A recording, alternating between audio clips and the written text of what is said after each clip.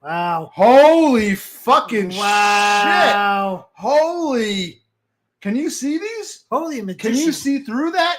It is the magician. It is. Wow. Maybe the camera. I don't know. Maybe the camera. Wow. Or she is somewhat psychic. Wow. Wow.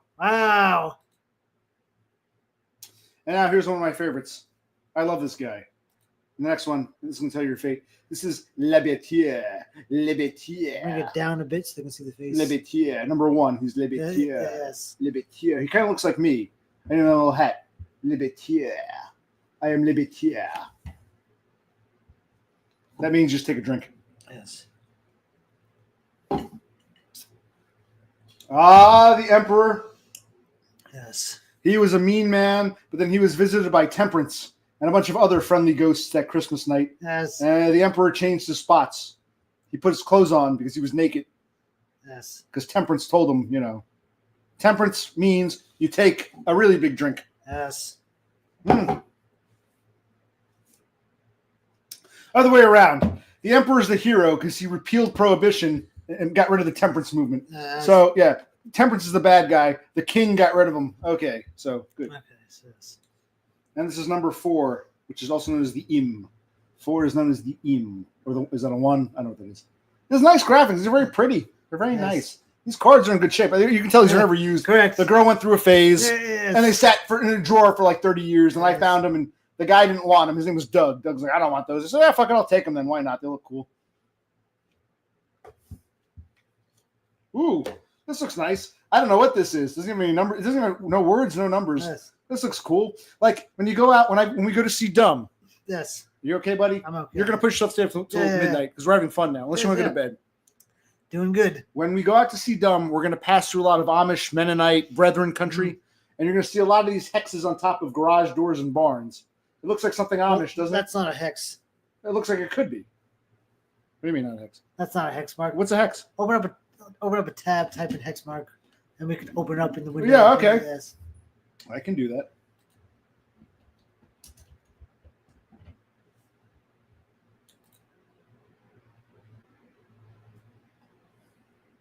What are those things called then? Here we go. Oh. So my brother is saying this doesn't look anything like the Amish hex. This looks nothing like an Amish hex. Okay, so let's share a screen here. How do I do this again? So I say Amish hex. He says, no, you heard him, not a hex. Okay, let's take a look here. I typed in Amish hex, and I'm getting a lot of these.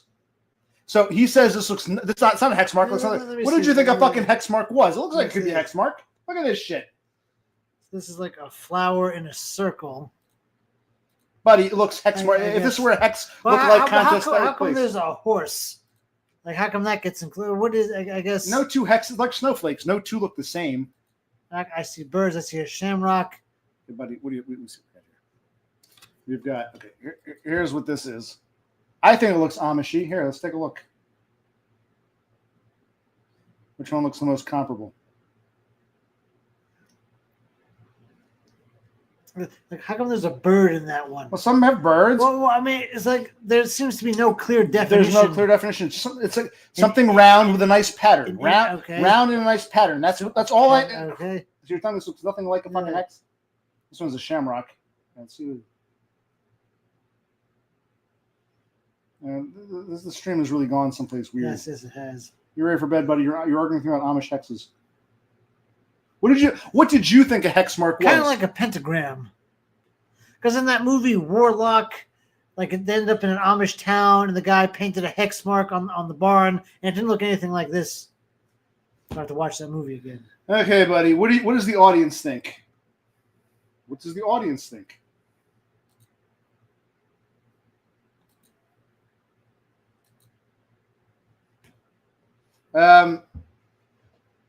He's in the 5 second, he's in the 5 minute timeout corner. Let me with the cake and the cookies. Let me introduce you to him. Yes. But don't you think that could be this could be a hex? Just those little stupid pattern things they put above garages and barns in Amish country. Am I wrong? I mean, it looks like in the ballpark. My brother's saying that's what do you think? We have a piece of paper. I want you to draw what you think. That's not a hex mark. You're so fucking sure of yourself. Yes. Why don't you draw for me here? What color do you want? Blue, red, green? Blue. Fine. Why don't you seriously draw for me what you think a hex is? Because to me, this looks like a fucking Amish hex. And you'll see it when we draw on the drive out to fucking Waynesboro. Okay, my brother just drew a fucking pentagram. This is a pentagram. A pentagram. This is called a pentagram, you idiot. Oh my god. Yes, I'm punching down on my brother because that's fucking stupid. Now, here's why I get pissed. Something to say, gee, occupational click. I don't think that's a hex. I think a hex is this. No, buddy, that's a pentagram. Okay, I got confused. Instead, that's not a hex mark.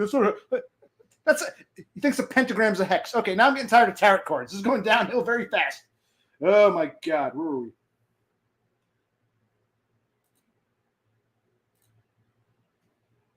Yeah, the Amish stuff, the Amish hex. He thinks, this is what my brother thinks an Amish hex is. A fucking pentagram. And you're thinking of the movie The Third Power with what's his name? Lou Diamond Phillips. No, this is a pentagram. A 5-pointed star in a circle is called a pentagram. Hail Satan pentagram. What's a pentacle? I don't know, buddy, but don't try to sound smart now because you're pissing me off. No, Hex. Amish hex. Christ. Where were we? There we go. Even here, I'm seeing some hexy things. Hey, what does this say? This is the Fabrique des Cartes à Chefos number 2. I don't know what this is. Cassandra, look this up and tell me what this is.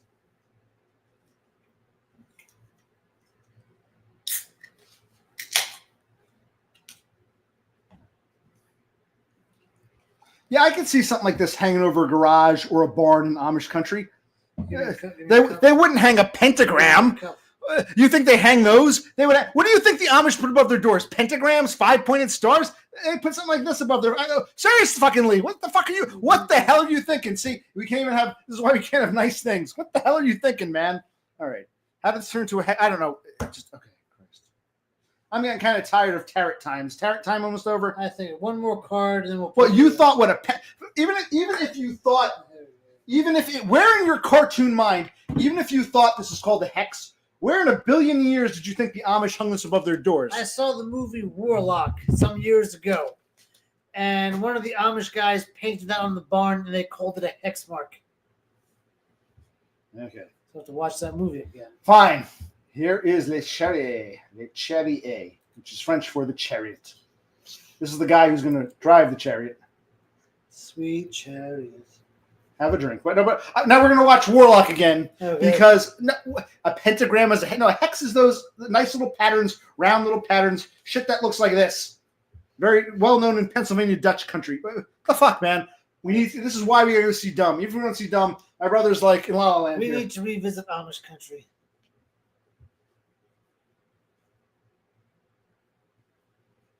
This is my homage to Todd.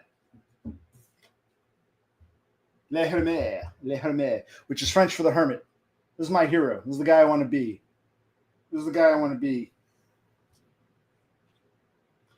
This is the guy I am. I want to be him. Right now, I'm this guy.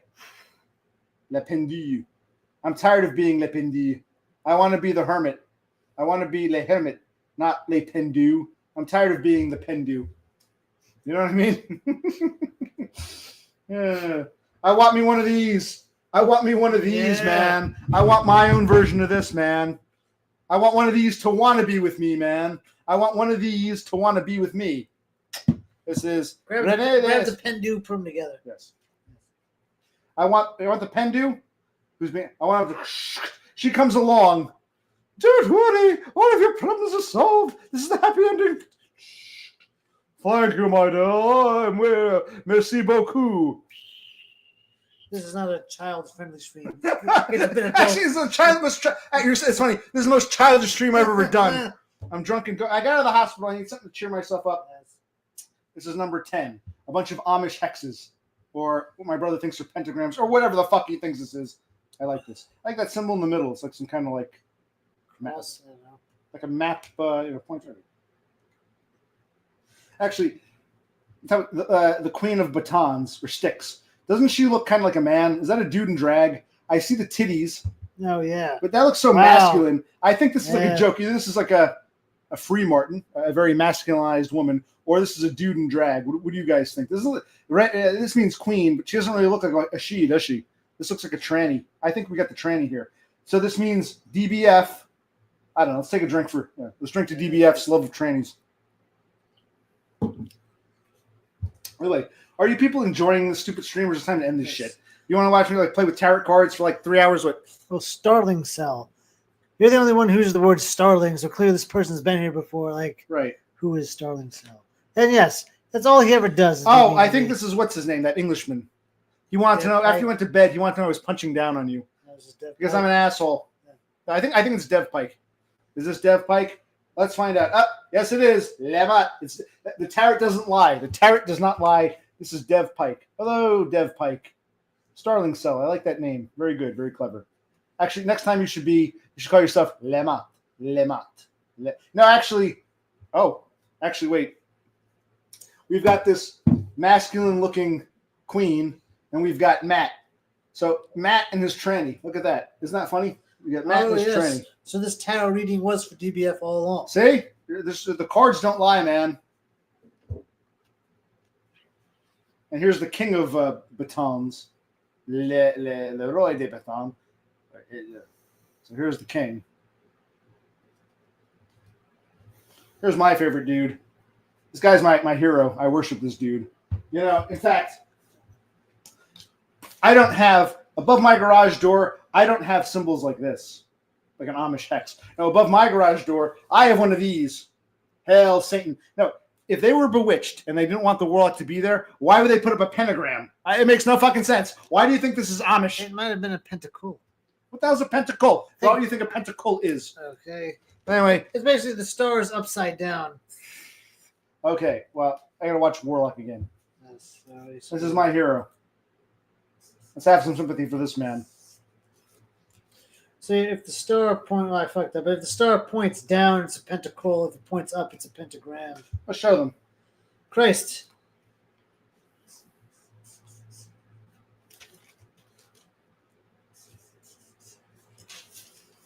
Okay,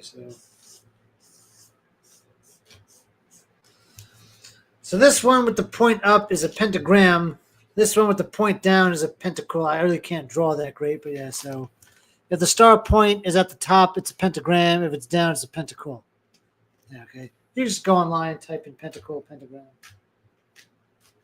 I'm going through now and picking the cards I want and the ones I don't want. I like this guy's, I like this dude's style. This is Valet de Coupe. Coping. Yes. Coping, cups, cupping. Cup, we gotta have a drink. Have a drink. Basically, look at that. Like, drink to me, drink to my health. Hey, look at this dude. This is my hero. I picked him out because I like him. I'm telling the tarot. Instead of the tarot telling me how to live my life, I'm telling the tarot how I'm going to live my life. I'm going to do what this dude does. See this dude? Let's drink. Okay, so yeah, get yourself a cup.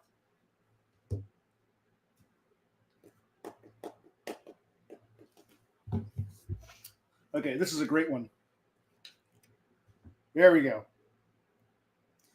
Tarot decks, books, games, and other popular gift items. U.S. Game Systems, Inc., 468 Park Avenue South, New York, New York. Does this company still exist? Whatever this is? Probably not. U.S. Game Systems, Inc., I don't know. Just look them up. Cassandra, look up U.S. Game Systems, Inc. And let us know.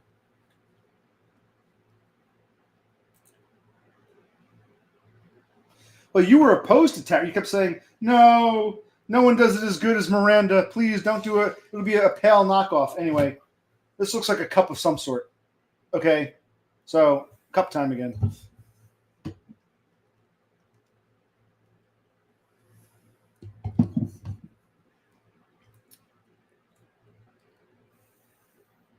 Uh-oh. The Fabrique de Cartes. I don't know. 2 cups, 2 drinks, 2 sips. Yes. Cups again. And here's 3. And here's 4. Things are getting cuppy. It's cup time. Martini time. The spirits want us all to drink. If they still exist. I want to know about that company. What was it called? I just read it. I forgot already. The U.S. something or other. Tell me about the U.S. Games Systems, Inc. I'm going to type that up.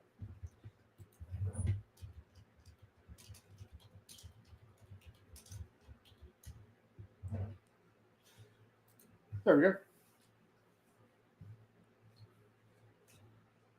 Uh-oh. Uh-oh. Oh. An apple Oh. a day will prevent you from being this. And by apple, we mean a cup. Ah. Le mort. The dead. Le mort. Oh. Mr. Sun. Mr. Golden Sun. Back to the first song. Good morning, Mr. Sunshine. How's that go? I see you every morning outside the restaurant. The music plays so nonchalant. Lonely days, lonely nights. Where would I be without my woman? Dun, dun, dun, dun, dun, dun, dun, dun. Lonely days, lonely nights. Where would I be without my woman? Oh. What else we got? We're almost nearing the end of the deck here. Hold on. So they still exist, Cass? They're still in business? Okay, so here we got some more cups. You know what that means.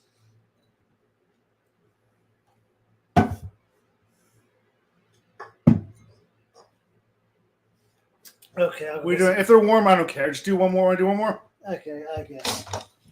This game is very cup heavy, isn't it? Yes, this deck is. Well, tarot is very cup heavy. Yes. Why do we call it tarot cards? We should call it cup cards. Cup cards for me.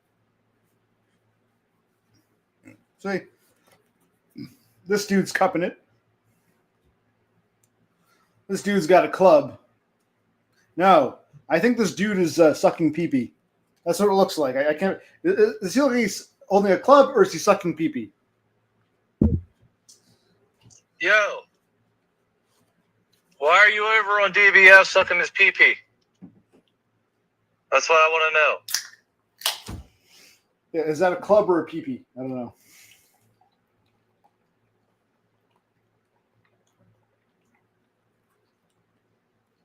La maison, they dit. Paul Maison. Look at this shit. The gods are punishing. I don't know. We got a random frumpy look. She's very frumpy, but there's a naked chick surrounded by a bull she's gonna have sex with. This is, you know, the dog pill. This is the bull. This is the cattle pill. Yes. Yeah, That you got preceded the dog. Yeah, it's this before the dog pill, there was the bull pill. See that? And the lion pill. Well, this chick's getting dicked. You know, yeah. She's got the bull in the front, lion in the back. Oh, this chick is taking it. Oh my god. Okay. Some more cups. Ooh, this beer's pretty cold. Where'd you get this from? The freezer. This is the freezer. Okay, yeah. The freezer beers got pretty cold pretty quick. Yes, it's a good thing we have a main freezer. We are looking at videos of how to fix a mini. If anyone's watching this later and you don't care about tarot cards and cups, but you know how to fix a mini fridge, by all means, comments or whatever the bullshit. Okay. I think we're running out of tarot time. Yes. Can't believe we ended up doing this like Yeah. Oh, it was a fun way to kill time. Yes, Yeah, there are no definitions here. yes. There's not. It's just whatever we feel like doing that particular night.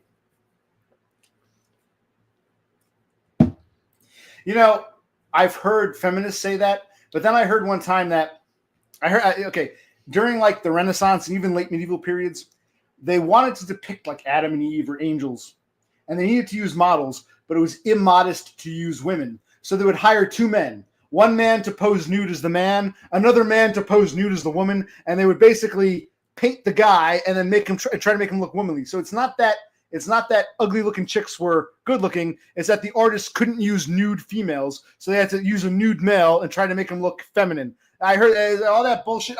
I believe human nature has not changed since we evolved. Yes. In fact, even before we evolved in primates. So no, I don't believe frumpy and disgusting was hot back then. I think they weren't allowed to use female models, so they would have a naked dude, some fat, frumpy, naked dude, and they tried to make his breasts a little more womanly. They would remove it. It was basically they were painting a guy with slightly larger breasts and no. It's called the pee-pee. I don't want to be too. I don't think you ever heard this before. Yo, why are you over on DBS sucking his pee-pee? That's what I want to know. So I think maybe that's what's going on with DBF. He thinks he's heterosexual because he's into frumpy looking women, but it's really just he can't fully come out of the closet because in the Middle Ages they couldn't paint naked women, so they had to paint naked men and make them look like women. Hello. Hey, what's up? Good to see you again. You don't come around. Here's the pee-pee. This is the pee-pee club. The pee-pee. This is the pee-pee. This is the hand working the pee-pee. Funny. Yes.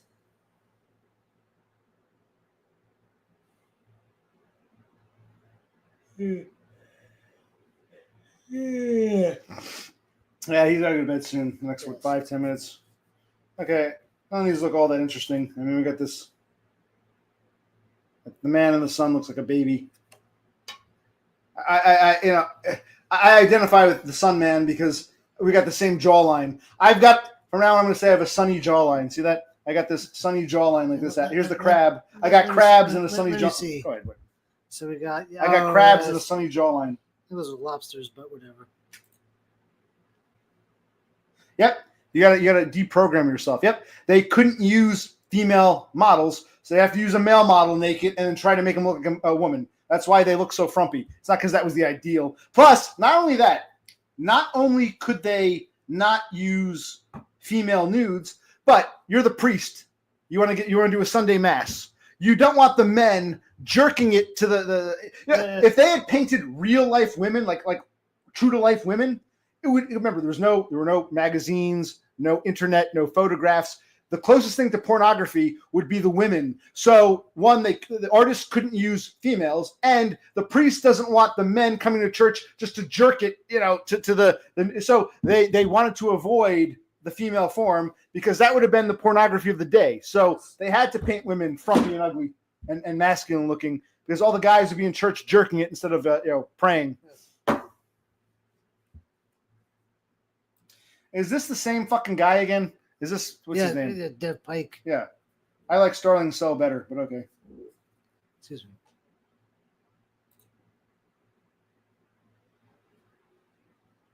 Okay. Thank you. Anything else here worth sharing? Doesn't look like it. These are all just shit. Yep, okay. Let's put the cards away. Well, no. Okay. Found something. I like this one. Here's Chad. Here's Stacy. Here's me off on the side dreaming about what I can never have. Here's Cupid blessing Chad and Stacy. Here's us. This guy, this guy's an incel. Yes. This guy is not getting any. All he can do is dream. Hope that the Stacy smiles at him and doesn't get nasty with him. That's all he can hope for. While this Chad, gets this. See that? And Cupid blesses Chad, and the inkwell has to stand off to the side. This is my favorite card. L'amour, the lover. But see, they focus on Cupid and the lover. What about this guy? This dude, no, he's not the priest marrying them. This is the dude who's jealous. Man, I never had that. I'll never have that. Girls like this, well, And look, she's the only chick in this deck who doesn't look. She's the only female who looks like a female for a reason. Chad gets the real looking female, and this dude can only dream. See that? Dream. Whenever I want you, all I have to do is dream. Oh. René de Cups is literally the Queen of Cups. The Queen of Cups. That I know. Yes. Queen of Cups. In fact.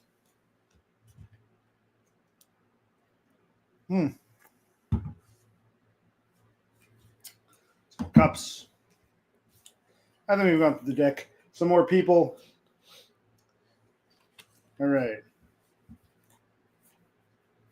This is the Empress, the last chick. She's kind of okay. But the best looking chick, the only really feminine looking chick is the only time it's okay to have a chick who looks like a chick is when it's all sexy romantic. The rest, they don't want people jerking off to tarot cards.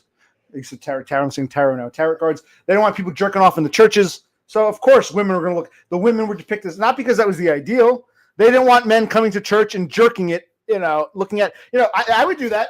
If you live in an age before internet and an age before magazines and photographs, and, you don't want to go to church because it's boring. Well, I would go if there were naked chicks painted on the wall who looked like real women. And I wouldn't listen to the priest. I'd just be staring at the fucking naked chicks all day. So it's actually it's a good idea. They should put more naked chicks in church, and Yes. Okay. So I think we're all tarotted out now, right? Yes. Pass me that. Oh. There's one last thing. There is something first.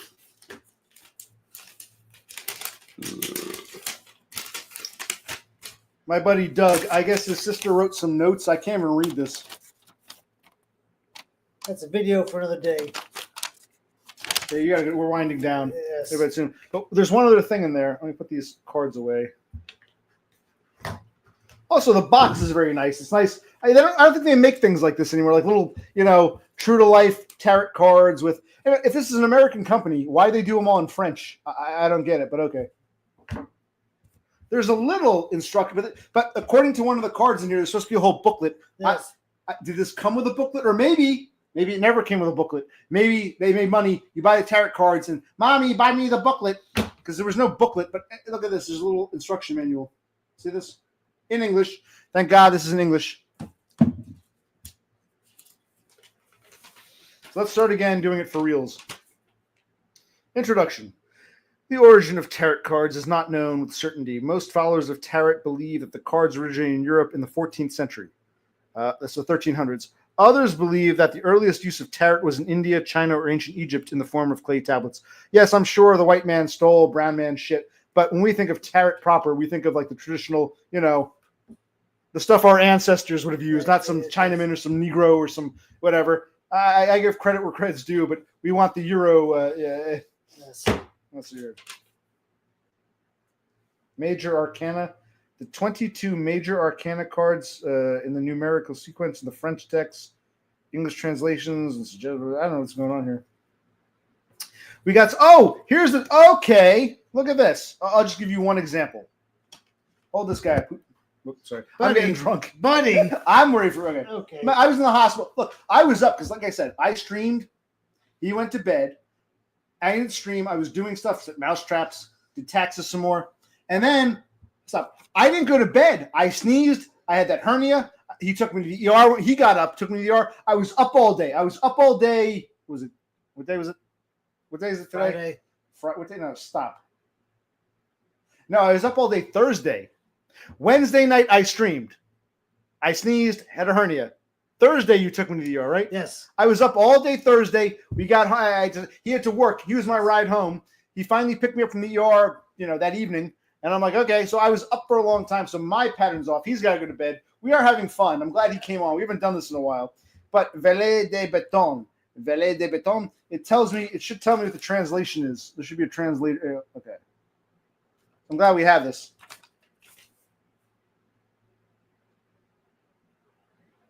I'm not seeing this one, though. Valet de Béton.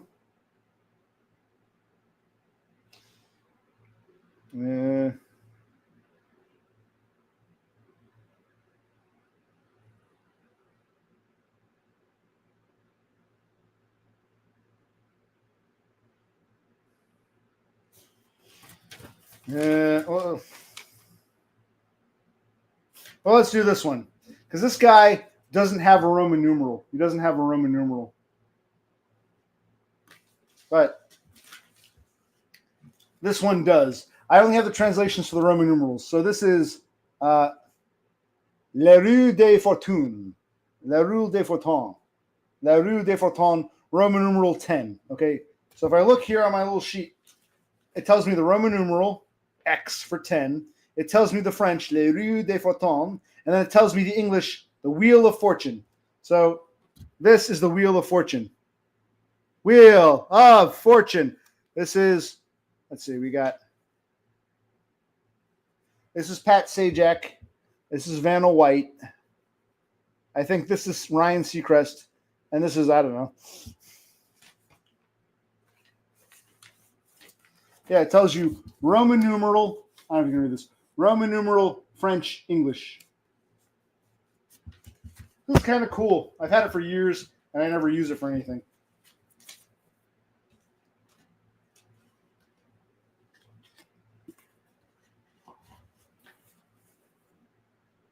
I agree. We Starling Spurgs need to stick together.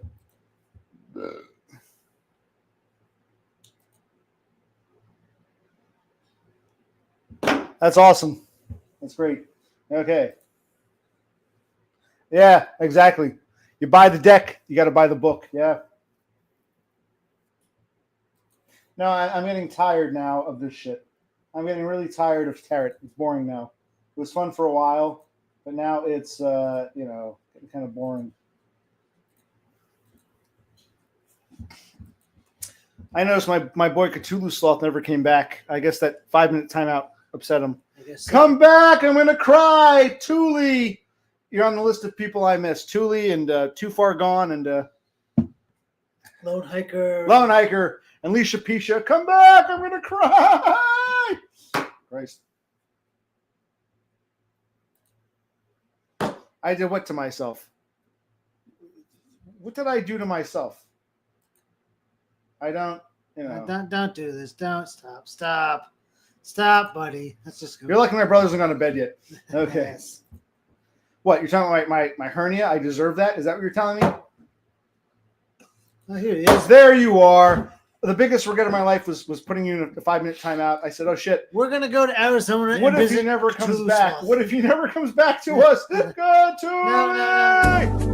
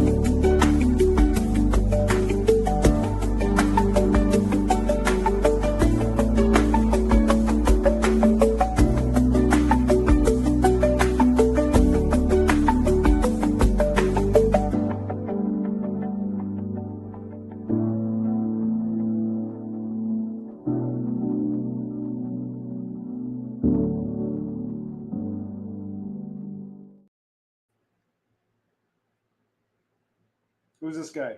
No, my brother just saying, I know he works 6 days a week. He worked yesterday. He's got to go back to work tomorrow. He'd take me to the hospital. He was said to me, we were doing some clerical stuff. He's like, I need a day off for me. I get it. Every day's a day off for me, but it sucks. But you were saying this is fun. We were saying we need some frivolity, some nonsense. That's right. You guys are here. So some unwinding, some blowing up. Yes. This is our socialization. Well, you got coworkers, but other than coworkers or just, I don't know. There's nothing else. We went to the diner, Oh, we each got 2 different hamburgers. I got what was called a Route 27 burger, and you got what was called a breakfast burger, and they both had hamburger with, This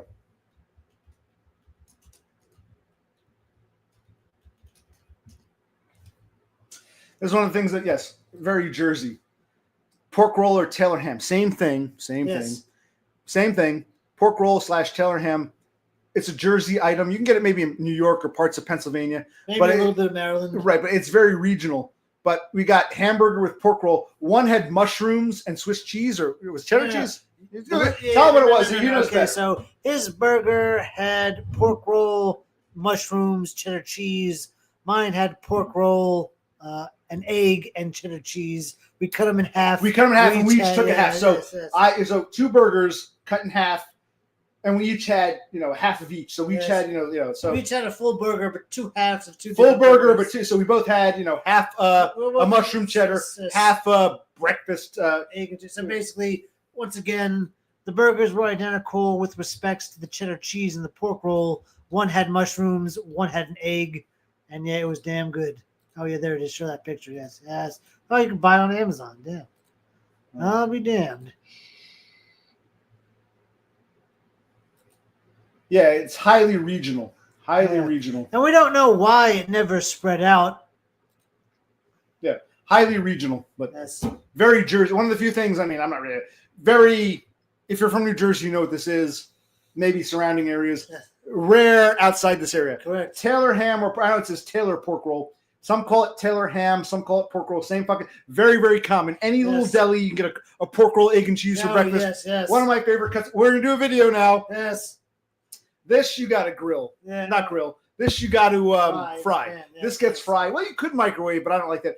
We'll do a Taylor ham video. Yes. And I noticed with me, If it's on a roll, I call it pork roll, egg and cheese. If it's a side, I'm at the diner. Can I get some pancakes and some eggs, scrambled eggs? Oh, and a side of Taylor ham. Yes, I'd like a pork roll, egg and cheese with a side of Taylor ham. Yes, Yes. Okay, so where are we? Well, you can watch the video when we cook it up. Yeah, okay, very good, yes. You can watch the video when we cook it up. I'm tired of explaining to Southwestern Spicks what Taylor ham is. I don't have time for this shit. Everyone's getting a timeout in a minute. We'll do a video. Yes. No, when we do the video, Yeah. I'll open the package. You can see it in real time. No, I'm not going to find someone else's picture of Taylor ham. You'll see mine when I do it. Yes. No, it's nothing like bologna, but people who've never had it try to compare it to stupid shit. No, nothing like bologna. It compares to nothing. Nothing. There's nothing I can compare it to. No. Nothing. No. Doesn't taste like Canadian bacon. Doesn't taste like bologna. Doesn't taste like I don't know salami. Doesn't taste like anything I can think of. It doesn't taste like fried bologna. Which is why I'm amazed that it didn't like take off more. It's so it's like it's a category of its own. Pork roll Taylor ham. Well, I can't do a video right now in the middle of a fucking stream. He's got to go to bed. I might go back to the hospital if I Yes, he might need surgery next week. Well, you didn't even want videos. You wanted me to like fucking stream and only stream.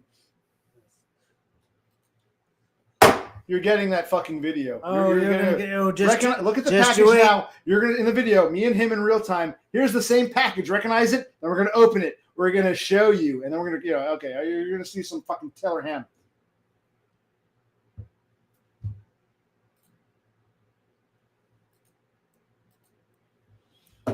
Okay, Cassandra. I remember the 70-30. It's not 50-50. The scale is clearly balanced in favor of streams, and now you're bitching about not having a video. Okay, it's like nobody. No. You're lucky he hasn't gone to bed yet. Yes. Okay. The moment I go to bed, 20-minute time. I'll probably end this when you go to bed. But want to go to bed? What do you want to do? What do you want to do? You tell me. 5 minutes. Well, don't forget. Sleep in a bit. It's Saturday. If you're gonna be late, be late. Yes. Rest up, and you do need a day to yourself because I hardly get that. Cool it down. You got to cool it down.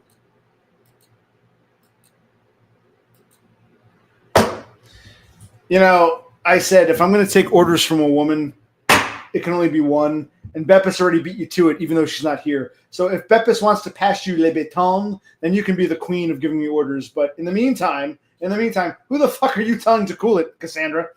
Man. She's telling. No, spam might be the closest, but no, it's not like spam either. What do you think? I probably had spam once. I can't even remember what spam tastes like. We'll have some spam. I guess I'll have to get some spam. But no, it's not like spam or Canadian bacon. I can't compare it. No, it's not. No, it's not glorified spam. No, it's a bad. No.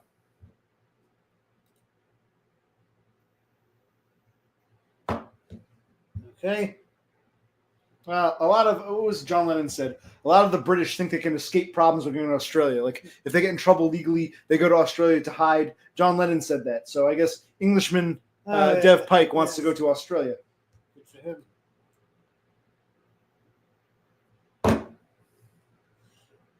Yeah, I mean, I've been stopping him from timing you out. So yeah, he's going timeout nuts tonight. Dev Pike paid you. I said, what color should we go with tonight? I let my brother pick the color. Yeah, I wanted to go with the dark green, and this is what we chose. A forest green, parsley, sage, rosemary, and thyme.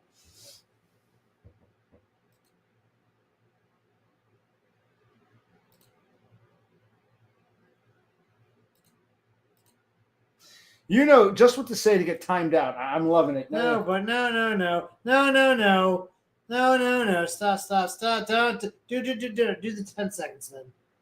I will allow the 10 seconds this time, and only once. Okay. I have to placate him a little bit.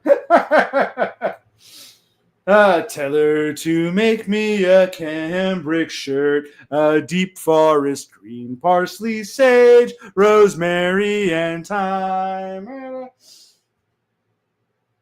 That was an old traditional English tune from the Renaissance, but Simon and Garfunkel added their shit, the canticle, Tell her to find me an acre of a sprinkling of leaves, parsley, sage, rosemary. Are you going to Scarborough Fair? Parsley, sage, rosemary, and thyme. Remember me to one who lives there. Bitch once was a true love of mine.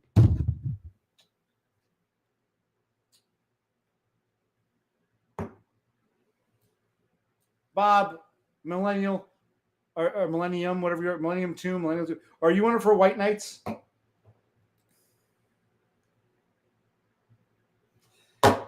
got to share your link again. I lost it. I should bookmark it. I forget your link. Can I find it on your page? If I go to your page, how do I find that list? I forget where it is. Yes. Well, like the tarot card tells us, man. You are. I should probably actually wait. I want to put this on the bottom. The tarot card explains. I'm going to pick a random card now.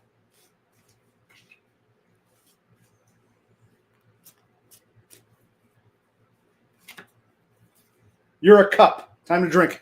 Yes. Thank you, Cass. Thank you, Cass.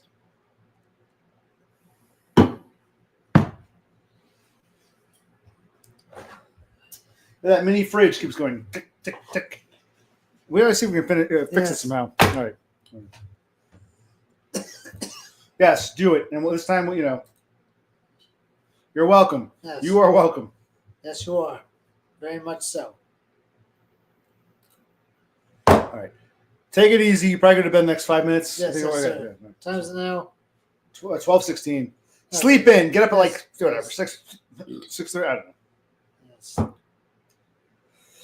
Oh, well, when I was in the hospital, I wonder if the stress and pressure, worked myself up with taxes. I made a mountain out of a molehill. Maybe that, added to the pressure. I think the hernia was pre-existing.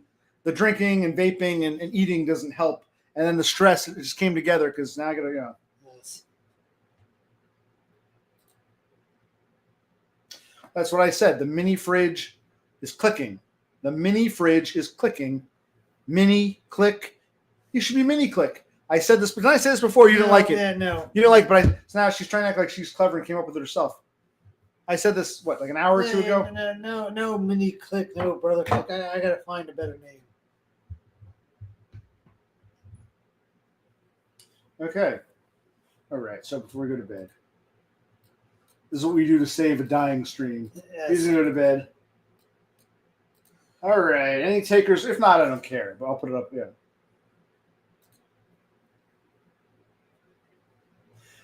I explained all this. We thought it was a ghost, the ghost of Michelle Trachtenberg. Yes. But we found it was, and I said maybe it's fate or Mother Nature. I don't. What did I say about the fridge? The fridge dies, and I go to the hospital for a hernia. Does something not want me drinking so much? Yes. But yeah, we explained all this. Yes, we did. Nobody. No, don't do it. No, okay. Fine. 1 minute. Hey, she's pissing me off. You're supposed to be our gatekeeper here. Buddy. Okay, if no one's coming on, we're going to wind this down. I'll send them to bed and, I'll shut it down and say, fuck this. This is getting stupid. We had some fun. The tarot thing was fun, I'll admit. What else? I have these. I've had these for 13 years. I've never done it.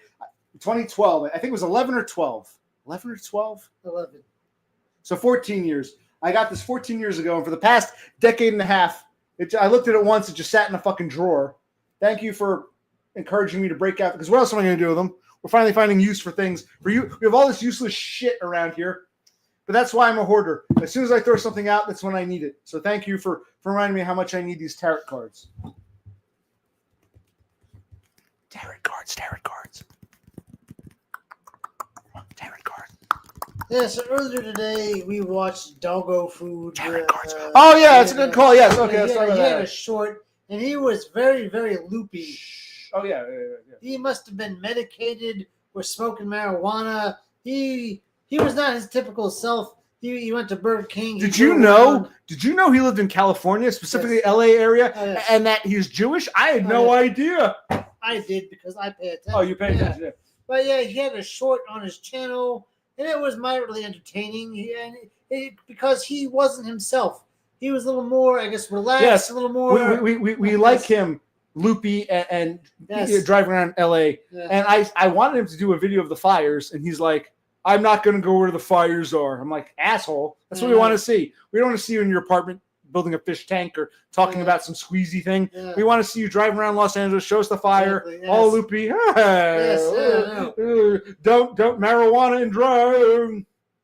We liked loopy. Oh shit, this is done. Yes. When I put it back, we liked loopy dopey We did, Frodo, yes. doggo food. It was something to see. Did any of you guys see that? How many alts does this asshole have? Two. Do you want to come on, Blue Jay Way? Yes, post link again. Yes, come on. There's a fog. Where does doggo food Frodo live? Pasadena, Los Angeles. There's a fog upon LA, and my friends have lost their way. They'll be over soon, they say. Sitting here in Blue Jay Way. Please don't be long. You know the song? Please don't you be very long. There's a fog upon LA, and my friends have lost their. Sitting here in Blue Jay Way. No? No. No, Chris. Well, if I played it, I get a copyright strike, so I won't play it now. Yes.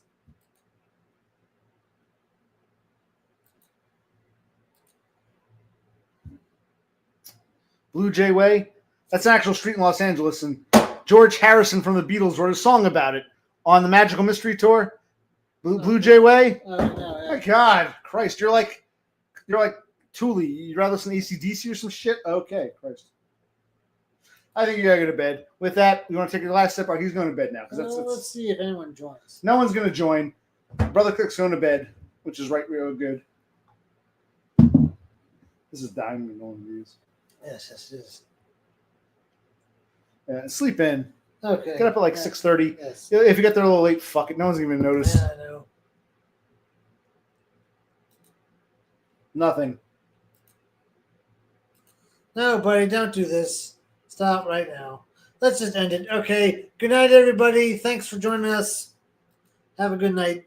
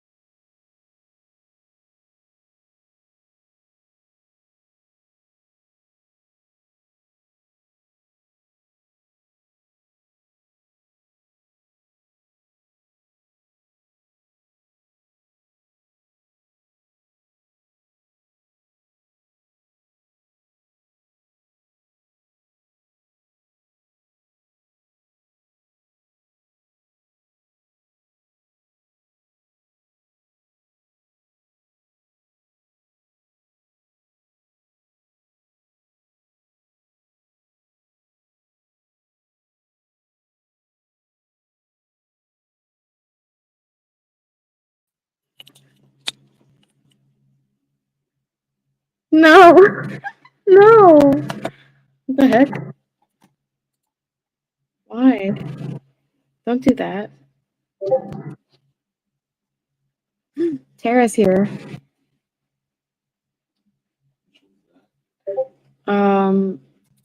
Hi, Tara. I don't know why I'm here. This is weird. Also, the color is so strange.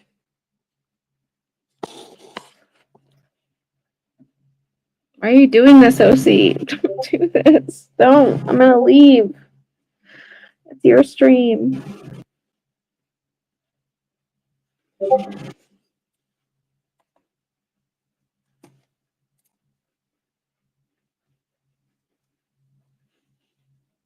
Weird. Does this work? I don't know. Hi. Hi, Tara. Where's OC?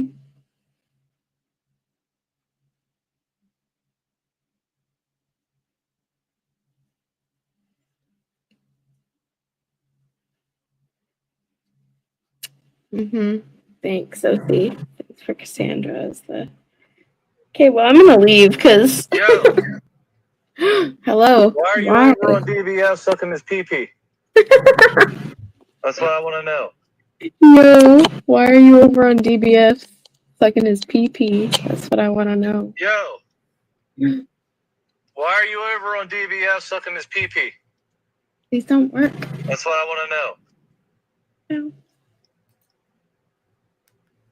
Yo. How we doing? Doing all right. I had to put my brother to bed. He takes a long time to take a piss and get into bed. I said set your alarm for later, but I think I'd stay on for like a little bit. I'm getting kind of tired. I was in the hospital, okay, so I'm in a mood of just I got through taxes, just to go to the hospital, and it kind of pisses me off. So I'm in a mood. But how are you doing, Cassandra? I'm okay. I need to figure something out because I can't hear good. You can't hear me, or what? You can't hear me? I don't know. My earphones don't work, and then my normal earphones are out of battery. But so I have to like listen to your tiny little mouse squeaky voice. So wait, is it mine? Wait, no, is the problem on my end or your No, end? it's when. Can anyone else hear me? Is my microphone busted again? What? No, it's when someone calls in. The like StreamYard thing is it makes your volume really low, so that it doesn't echo. You know, it's not you. You're fine. You're fine on stream. I'm sure. It's just for the person who's calling in. It's hard to hear unless you have earphones. I see. Okay. So that it's not repeating. So it's not echoing. You know. What made you want to call in? And no one else is calling in.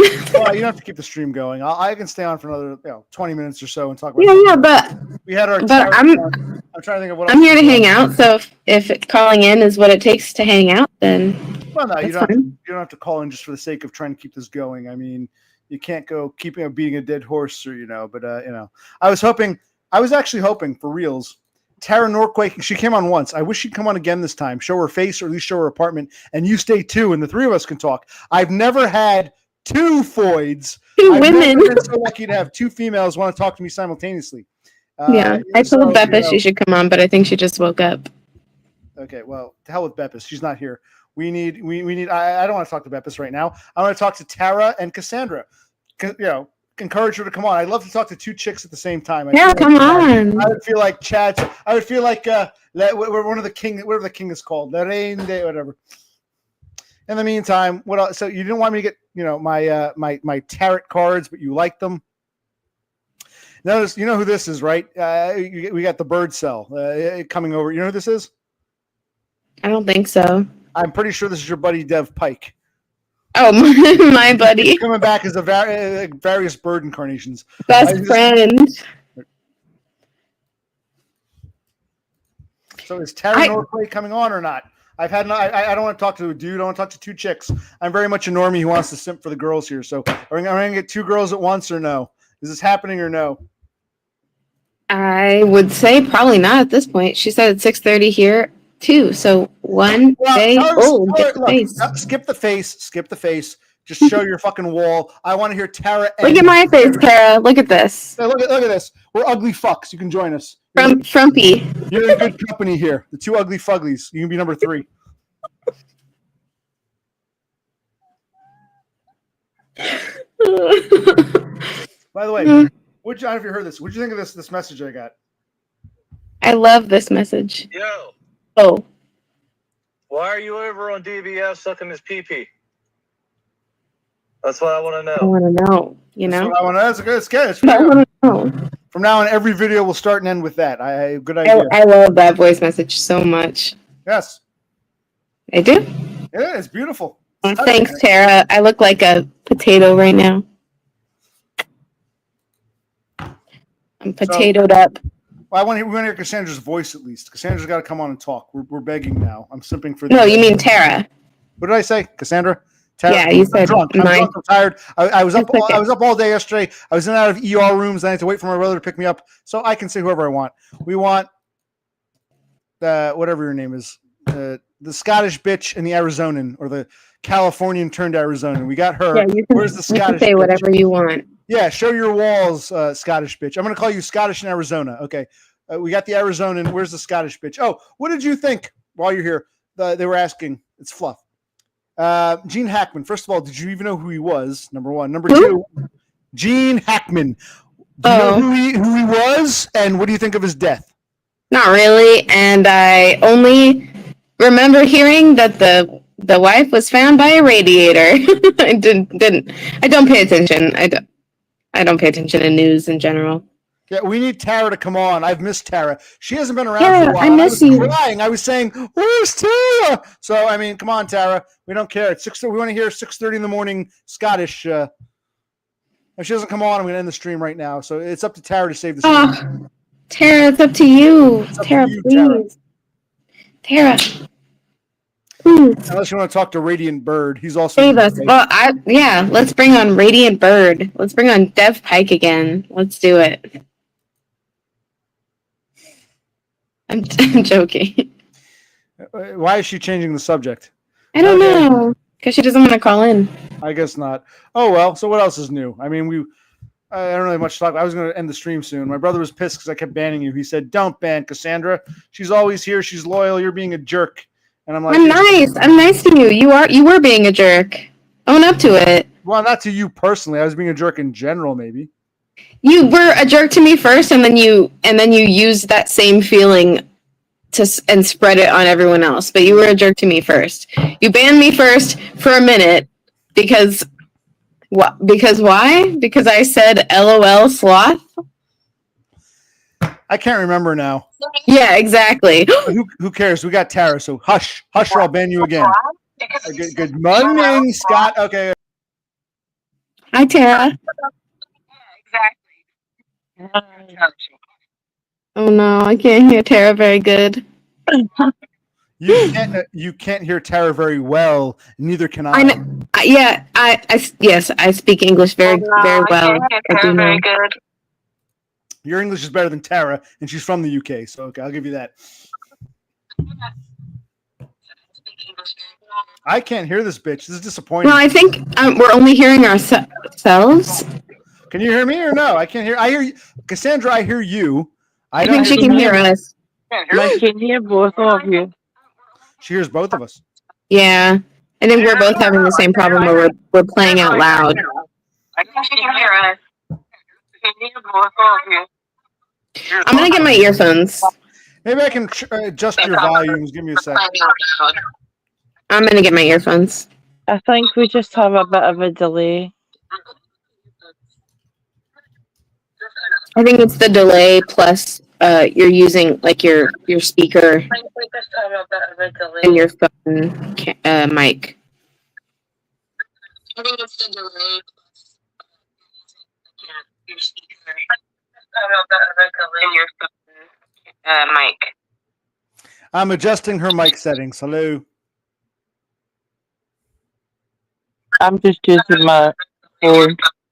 Well, we're glad you came. I'm adjusting her mic settings. You got to turn your volume down. Turn your radio down. Thank you for coming on. Where did Cassandra go?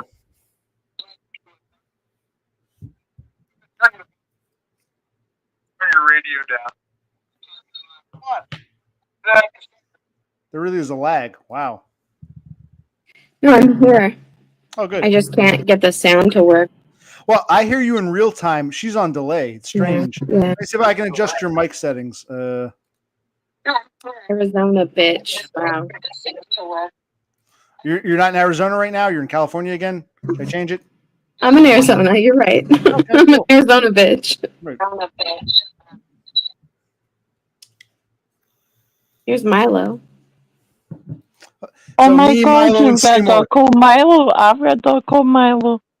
Wow. She has a dog called, meaning named. She has a dog named, the British say called. She has a dog named Milo. Isn't that interesting? Oh, Milo. It's not my dog. What breed of dog is it? What breed? I heard that. This dog is a Bichon Frise No mixed way. with a poodle. Mine is a Bichon Frise mixed with a Chihuahua. With a poodle, yeah. No, she has a Bichon Frise mixed with a Chihuahua. Oh, I see. So it's smaller than this hunk of. Yeah, he's only 6 kilos, my Milo. I wish I knew what kilos were. Weight. I've got 2.2 pounds in a kilo, so. Yeah, it's not my. It's not your dog. No, he's my most common client, though. He stays here a lot. Your dog watcher. Yeah, exactly. He's a good boy. He's really chill. He's very comfy. Give me a minute. Yeah. Talk amongst you. I'll talk. I'm going to look back. Tara, you left a few comments. I never got around to answering them. Give me a sec. I'll look back on them. Hold on. There was one of those comments that disappeared. No, I'm not saying that you deleted it, but it just disappeared. Anyway, so I wonder who deleted it. Yeah, it happens. It happens mostly when overseas. I leave them messages and they disappear. But it could be YouTube, as you said, but I didn't delete them. I wouldn't write them to delete them. What's the point? But if it's YouTube, are you leaving comments that are like hate speech, like threats? No, they're nothing like that. No. So then YouTube wouldn't be deleting them. But some of them are complimentary, and I don't think Mr. OC likes compliments from women very much. No, because every time I give him a compliment, he's like, "Stop patronizing me!" And he doesn't get that we're actually being truthful and not. No, he doesn't. Taking the piss. Well, yeah, I on want this to compliment him sometimes. You on this one stream here, you don't have to go back. You have 11 comments. You're saying you had more and they were deleted because I don't delete.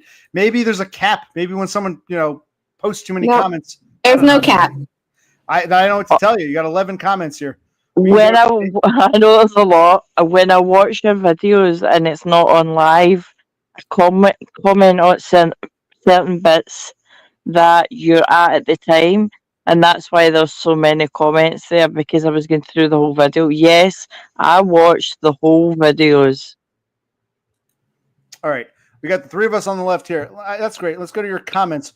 You can read them if you want. Where do you want me to start? Because I can address, since you came on, I'll address some of your comments. I'm not sure. We got 11. 1, 2, 3, 4, 5, 6, 7, 8, 9, 10, 11. So where do you want me to start? And which one? Why don't you start? Which one's missing? Why don't you tell us the comment that's missing? Well, you need to read the comments for me to remember what one was missing. But I think it had something to do with. No, in fact, I'll tell you after you've read them. Something to do with what?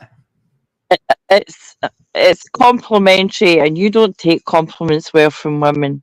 Maybe, but I didn't delete it. Let's see. All right, no, that's what I'm saying. I'm just saying it disappeared. I'm not saying I deleted it. I'm not saying you deleted it. Okay, you're saying that Dev Pike, there's no way he's 35. I actually agree. I don't dislike Dev Pike, but I don't think he's 35. He sounds much younger. Yeah, Cass said to say, I'd written that in, and about 5 minutes after on the video, Cass said exactly the same thing. And if you listen to the video back, he goes to say 18, and then he says 35. All right. You also said there was an A plus B issue, and rightly or wrongly so, C got involved, causing A and C to now be in a never-ending I don't give a shoot anymore war. It's a shame, really, but one day this may all change. Time. What's that about?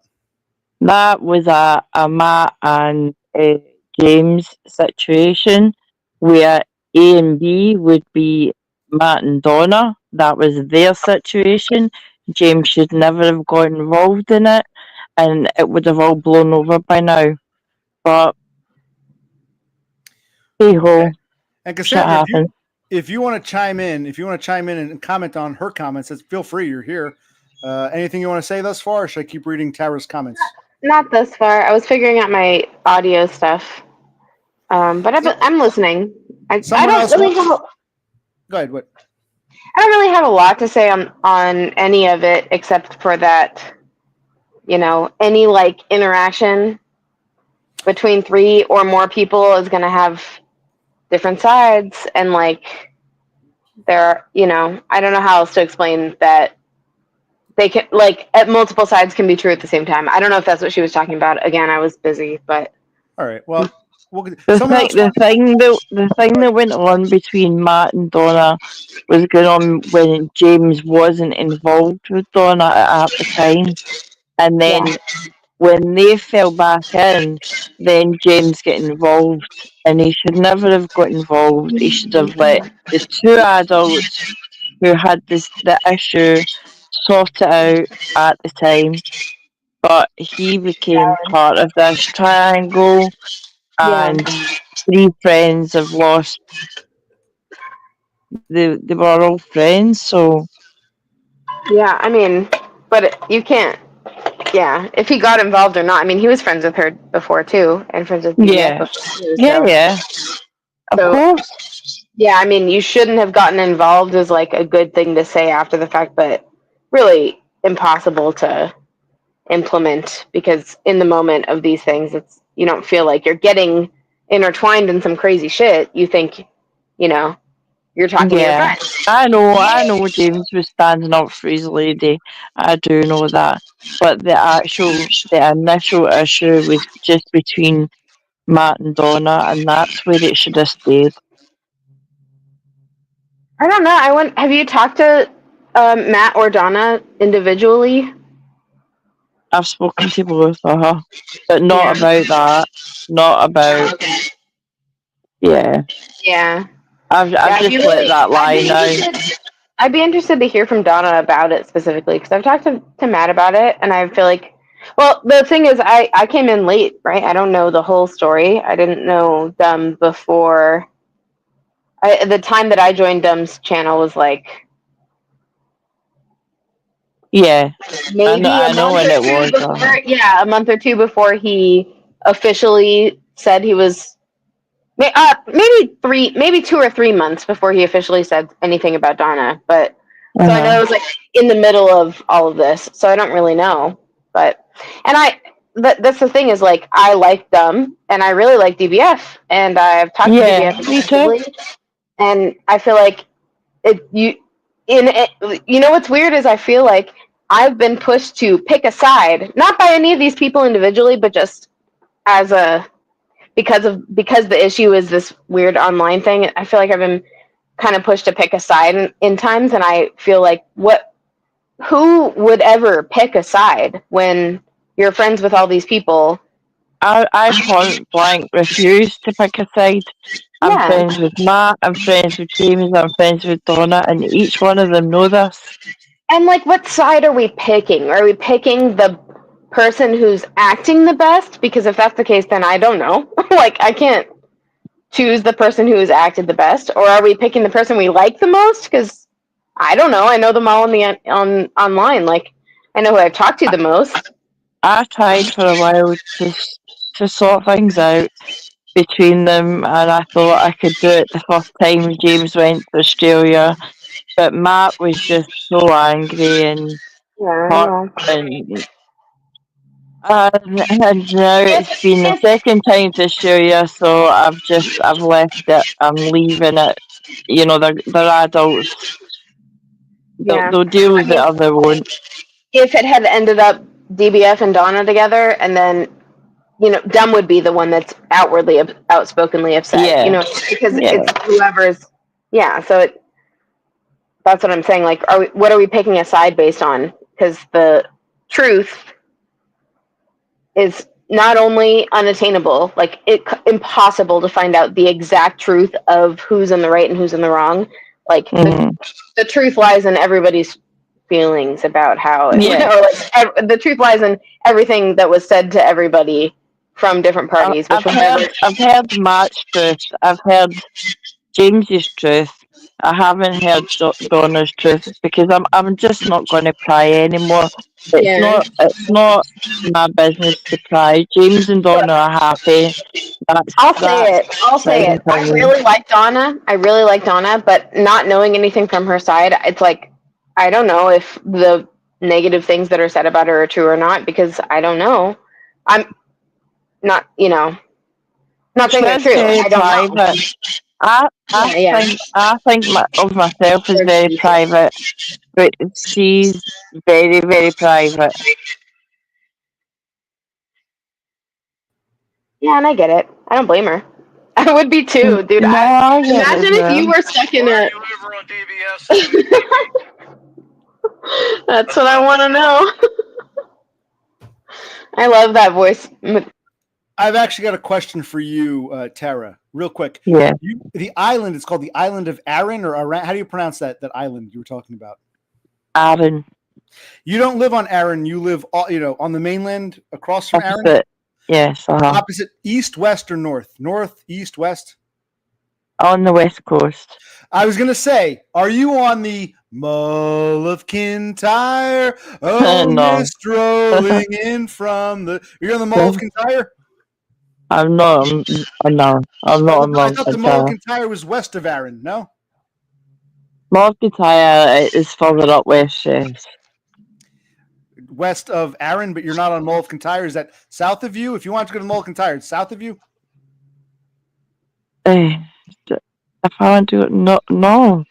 Mull of Kintyre's up the way. Mull of Kintyre is west of the Isle of Arran. Mull of Kintyre, oh, mist rolling in from the sea. Sandra, a song for your list. Add it to the list. My desire. I can't. When I'm on, you want me to add it? Always to be I love that here. song. Oh, Paul McCartney. I can't. You don't live on the Mull of Kintyre, or you do? I do not live on the Mull of Kintyre. But that's west of Arran, isn't it? No, it's on the west. It's on the west coast. Okay. Look at a map. Put a map in front of you. Now I want to get back to your comments. We'll talk about the Mull of Kintyre later. Kara is so difficult to understand. I'm really trying. Mull of Kintyre, oh, mist rolling in from the sea. My desire, far have I traveled. Far have I traveled, much have I seen. Vast painted deserts in Arizona and valleys of green. Mull of Kintyre. Yeah. Is it Paul McCartney? Yes. I'll let Cassandra. Is it Paul McCartney? She doesn't even know who Paul McCartney is. Oh, come on. It's actually the Wings. It was Paul McCartney and Linda McCartney and the Wings. And the Wings. Yeah, it's Paul McCartney. Okay, so I'm asking which version are you singing? Because there's like 60 of them. I'm singing the main version, the original. Yeah, me too. Thank you. I appreciate it. Mull of Kintyre, the bad almost rolling in from the sea. Good song. My God. It is. I was good every song tonight. I put every song on there within the first 2 lines of what you were singing. I want you to know I do a good job. Okay. Well, Tara has another comment. It says here, Savant was the first name for high-functioning Asperger's in 1985. Her brother was diagnosed maladjusted, hyperactive with Savant tendencies, which you think means high-functioning ASD with ADHD. I believe all these labels should be dropped. I'm not going to read the rest of this. Do you remember this comment? Is this the one you were talking about? Yeah, I remember that comment. Do you want to? I remember the one of the comments I made to you, and you misread it because when we first spoke, I said you are defo autistic, and you'd read it. If you think I'm defo not autistic, you must be off your mind. I'm autistic. And I had already said you were defo autistic. I knew you were autistic. I've got brother and nieces and nephews. I live this life every day of my life. I may not be autistic. I may not be on the spectrum, but I have practically every part of my family, bar few, who are on each part of the spectrum. And Savant was the first name given for Asperger's. Yeah, most women despise me. The few who like me because I remind them of family members. So Tara Norquoy is saying she's got a lot of spurgs in her family. I think that's the takeaway here. Is that what you're saying? I remind you of one of your kinfolk? No, it's not that you remember. Everybody's different. It's you dismiss the fact that us normies, as you would say, don't understand people on the spectrum. And we do. Some of us live that life every single day. You can't just dismiss us all because, you know, someday you don't know their full life. So that's my point. You didn't know. Right. And that's why I hope when Seymour and Cassandra do have a kid, I hope the kid is autistic. Then they, as normies, will actually know firsthand. Yes, I agree with you, Tara. Yes. Okay. Have a comment. I feel like it's come up. No, I want you to be here, OC. I want to talk to you. I'm here. Okay, what's going on? I feel like many times we've talked about the differences between spurgs and normies, and okay, maybe I'm not a spurg, but like we've never talked about my like problems socially, or like my maybe autistic characteristics, or the things that I deal with that are close to autism or Asperger's or whatever you want to call it. Like I've never brought my experiences forth. So you think that I just have this normie life and I'm an outsider or whatever, but I have not talked to you about specifically the things that make me feel like an outsider. And so that was one of my points. So it might surprise you. And what I'm going to say is it might surprise you. Normies. You call us all normies, but trust me, there's nothing normal in the stuff that I'm a nurse, and I went through COVID pretty badly.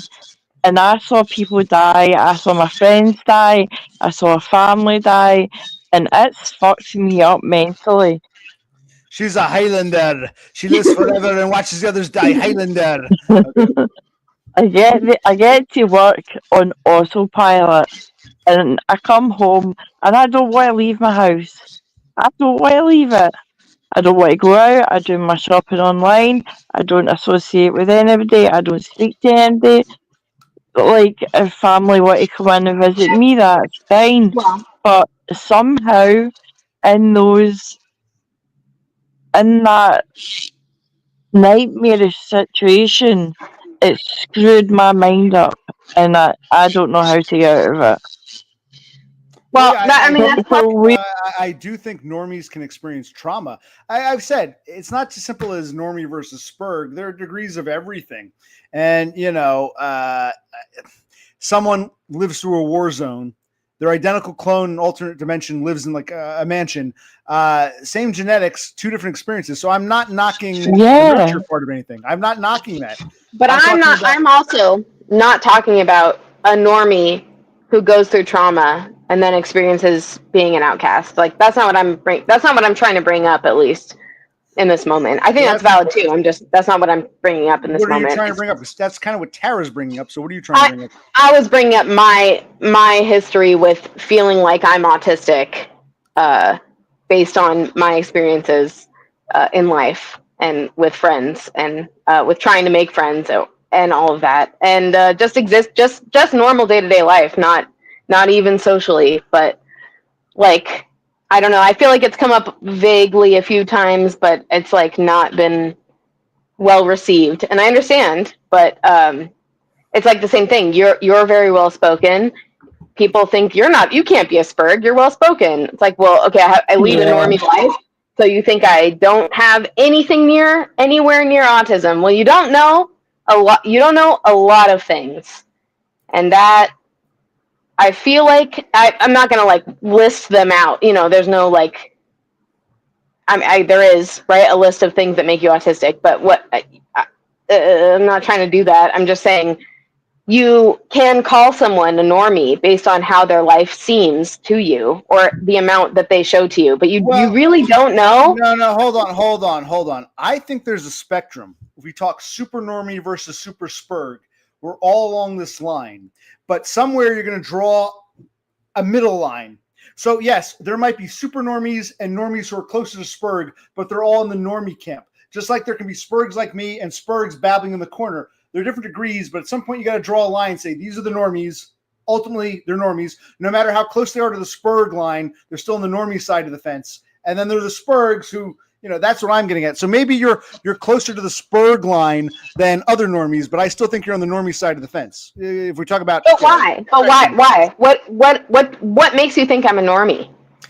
Well, I don't want to be insulted. Okay, so you've had plenty of relationships. I'm not insulted. I'm not insulted at all. I just want to know. Relationships aren't a problem for you, and yeah, you're a woman, but getting into relationships aren't a problem. You've criticized me many times, saying I'm being abrasive when I really misunderstand people, and you say you should know better. So I think you understand social settings better. You haven't had people try to murder you or run you over or strangle you, and you haven't had bizarre experiences. You haven't been fired from every fucking job you've ever had. You've never had those kinds of social problems. Am I correct? As you said, there's an A and B to this spectrum. Well, there's an A to Z of this spectrum.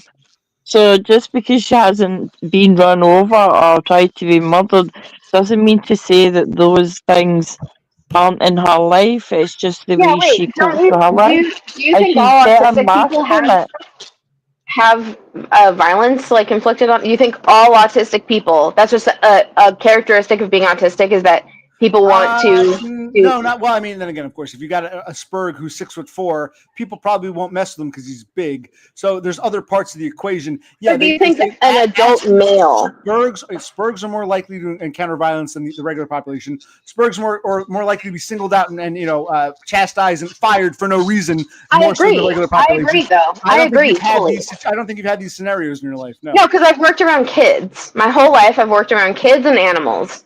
And I interact with people as little as possible, except for other kids and their parents.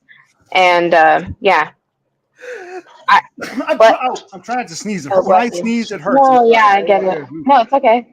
I just like, as far as I hate when he leaves. As far as my like experiences being autistic, it's like when I'm in a relationship or in a deep friendship, I feel like that's when it comes out the most, or just like growing up as a kid, like. And that's part of it. Not to sound resentful, most Spurgs can't say when I'm in a relationship, when I'm in a deep friendship. Most Spurgs don't even have the luxury. The fact you can nonchalantly say that, yeah, you're on the normie side of the line, and that's not a criticism, but you're clearly on the normie side. I'm not nonchalantly saying it. I'm not nonchalantly saying it at all. However, one aspect of my personality is a relationship forming aspect of my, one of the main parts of my personality is relationship forming. Like it has been that's what defines normies, relationship forming. That's a good definition. No, it's not. I highly disagree. I agree that most often normies encounter relationship forming, like as compared to non-normies. I'm just saying, no, I don't think that forming tight relationships or close relationships is inherently normie. Like or inherently non-autistic. I don't think that that's fair. Right, As a woman, your fellow starlings are getting tired of this conversation. I don't mind having it, but we got Thule saying, "Oh," we got whoever this is, another bird cell saying, "Oh," but we can talk about whatever you want. no, that's Apparently they don't fine. like this. We don't have to talk about it. It's fine. I like it. I don't mind. Maybe I'll put them in timeouts. No, that's why I think you're more on the normie side, because you nonchalantly talk about these things. And okay, maybe. Well, what do they think? Maybe I'm wrong. Okay, I mean, here's my question. Yeah. Is it more important that I make relationships with people, or is it more important that a loud sound happens and I'm like disabled for a minute, like a siren goes by and I can't move? We'll talk like, about it in a moment. Okay, that's a fair point. We'll talk in a moment. Before yeah. Or what? Go ahead. Finish your point. No. I had other examples of in the same vein. So no, that if you know what I'm getting at, then we're good. I'm gonna answer. Before I do, answer Run and Gun's question. He wants to know why you look different. I don't know. What do I look at? Probably because I'm not wearing mascara. I just look like a potato. I don't know. Or my hair is in braids, so it's not down. So maybe that's why. Or it's really dark. So my keyboard is purple, so I have a purple light on my face. So what you're talking about is you have a lot of, I don't know what to call them, like sensory problems. Is that what you're getting at? Yeah, I guess so. Like sensory overload or whatever, I guess, is what autistic people say, right? Right. What are some other sensory overloads you have? Loud sounds. A lot of people talking in a room. I can only hear all the other conversations, not the one I'm in. People yelling, I immediately, like emotionally, I cannot handle. As soon as someone starts yelling, I cry and I'm done. Like there's no talking once yelling happens. For me, I'm incapacitated. Or nerves or anxiety, like not my normal generalized anxiety, but anxiety around public speaking, or when I'm told in advance I have to meet somebody, I'm a garbled mess on the floor. Like I just can't. As soon as I can think about it ahead of time that I'm going to have to meet someone and talk to them, can't think of what to say. I freeze up. Same thing with like languages, speak some Chinese. Ooh. Immediately I'm stopped. Like there's no, it's like a lot of things like that. And I wonder if it's just OCD and overthinking things, or I don't know what happened first, right? Was it that I was autistic as a young child and all these things were... I'm going to cut her off. I think one of the things you have to ask yourself, when you have these problems, while they are real problems for you, how do they affect you socially? Because even if you're bothered, if someone says speak some Chinese and you can't, do they suddenly hate you, or it's just, oh, okay, maybe next time? It's not just how you feel, it's how others treat you based upon your problems. That's where I think the difference between the Spurg and normie comes in. So if I understand you might feel anxious, you might feel obsessive compulsive, but is it affecting your ability, your sociability? Because if it's not, I think that's where the line is, or that line we talked about. Right, go ahead. So when I'm raising my hand, I'm not pushing you, but those things have caused me problems many times when I can't keep my mouth shut about what's bothering me. Yeah, that's when it causes problems. When you're just nervous, I'm nervous, I can't talk, I'm nervous about social interactions. I'm a really short girl, and I look like a child. So for the most part, I'm given 100%, benefit of the doubt. No, you're great. You got a degree. Hey, you're in this space. You must have earned it. You must be great. It's fine. So I have like, unfair advantages in these cases. That doesn't mean that I'm not autistic. And it doesn't mean that I don't have these autistic problems, or that I don't internally, panic. And I want to hear from Tara in a minute. What I'm getting at, I'm not saying you don't have the problems. It's how much do these problems affect your ability to function? Because like they say like, okay, if you're a Spurg, but you got a great job and you're happily married, there's no point in seeking out a diagnosis. The only reason to get a diagnosis is if things aren't working. So every time you read something like, Isaac Newton might have been a Spurg, that's great. But what about the rest of us who are nothing special? So unless it's affecting your ability to function, whether or not you're a Spurgette or normie really doesn't matter in a way. Yeah, so I've never tried to get a diagnosis. It means something to you, but for a lot of us, it's our ability to exist that's threatened. I've never tried to get a diagnosis. I don't care. I mean, it doesn't Yeah, it doesn't affect my ability to live. Right. That's a key point. It doesn't affect. If it didn't affect me, I wouldn't be here doing this. So it affects my life. To be fair, it affects my life a lot. But it does not affect. You're right. I'm not It doesn't saying it's affect. not real. You're right. I'm agreeing with you. But there's wait, hold on. Let's hear it from Tara. Tara's son. What does Tara think? Okay, Tara.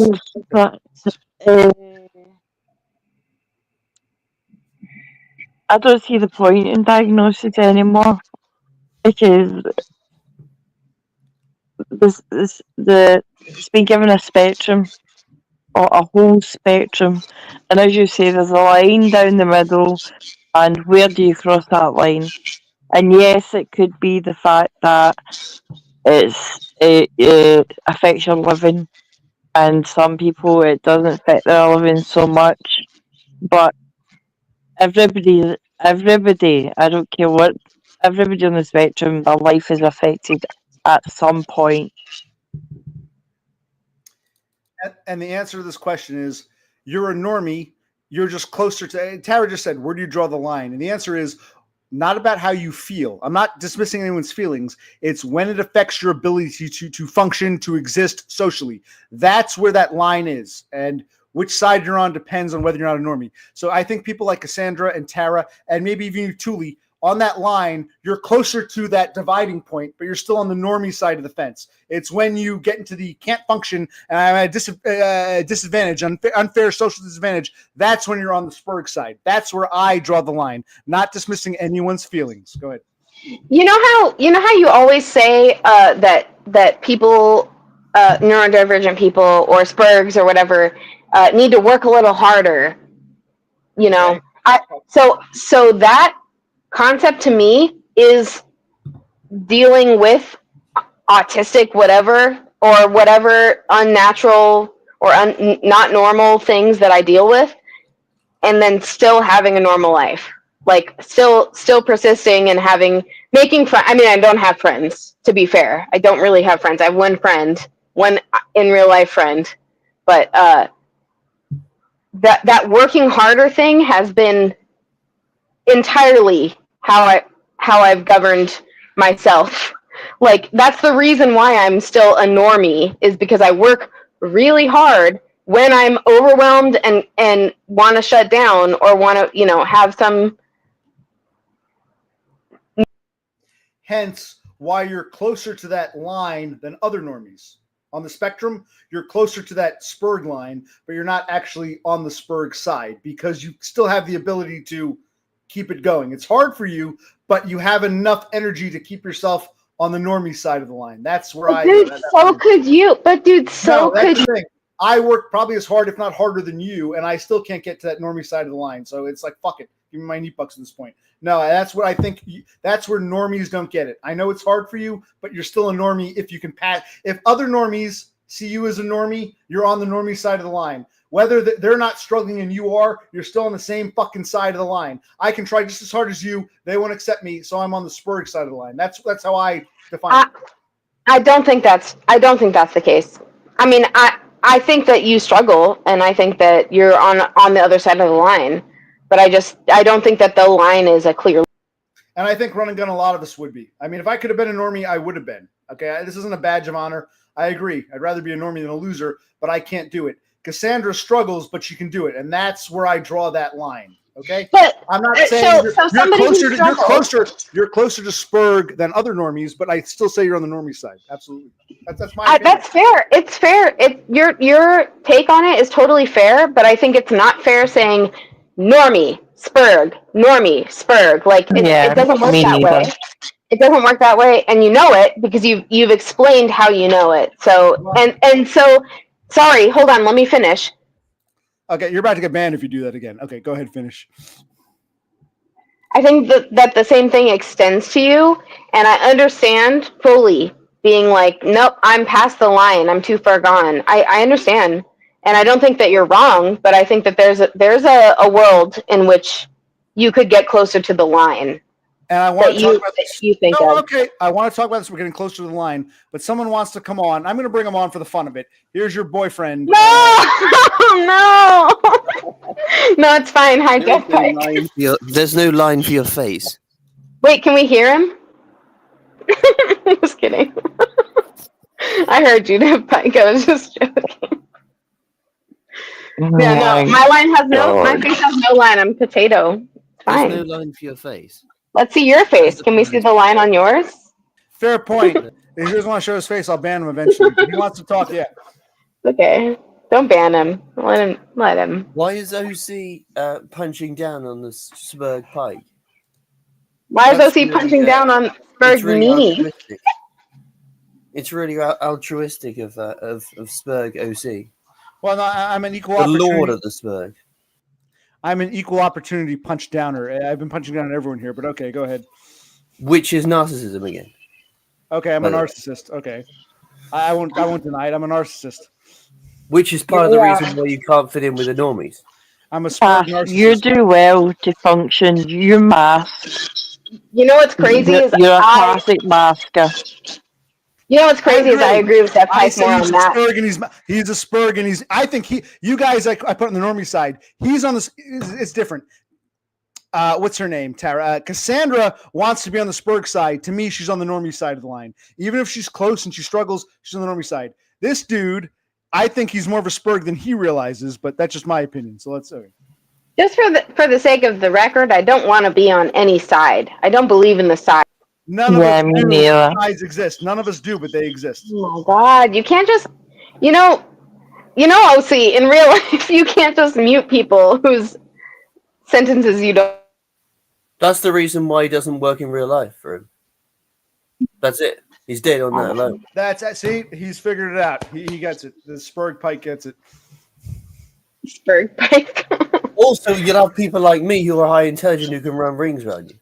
And in real life, you can't mute me. Can you prove it? Right. I admit it. I'm too stupid to know how stupid I am. So I defer to your genius. I say this half sarcastically, but okay. If what you're saying is true, if you really are light years ahead of me, if I'm whatever my IQ is, if you're like 30 points ahead of me, how could you ever expect me to catch up? That's just a question from a dum-dum saying, let's say you're right, I'm a moron. How could I ever catch up to you, man? I've traded at a high level. I've won loads of money on gold, cryptocurrency, and all the rest of it. And then you're on this high horse. But what's backing up your high horse? Nothing. Sand. So you've got this narcissism where you're punching down. But where's your edification? On what high horse are you standing? You're the Pope, but there's nothing backing it up. You've got to have something living his life. He's being himself. Well, I am the Pope because you guys come to my mass. The fact that you're here, that's what's backing it up. You can just say, this guy's a hack, bye-bye. But here you are, so I'm your Pope. Is that your question, son? If I'm for a reason. For a reason, clearly. But so I can't possibly be lampooning you. It's rubbish. You could do whatever you want, but no one spends this much time. I said the only people who talk to me on Discord are Cassandra and this guy. So there's clearly more than just lampooning. I talk to multiple people on Discord. That's not what I said. I'm not talking about multiple people. I'm talking about me. The only people who seek me out on Discord are you and Cassandra. That's why I say, okay, something brings you two here. It doesn't work. It's not just lampooning. I don't believe that. But okay, fine. You're lampooning me. Okay, I seek multiple people on Discord. You're the only one I seek out. That's not what I said. You guys hearing me? I don't like when people misrepresent. You're so smart. Don't misrepresent. I didn't say how many other people you talk to. I'm saying the fact that you seek me out instead of saying I got all these other people seek out. Let me ignore OC. The fact that you keep seeking me out. Yes, I do think that doesn't mean anything. It does. Oh, everyone else could say that. I think we're talking about that line. I think Cassandra and Tara are on the normie side. You and I are on the Spurg side, but I'm closer to the normie line than you are because this is like the most Spurg thing. This is even kind of Spurg for me. What do the other ladies think? Let's ask our normie. You had your medication today. Go ahead, Tara. We want to hear Tara. I'm going to mute you because Tara, go ahead. Has he had his medication today? Ask him. I don't know. Have you? I want to know what medications Dev Pike is on. Yeah, me too. Okay, Dev, Spurg. It's called logic. You both stop. You all have opinions and thoughts. You got to take turns. That's part of I had to when I was your age. I probably in my spurginess, I probably would have acted like you. That's why I think you're younger than 35. At some point, spurgs have to intellectualize and say, "Okay, I'm here. I'm the host. I got 3 people to deal with." And you got to say, okay, OC is 2 other people, not just me. You got to take this into consideration. You don't. And that's my biggest criticism. You're the worst offender with not understanding that I can't give you 100% attention. I think these 2 get it better. I will give you that criticism. You got to realize you're not the only person here, man. Fight not be muted. What's that? Which is a fair fight. Well, I don't have to Muting mute like a clown. It ain't a fair fight. I mute people like a clown when they talk. So I haven't had to mute these 2, but I've cut Cassandra off many times. She's, it's okay. In fact, didn't I ban you a bunch of times, Cassandra? So he's acting like I'm singling him out, which is you're misrepresenting the truth of what's happening. Please stick to banning someone is again a spurg. You're pissing me. It's You a have some good spurg move. points. I enjoy talking to you, but you're pissing me off with this stuff. Okay, go ahead. See, DBF, if you want to ban people, he looks like a clown. That's where you're at. Right. Because I mute you. I put people in 5 or 10 minute times outs. How many people have I prevented from coming back? When I even though I banned you and you had like what a dozen aliases as Spurg this, Spurg that, or whatever cells, I might have just timed you out for 5 or 10 minutes, but you're still free to come on. I still unmute you. I let you on. So you're comparing me to someone who what? Muting and taking people in and out of chat is a Spurg move. I'm a Spurg. What do you expect from me? I'm a Spurg. You're chasing the Yeah, girls he's admitted away. to that. What do You're you? chasing- No, I'm here. I'm here. I can hear you. It's rubbish. I'm pointing out your Spurgy angle, and I'm the Spurg pointing it out. I am a Spurg. I have a Spurgy angle because I'm a Spurg. What are you pointing out? I tell you I'm a fucking Spurg.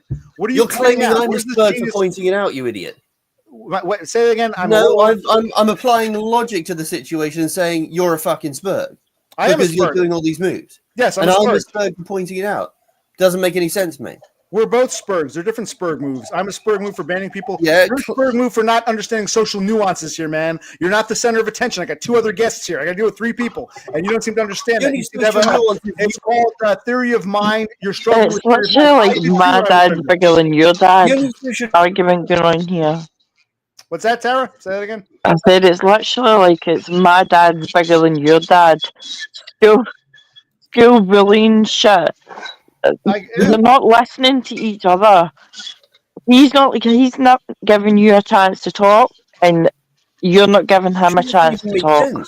I'm a Spurg and I'm meant to listen to this person who doesn't. What's in? All right, I'm going to mute Cassandra and Tara. I'll unmute Spurg Pike so he doesn't feel he's being left out. And you go ahead and talk. Go ahead. What do you want to say? Stop a minute. Stop. There's a slight delay. Get your thoughts together. I will unmute you in a moment and speak your mind. And the other 2 are muted. Let's do this.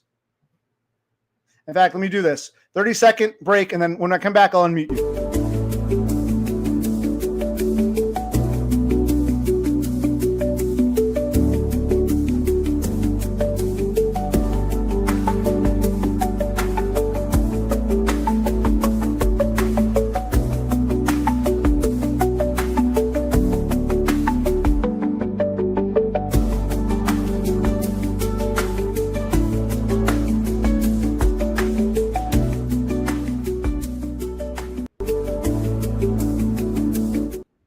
Okay, sorry. We're going to bring Dev Pike on. I'll unmute. Let's let him talk.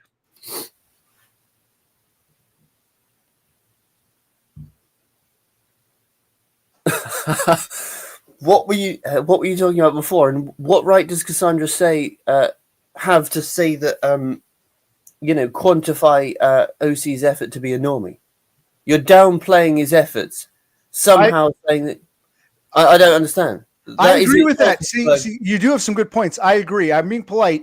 You're right. When she says, well, I struggle. It doesn't make sense. You're right. How do you know how much he's tried? Correct. She struggles with, she doesn't know what it's like to walk in my shoes. That's absolutely correct. I agree with that 1,000%. But that's normie gaslighting, 101. No, I agree with that to an extent. I think she means well. I think a lot of them are oblivious. I'm going to show you my little diagram. I don't think they're all, I think some normies. Why is OC in his shorts again? Is he trying to show off leg to his Cassandra? Yes, I'll show you in a minute. I think there are some hostiles and there are some oblivious. The 2 groups get along with each other. When it comes to us, I hate you. And this group, I think she's an oblivious normie, and I think we got the hostile normies who give us the most problems. I've told you before. Also, you have to quantify it as well. Only women women get away with being oblivious, and only high-tier normies get away with being oblivious. Women, high-tier normies, I'd say even people who come from privilege, like if you're an ugly fuck, but you're like very rich and you live in like a gated community, you might not have the same, it might be as bad as if you have to work a job. So yes, people who come from privileges, women, tall fags, people from status and money, or aristocratic. Just freaking out. You like my legs? You want to see my legs? Don't mention them. By the way, should I take my sock Matt off? Destroyer really wants to come on. He really feels like he wants to come on. He's like I said, conspiracy theorist. And now this is my criticism. Remember, I got 2 other people here, and I can't give attention to everyone, so I got 3. I don't think I can handle 4. So now we're gonna let Cassandra talk. I'll unmute her, and I'll unmute Tara. All right, what do you guys want to say? I have never said, OC, come back. I want to talk to you. I've never said that your efforts to be closer to the line are not enough. I would never say that. I've not said you're not trying hard enough to be normie. I'm talking. I don't think that. If I've said anything near that, which I don't think that I've said, go back to the you stream. should have tried harder. I think you could try harder, but that doesn't. I'm talking. I can't think when you talk. You talk rubbish most of the time. Your voice is really pervasive. 5 minutes ago. What does Tara think? Tara, you got anything you want to add? I think Cash should be let to talk because she's not being heard. She's not. You're trying to tell her how where her line is. She's not trying to force you further to the middle of her line. She's trying to explain where her line is, and nobody's listening to that. All right, so we'll let them both talk one at a time. I really feel that way. If you feel like you've tried enough and you can't get any closer to the line, okay, I would never be like, that's not enough and it's your fault for where you're at. I don't do that to anyone. I'm a very overly understanding, I give too much to people that could try harder a lot. So I don't think I've ever said you haven't tried hard enough and that's the end all be all. You could be a normie and you're not because of your own fault. I wouldn't say something like that. I really think you could do things to get closer to the line, but if you feel like you have and it's not working, okay, I'm not gonna push it. And the fact that Dev Pike assumes that I think you whatever you've done to try, I don't know what you've done to try, and whatever you have is not enough. I've never said that. So just you literally said, and I'll quote, he's not doing enough to become to get close to the line. Also, on another level, pushing someone. I'm a Spurg, but you can't remember what you say. I think I remember. I mean, I was super wasted last time I talked to you and OC, and if I honestly, I still don't think I would say you could just be better. I don't think I would do that. He's not doing enough to get close to the line. I think he could still do more to get closer to the line, but if he fucking doesn't want to, I'm not going to be like, you have to, or else don't. Here's where I go with Spurg Pike. No, it's not about want anymore at this point. Okay, so I'm with Spurg Pike on that one. Okay, see, sometimes I agree with Tara, sometimes I agree with Cassandra, sometimes with Spurg. Sometimes when I disagree, I'll call you out. When I agree, I do. I'm with Dev. I think you're correct on this one, but continue. I'm enjoying this back and forth between the two of you. Why can't you itemize exactly what he needs to do to get close to the line and how he hasn't done it? I don't think that there's honestly, personally, on a personal level, the things that I think OC could do better to get closer to the line are not related to autism or Asperger's. I think they're related to confrontation and being aggressive and being outspoken and being I think OC has an issue, and I only see him on live, so I don't know how he is in real life. So I can't say that I think he should act a certain way because I don't really know how he acts in public or in his work life. So make the assertion then. I can't. You can't. So no one can. Your whole I'm not questioning what you just said. No, there's still a point to be made that OC is aggressive. If you ask a question, let me answer. there's still a point to be made that OC gets aggressive. And so he can work on that. Oh my God, it's like you wait for me to talk. Well, I think Beppis put it best, like chicken and the egg. Is it that I'm aggressive and people don't like me, or I'm aggressive in response to the way I've been treated all my fucking life? Okay, you're saying, well, he's okay. No, I agree with that. Why are you applauding? I'm actually disagreeing with you here, Cassandra. I fully agree with that. No, it's the same way with me. Was I autistic or did I have OCD first? Like, why do I act like that the way I act? I've got another point as well. Well, okay. Is it really far out of the way? Because sometimes you jump, but okay. I've got another point. Yeah. You claim the line is a constant, right? In my opinion, the normal line for everyone. I don't. But everyone else does. No, there's a forever moving. Right? No, I wouldn't say the line is constant per se. I would say our ability to move among that line is limited. We have limited mobility. So I drew up a little diagram here. Spurg, normie. These are the ultra normies, the ultra spurgs. Yes, I think some normies can be closer to that spurg line, but they're still in the normie camp. And likewise, some spurgs, maybe I'm closer to the normie line, but I'm clearly in spurg territory this time we treated. No matter where I've moved, and I've learned, like when I was your age, Dev, I would have been like you, abrasive. I actually understand, okay, when I'm talking to 3 or 4 people, I got to let everyone speak. So I've learned, I've moved a little bit, but not enough to make any noticeable difference. Just like Cassandra, maybe she was here-ish, and she moved a little bit here. She's close to this line, but she's always been on the normie side. No matter, we're never going to move unless you're literally on the cusp. I think it's black and white, spurg or normie. Regardless of where you are, your mobility is possible, but highly limited. So yes, it's mobile. In my opinion, you can be mobile, but only in a very limited amount, not enough to cross that line, unless you're literally on the line to begin with. That's how I would draw that line as a circle. As a what? As a circle. I'm sorry, I can't understand. A soft coat? Circle. I'm not trying to remember. What is you would draw the line? What? CIRCLE. Oh, a circle. Okay. Circle. I thought you were saying soft cove. I'm sorry. No. Circle. I would have that as a circle because it's forever changing. You don't just have a left and right line.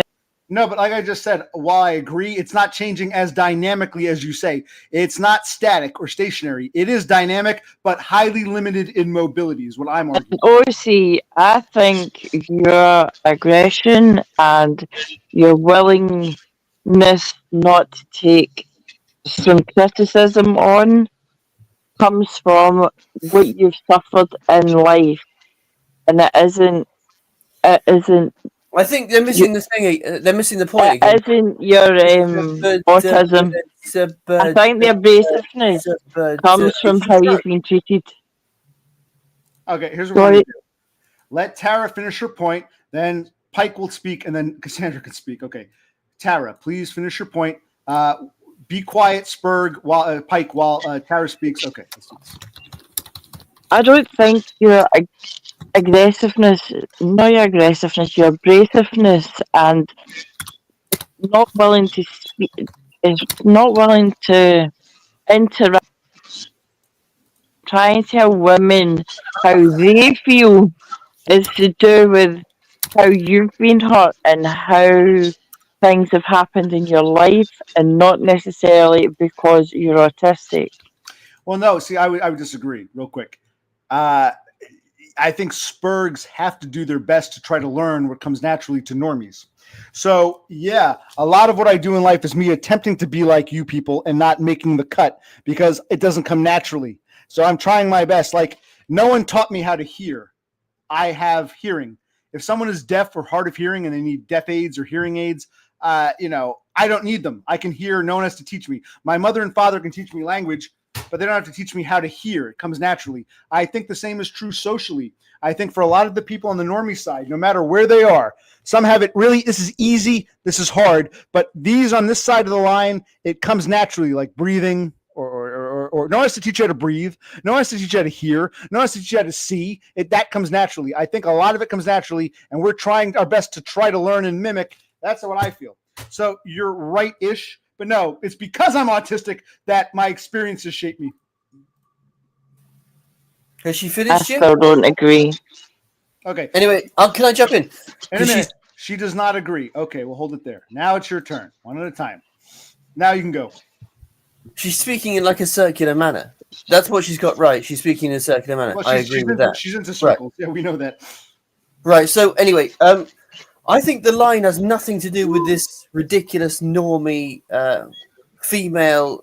You know, a fish doesn't teach a fish how to catch a fish, right? They're talking in this ridiculous manner where they have no awareness of how things are joined up together, right? When you say they, do you just mean Tara or all women? I'm not interested. The line is That's actually a question. No, I'm not interested. It's normie 101 gaslight. You literally should have gas coming out of your mouth. I'm asking you a question. Who do you mean by they? Not interested. Pretty simple. Pretty simple. Pretty simple. Have your partner deal with this rubbish Chihuahua 4'11". Pretty simple. Not interested. Who do you mean by they? It's a straightforward question. Stop being rude to short people. Right. The line is this. Right. The line is this. The line is. The line moves, but what she's referring to, the line is the standard of which a man has to reach. I never referred to the line, by the way. That's OC's line, asshole. That is OC's line. How you behave, it's how you look to other people. And by look, it's not just aesthetic, it's how you come across. It's your confidence, right? The line is becoming harder to attain for the normal man. You've got to look a certain way and act a certain way, or the boss, or whatever it is, right? You've got to be a certain height. It's all these things mixed together, and it's becoming harder and harder to become seen as a normie because of these ridiculously higher standards, especially by women. And Kaz, who's traded her 5'7" to a 6 foot, but then claims somehow she's still into short men. What does that mean? Bro, do you even know why I traded? I mean, you want to talk about it? Let's talk about it. Because you're 4'11". I did not trade the 5'7" for a 6 foot because I was 4'11". That's insane. That's crazy. So I don't know you and I don't claim to. Don't claim to know me. Account for these rising standards on social media then. Where they I'm the same. And how does that relate to the way that normies view men, as in they have to attain this standard? Yeah, no, I'm on the same page as you as far as women going for taller men goes. I think that OC is just falling foul of this. But what does falling foul mean? We don't use that. Women can't help but go for taller men because we're so short. I'm only 5'1". You know, I don't mind dating a shorter guy. I'm not looking for him. Tara, how short was your shortest boyfriend? Why don't you answer that? It's a fair question. How short was my shortest boyfriend? 5'7". So you at least need half a foot. Okay. That's fine. We're just asking. You know that like when you ask women because he was 5'7". You know that. Well, you wouldn't date him if he was 5'4". That's obvious, but okay. I would listen. This is where you tell people what they would do, and you don't listen to my opinion. It's all in the action. It's all in the action, and also you're short yourself, right? But I don't understand. You're relating your shortness to your standards for men. Doesn't work. Who are you talking to there? Life, then. You know, who are you talking to there? You just go into the whole president's thing. Why is almost every president 6 foot? Why are all the CEOs 6 foot tall? Why are you wondering about Americans when you're in Britain? How are these men that are tall suddenly in these positions of authority if there isn't an arc of being of discrimination against the short men? Listen, the average height in the UK for a man is 5'10", and it's 5'7" for a woman, and it's higher, it's taller in the UK, and it's taller in Europe. I don't understand. I would happily go out with a guy that was 5'5". I wouldn't give a damn as long as he was happy, good to me, and We've we heard got this on together. And OC, the problem is OC has heard this all before, and OC's brother has heard this all before, but they remain single. So if this was the case, in America, wait a minute, this is what you're not listening to. Dev, this is not what you're listening to. We are in the UK. Our average height is 5'10" for a man and 5'7" for a woman. You've got that wrong. It is 5. You've inflated that yourself as well. It's garbage. Right, well, say Every it's action you do 5'9". contradicts what you're saying. Excuse me. Say it is 5'9" and 5. Stop calling people idiots. Because you keep on when getting you're acting like an idiot. What my point here is, they're in America, and in America they breed taller people. They do. We in the UK breed shorter people. Why do they? Because they're favouring height, you moron. Are you an idiot? See if you call me a moron one more time, man. You guys, in reality, I'm enjoying the two Britons going at it. Okay, so I'm actually enjoying it. And from England, it's but you sound like a petulant child. Unfold. When you do the dishes, do you put them on the floor to clean them up? Is there some kind of reverse thing going on? What the? No, they go in the dishwasher. My maid puts them in there because they've got absolutely nothing behind them. They're propped up, but the brain doesn't have to function. Dude, Dev Pike, what you're saying about... Okay, go ahead, Cassandra. It's your turn. Carry on, Cass. The main takeaway here that Dev Pike is... Dev Pike, everyone said Cassandra, go ahead. You guys have been at it for a minute. Just a second. Like, the main point that you're making is, women go for taller men, and that's the problem. Like, that's not false. That's a problem. That only seems like all the top women go for only the tallest men. Like, I don't think anybody here would argue with you that that's like a thing that's affecting men. That women only want 6 foot plus men. I don't think anyone would argue with you about the masses of women.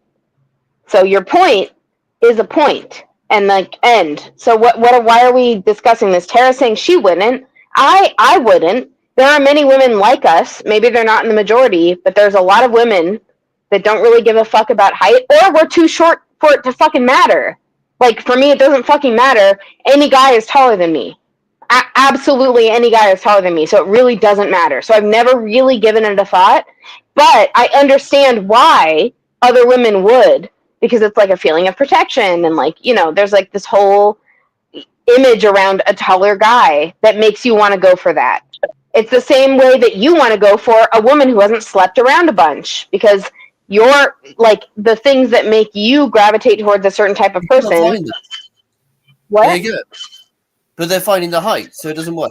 But anyway, it's wait, don't say but anyway. I didn't hear what you said before, so slow down and say what you said. It's not about dating. It's about authority and how you're treated. I also agree with you. It's crazy that, and so also what OC was pointing out earlier. I was trying to make my own, and it did not come up. I think for me, I can't make a grid. I made it a 4-point grid, and I still couldn't come up with the right corners because I don't think it's a spectrum in the way that you want it to be. I feel like anything will make you deviate from the center, which is normie. I think the center is normie, and there's a shit ton of things around it. And Asperger's and autism is like half of it, and the other half is like trauma and maybe... That doesn't have anything.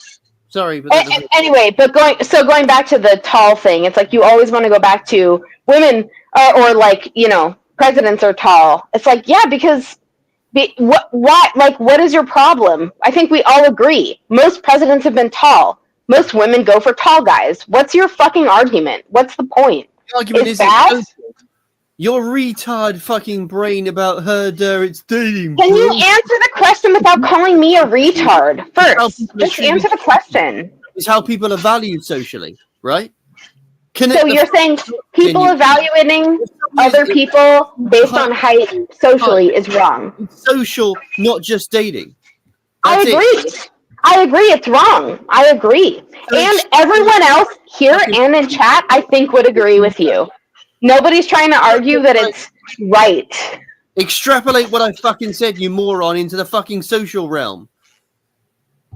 And then You're right, bro. You're right. Everybody agrees with you. It's wrong to judge based on height. Height's just one factor, right? Yes. Yeah. There's other things that's wrong to judge based on. Now let's link it to the line, right? I'm fucking going through the fucking motions like a retard here, stepping you through the fucking program. Now but I also agree it's wrong to judge anyone based on anything. You have to be taller and taller. The standards are getting fucking ramped up for men. I agree. I'm sure Tara would agree. Tara doesn't judge based on height, but many people do, and she sees it. I'm sure we would all agree with you. Getting it. So the normie line for me. Hold on to the normie line thought. Hold on, Cassandra. What does Tara think? Because Cassandra just spoke for Tara. Guys, hold your thoughts. Tara, go ahead. You can say something.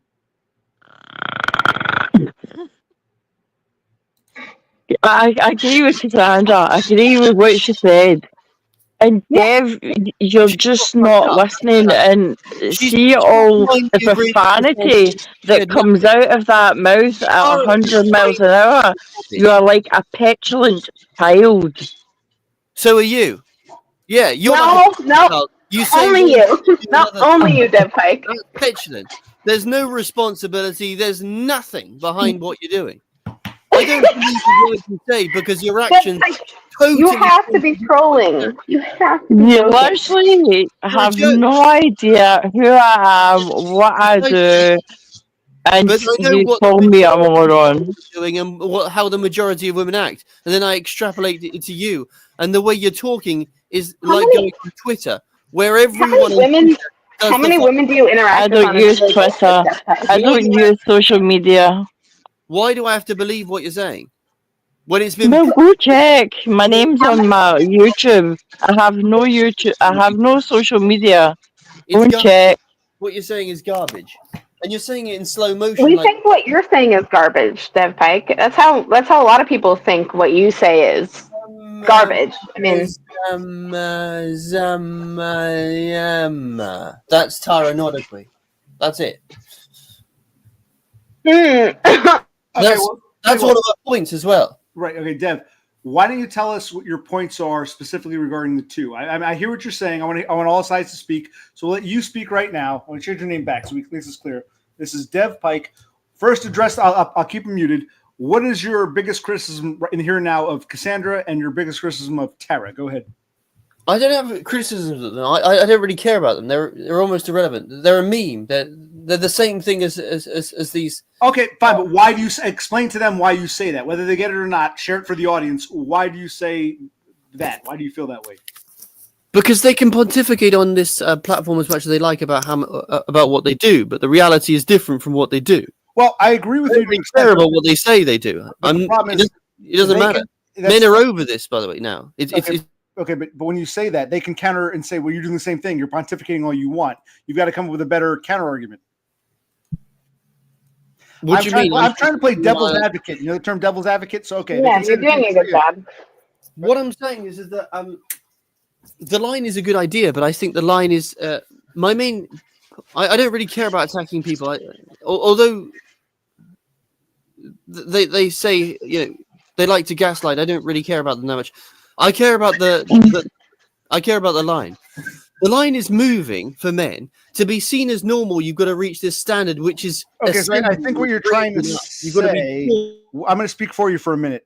You're saying that this line has always been there, but it's moving. More men who would have been normie a few generations ago are ending up on the spurg side or the non-normie side, whatever you want to call it. So you're saying that the population is shifting, the scale's off balance, even more men are ending up on the wrong side of the line than in years past. I think that's what you're trying to argue. You might be right, but is that what you're trying to say? Yeah. The line to be seen as normie is going up. You got to be taller. You got to have more money. You got to be more successful. So forget about me moving on that. Forget about me moving on this line. Forget about me or you moving. The line itself, the vertical line, is moving. So even if we try to catch up, we're here. We try to catch up with the line has shifted more. So we can't even catch up to normie territory, even if we try. I think that's what you're trying to argue. That's what these idiots are missing. They're claiming this line.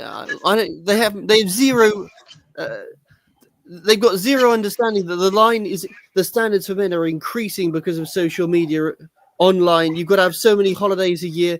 If OC doesn't have 2 holidays a year, he's not a normie. If he doesn't have a car, he's not a normie. If he doesn't make 40 grand a year. I don't have any holidays. He's seen. It's how you're viewed. The behavior comes before the horse. The cart is coming before the horse. They're claiming the behavior is the thing. It's not. It's the superficial element. Pike? The superficial elements come before the horse, not the pathetic. Excuse me, Pike? Have I ever said anything in contrast to what you're saying? I'm going to mute everybody. Of course. Okay, wait, stop. Cassandra wants. I'm the moderator. Cassandra wants to know if I don't think she feels she's contradicted you. She doesn't feel she's contradicted you. You think she has. I'm not taking sides. Why don't you discuss how you feel Cassandra has contradicted you? You hit? Yeah. Yeah, when did you actually account for anything I just said? I didn't hear. When have you accounted for my opinions on anything you've just said? Yeah, where are they? I'm asking you, when have I ever said anything against the fact that more is being required of men all the time? Have I ever said anything about that? Precisely. You've missed it out completely, you moron. Bro, what the fuck? Yeah. Are you joking? Like, are you joking? I'm saying I agree with you. I agree with you. And when have I not? And you're saying, when did you make it an effort to say that you agree with all these things I've never stated before? Like, come on. Dude, that's like, no, hold on a second. Let me finish my feelings, which is that you assume 100% of my beliefs, Kara's beliefs, everyone else in chat's beliefs, because of a list of things that you believe about us. You're like, oh, women must think that men have to have a job and a car and a house to date. Just must. They have to. I've never said anything like that. So please, you can yell all you want. Bro, you yell. As soon as we're talking and you're yelling, nobody can hear you. So chill out until it's your turn. Like, okay, I'm going to have to try to moderate. Okay, I think Cassandra is saying she's never contradicted you. I think what Dev Pike is saying is that even though she claims she hasn't contradicted you, her actions speak louder than words. You know, she's got a boyfriend with a good job who's taller than her, so her actions speak. I think that's what Dev Pike is trying to counter with. Am I correct with what I'm saying? I know Cassandra's saying that as well, but also she's not mentioned it. So it's like saying there's a fucking equation missing out variables. Not mentioned what? It's not the answer, bro. No. What would you like me to mention to make you feel better about my beliefs on your well-being? You're talking in circles. Mention the things I was saying there. You want me to list?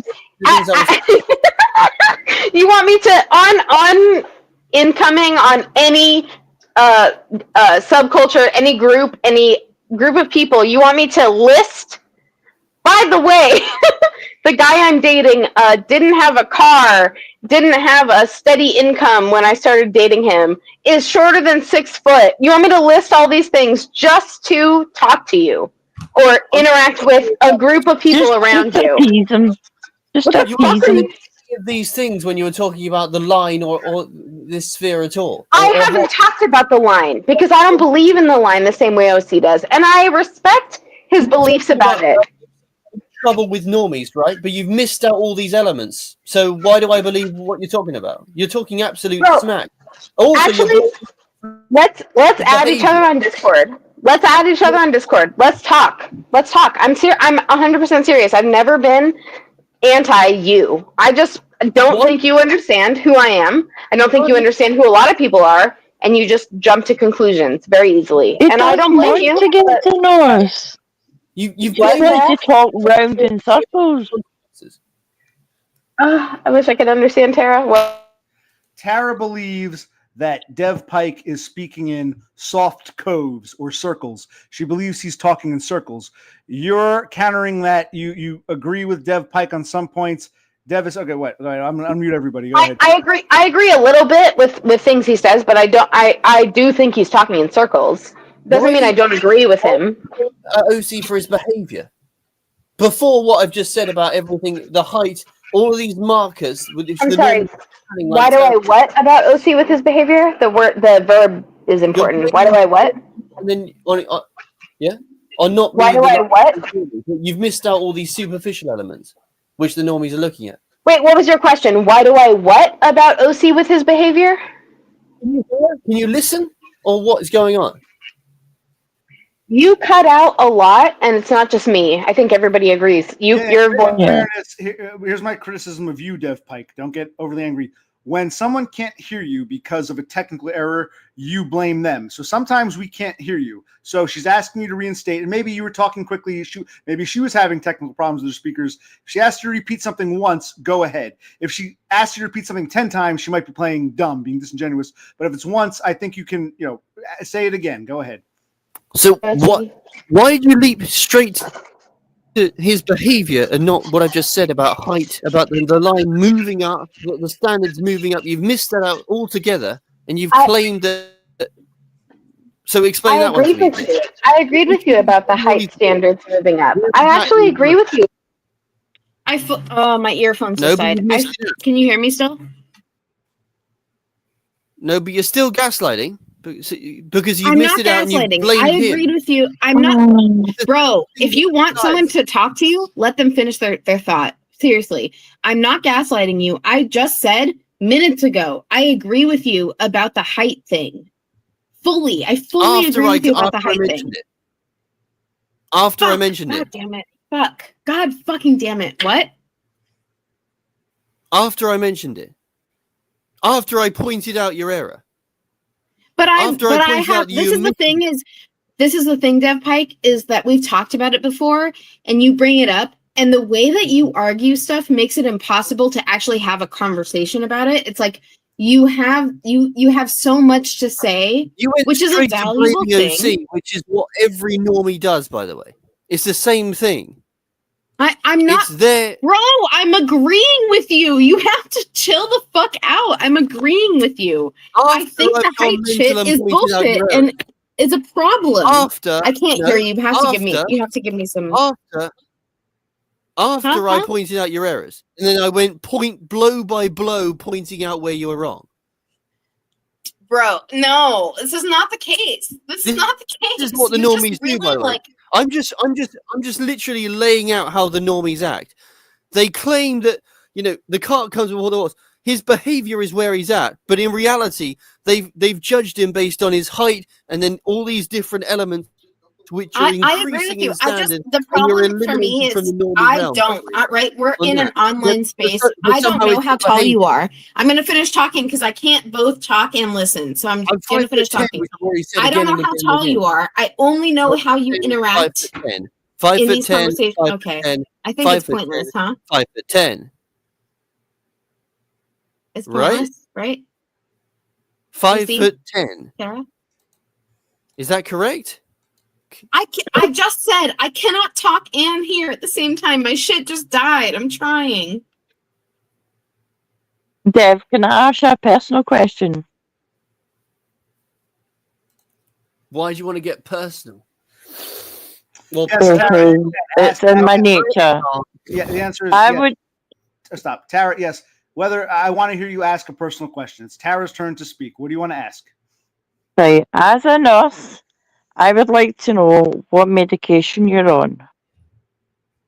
Now, are you saying that seriously or condescendingly? Be honest. No, seriously. All right, let him answer. What medication is Norquoy to sound as like it in 0.5 times? Well, she's saying she's a nurse, and she's saying she sincerely believes your medication. I don't know if that's sometimes it can be a condescending dismissal. Other times, No. Right. So she's saying I'm she's not. serious. So she I'm wants to know if you're on any being medicine. Tara sounds like she's on 0.5 times, so she's on benzos. That's my prediction. But the reality is that I'm on nothing. I'm just speeded up. You're like you're retarded. So you have Slow ADHD. down. And I love how the British, Cassandra, they say speeded. We say sped. Sped up, they say speeded. That's a British word. We're Americans. We speak English. The British speak British. Okay, speeded up. Okay, but anyway, long story short, Dev Pike says he's not on any medicine. He's just speeded up.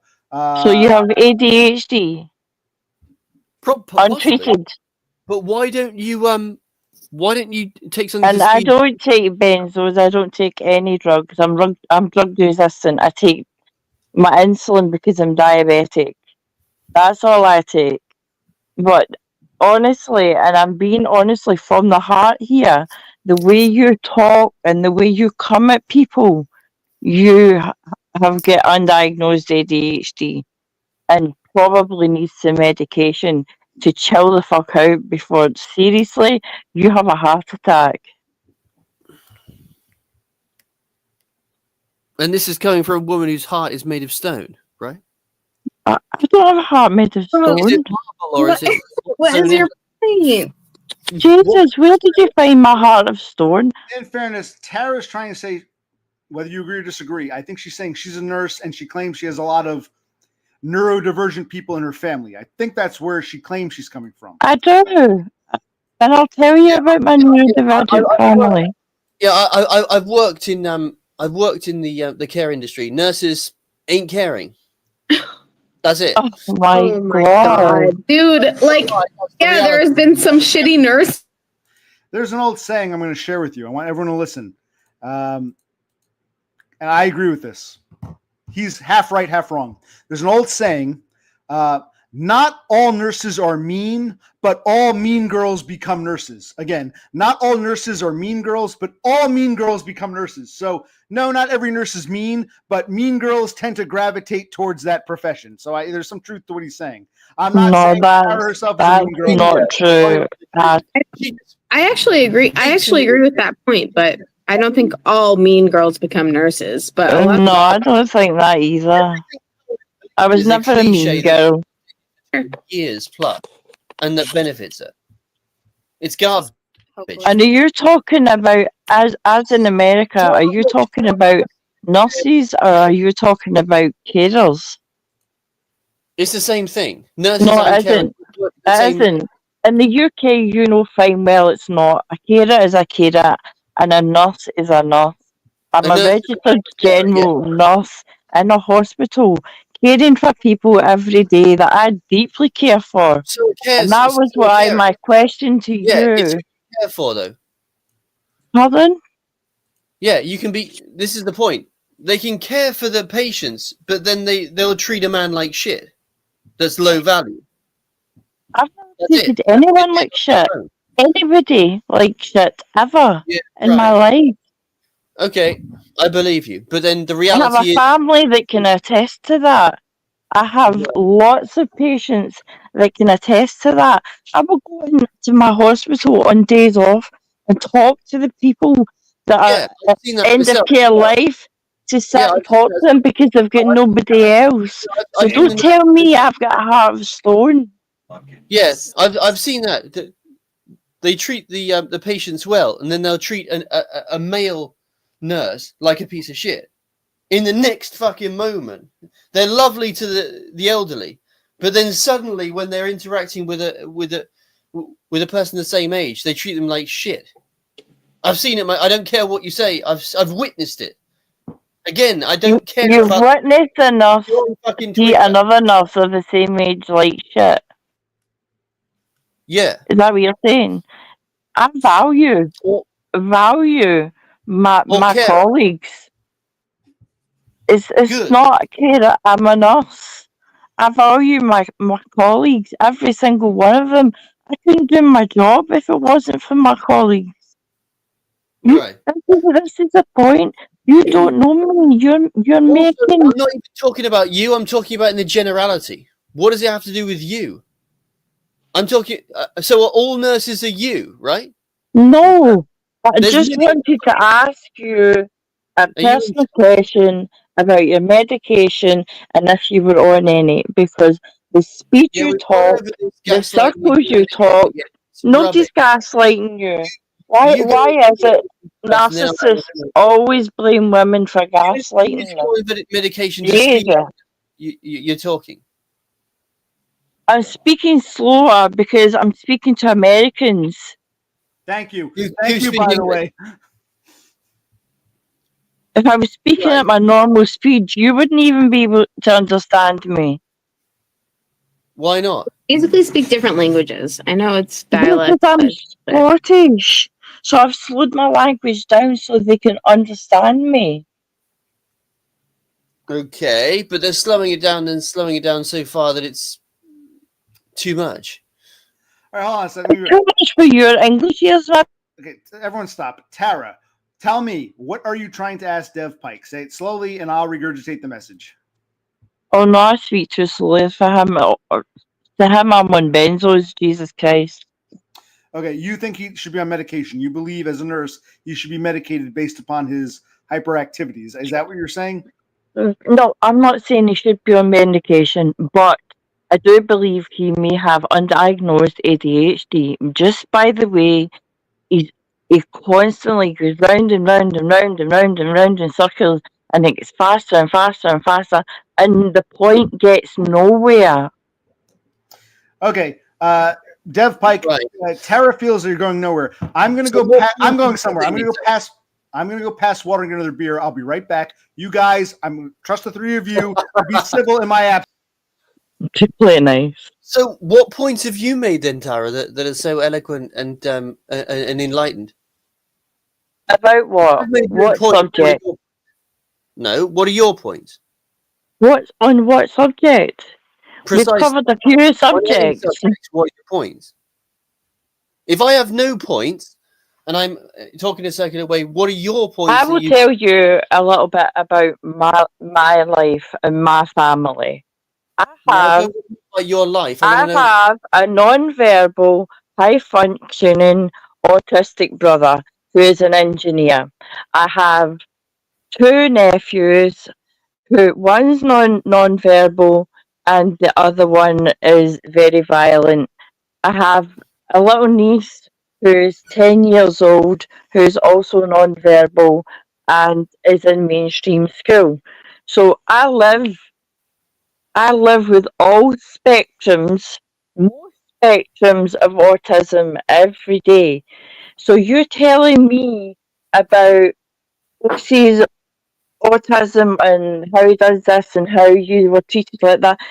These people are in my life every day. I see them every day. I speak to them every day. Well, the ones that are non-verbal. And I see how they live. And no, my life isn't like that. But I have my certain anxieties and my OCDs and, my nuances. But you have to understand, you just can't box everybody in the same. You can't put everybody in the same box. Is what I'm trying to say. I box people in. What the hell? So yes, I've taken your point on, but if you would just slow down with what you're saying and stop going round and round and round and round in circles, because that is literally getting nobody anywhere. We're not going anywhere anyway. Dev Pike, I mean, this is the longest you've gone without speaking. I think Tara has some I don't know that you wouldn't let me even say one sentence. So do you see some kind of point in what she's saying, or I mean, you were quiet. No, there's no point to it. No, it's just a life story of autism, which is sad. But the point is, she's talking about the kind of 1%, the very top of autists who can't function. I'm not talking about that at all. Yeah. Okay. Right. Valid. That's literally a medical case. This is She's talking about nonverbal autistic people, right? What I'm touching on. They're not just non-verbal. I have verbal autistic nephews. What I'm saying, Tara, is like in the realm of nonverbal is what people think of as the autistic people who are so autistic they can't go to school or they can't Yeah, well, there's my brother who is an engineer and very, very, very high functioning, and he's got a great job, and he's got a big house, and this is the thing though. You were talking about your life, and Dev Pike was silent for a while. That's crazy because I feel like the whole thing about Tara talking to Dev Pike is Tara's telling Dev Pike, you need to readjust how you interact with people because you can't have a conversation. And yet somehow with Tara just now you were able to fucking shut up and listen and then respond after, and that's good. I'm not talking to her I'm not talking in real life like this to anyone.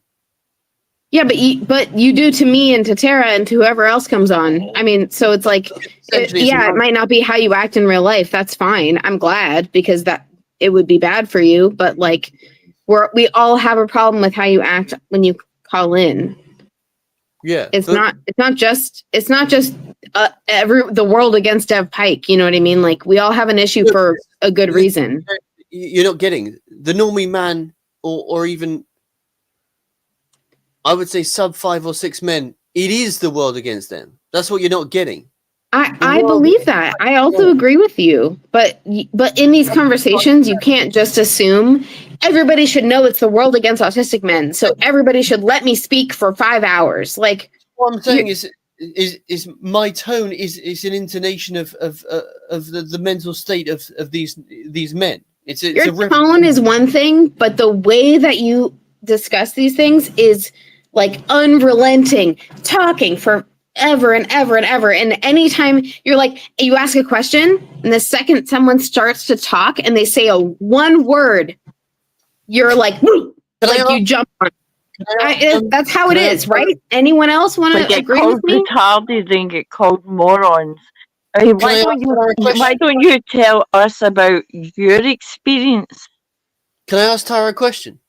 Yes, you may. So, does this high-functioning man with a brother with all this money or whatever, does he have a girlfriend or a wife? He does, and he has a child as well. And what's his height? His height's 5'9", 5'10". Okay, he's done well. Yeah. And he lives in the Highlands in a castle. Is that right? No, he doesn't live in the Highlands in a castle. He lives in the Highlands, but not in a castle. You want to tell me about you want to say about my life? Well, what I observe is in every job you're in, you're treated very poorly, especially by women. Ignored. This is the narrative of OC. I agree with him here. Absolutely. You're ignored. You're punched down on. You're not allowed to. Well, any act of authority is seen as in a negative light. If you try and take charge and do something, you're the bad guy, bro. You're the white man trying to take, or I don't even know, whatever it is. Something negative's going on. There's this overwhelming, people don't say hi, especially young women, and all this kind of stuff. There's this weird, encroaching negativity where it's always a negative narrative, despite your actions doing nothing. You're doing nothing wrong. You're doing your job well, which is what OC is talking about. And then there's this crazed thing like you've just murdered a child when you're in the room or something. I don't know, whatever it is. Something's wrong where you go into the room and you're like a fucking sex offender. You're viewed as a sex offender. You've done a heinous crime. And I'm actually going to cut you off for a minute because I actually agree with you. And I want to acknowledge, I agree with you here. I want you to continue talking, but I want to acknowledge Chris Dubbs, who said, first, he agrees with me. Aggression is a byproduct of having autism. Chicken or the egg. I'm not aggressive, so people hate me. It's people hate me, so I get aggressive in response. But more importantly to Dev Pike's point, there was something else Chris Dubbs said that I thought was great. And I want to point it out if he's still here. The normie consents when the spurg is trying to cross that line. So no matter where the line is, forget about the line moving right now, wherever that line is at this point in time, people, guys and girls who are normies but close to the line may feel different, like Cassandra, but they're still on that normie side. When us Spurgs try to get up to the line or cross the line, they can sense and they begin punching down on us. The normie who's close to the line struggles. I'm not doubting Cassandra's issues because she's more closer to the line than some like hyper normies, but she's still on the normie side. Once you're on the wrong side of the fence, normies won't let you cross. I mean, you might not have a problem with us. I guess the oblivious types are right here, but your fellow normies, they let you pass. You can get through the gate, but we can't. I want to point that out. That's how I feel when I talk about my little diagrams. The hostiles and the oblivious. You're both normies. I think the oblivious might be closer to that Spurg line, but you're still in the normie camp. Hostiles are cool with you. They're not hostile to you because you're normie. You're on the right side. With us, they hate us. So normies, the more high-functioning normies, don't let us play the way they allow low-functioning normies to. I want to point that out because that's what I think.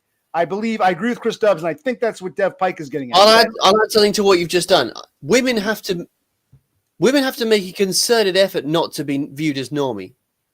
Women have to go.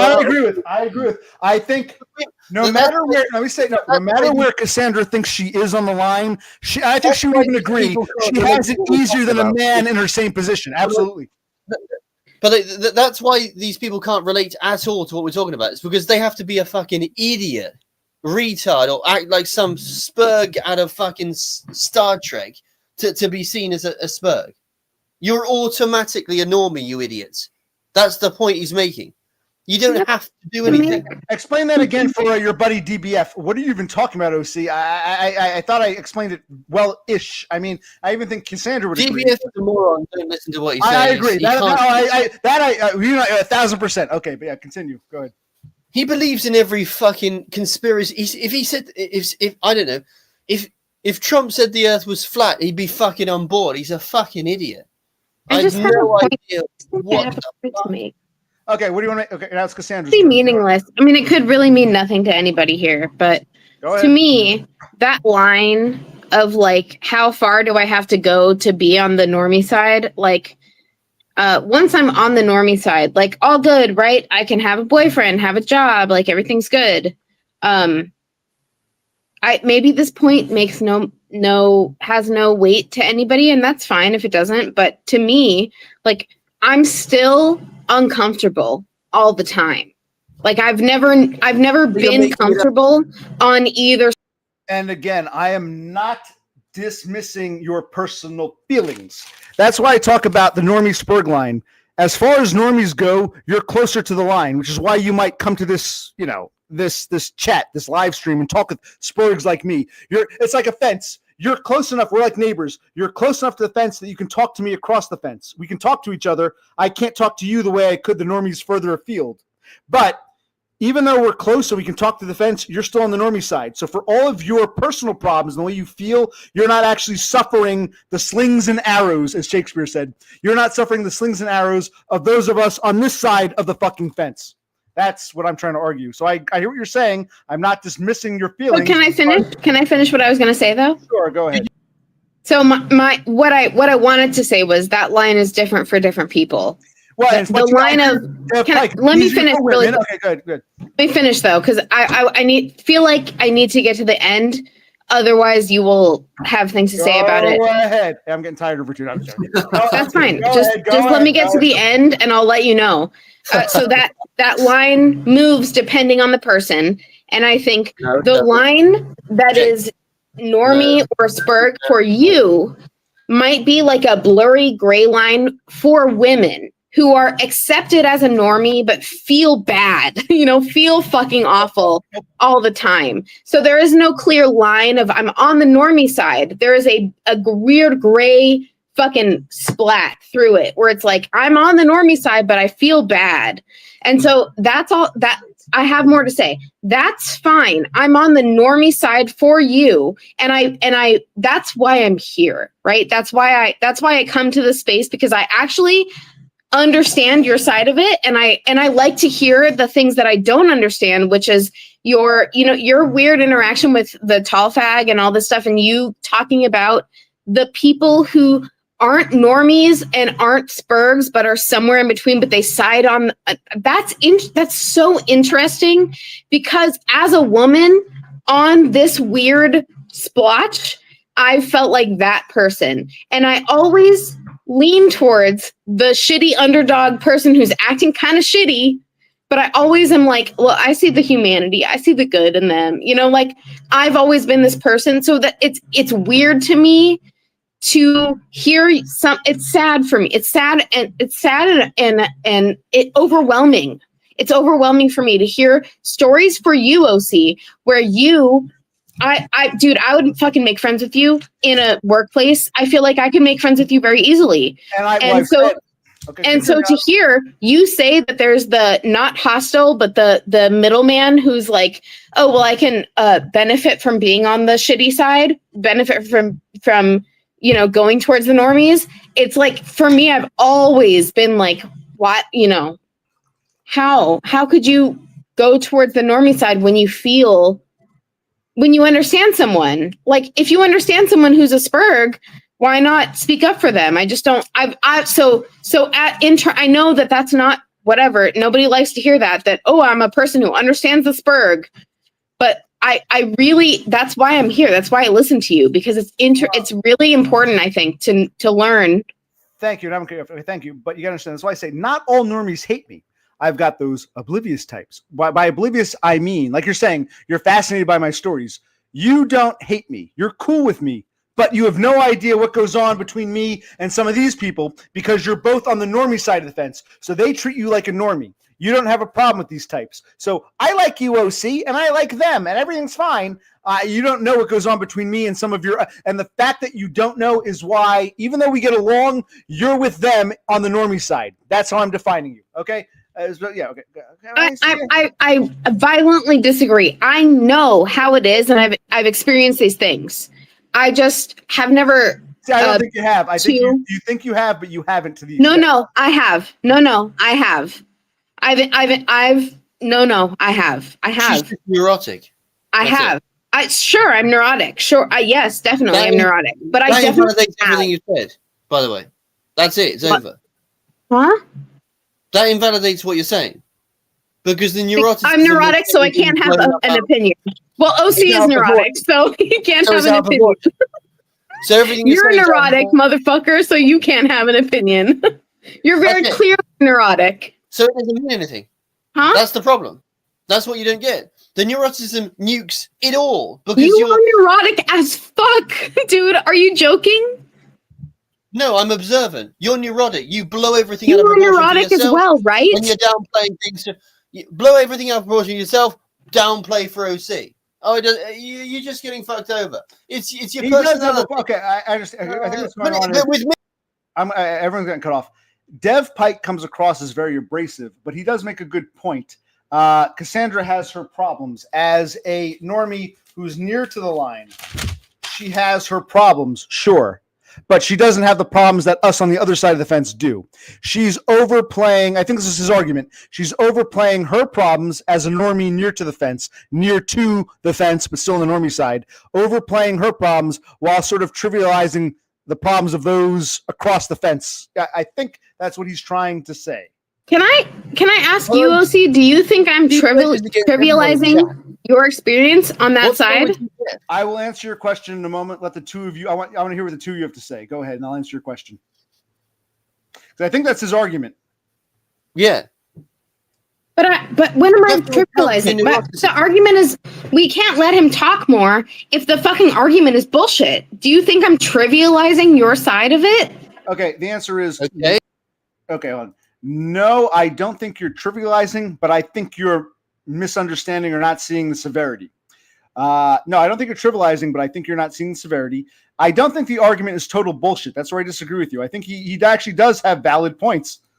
Oh, you think I'm not trivializing, but whatever ... because I think you could still try harder. Precisely. You're blaming his behavior. So I don't think that's the case. You're trivializing the other elements.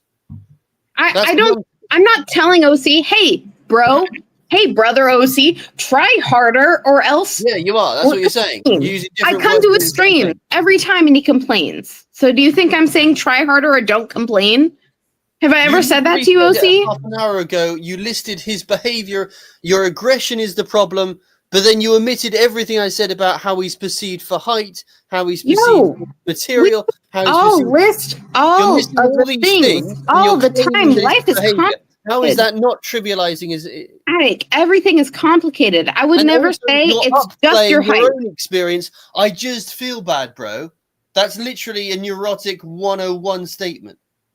You feel bad, bro, but you're not getting punched down like OC. I've been punched down on myself. I'm not talking about those times because I'm not a man, so it doesn't really apply.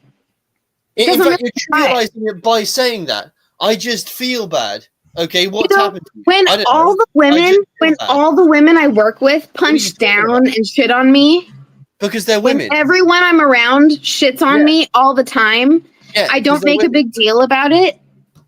So I don't know what it's like to be shit on. Like you don't know me. Do you live my life? I don't live your life. I don't know what it's like to be you. Exactly. At least none of us live each other's lives, so we really can't. But at least I'm going into this conversation saying, yeah, I don't really know the way that OC acts in public. I don't really know the way that blah blah blah blah blah. Like, all right, let's let Tara talk. Tara's not a chance. Go ahead, Tara. You've unmuted me, you idiot. Yeah, I am a moron. Oh, you moved. You used to be the third. Now you're the fourth. You guys shifted. My mistake. Okay, go ahead, Tara. As I was saying, that none of us really know each other's lives to be able to really actually. There we go. We got Dev back on the left. I was going left to right. Okay, you're back on the correct side now. Okay, go ahead, Tara. None of us know each other's lives, and we need to get to know to have this conversation over and over and over again. We're getting nowhere. We don't know what happened to you. We've only heard what happened in your workplace, OT. We've not heard about what happened with the black girl or whatever. We've not heard any traumas that's been Kaz's life. And you know something? We can keep them private. That's the way it should be if you want it to be. But I want to go public, but to me, going public is a video, which is a project, and I procrastinate. I do want to tell these stories. I'm serious when I say that. I know it sounds like a broken record. It's my fault, but I got to do it in video form, and then we can talk about it after you've digested the video. So, okay, I'm sorry. Each one of us has our own stories. We all have our own story, but yeah, but I mean, some of our stories are more out there than others. And when you've had, with me, had it been one crazy story, I could dismiss it. When I've had like 3 or 4 crazy stories and other people have had 0 and they can't even relate and think I'm lying or I'm crazy, that's when the differences come in. So yes, what you're saying is true in a general sense, Tara, but this is where I agree with Dev Pike. You're missing that bigger picture because you're still on that normie side of the fence. I had a bad experience once. Well, try having 5 or 6 10 times 10. That's what I'm getting at. That's where I agree with Dev Pike. So I'm going to unmute him and Cassandra. All right, what's going on? I think David, the same amount. Triggering normies. That's what I think. That's why you have these experiences. Yeah, I'm sorry. You said what? You got to repeat. I didn't hear you. I have these experiences. What about normies? What? Repeat that one more time. I think you're great at triggering normies in real life. Oh, right. That I agree with. Oh, yes. I'm very good at triggering normies. Absolutely. Also, look at Matt Destroyer in the chat. He's gone off. He hates everyone. Well, he doesn't hate me. What's his problem? He's right. Well, he's right. I am an argumentative cunt, but I didn't start out that way. He's saying you're an argumentative cunt. That's why people hate you. No, other way around. People hate me. And there's an old song by a great American. His name is Alice Cooper. It's a man, Alice Cooper, and it goes, I'm going to sing this, put that on your list. I'm going to sing real quick. I used to be such a sweet, sweet thing till they got a hold of me.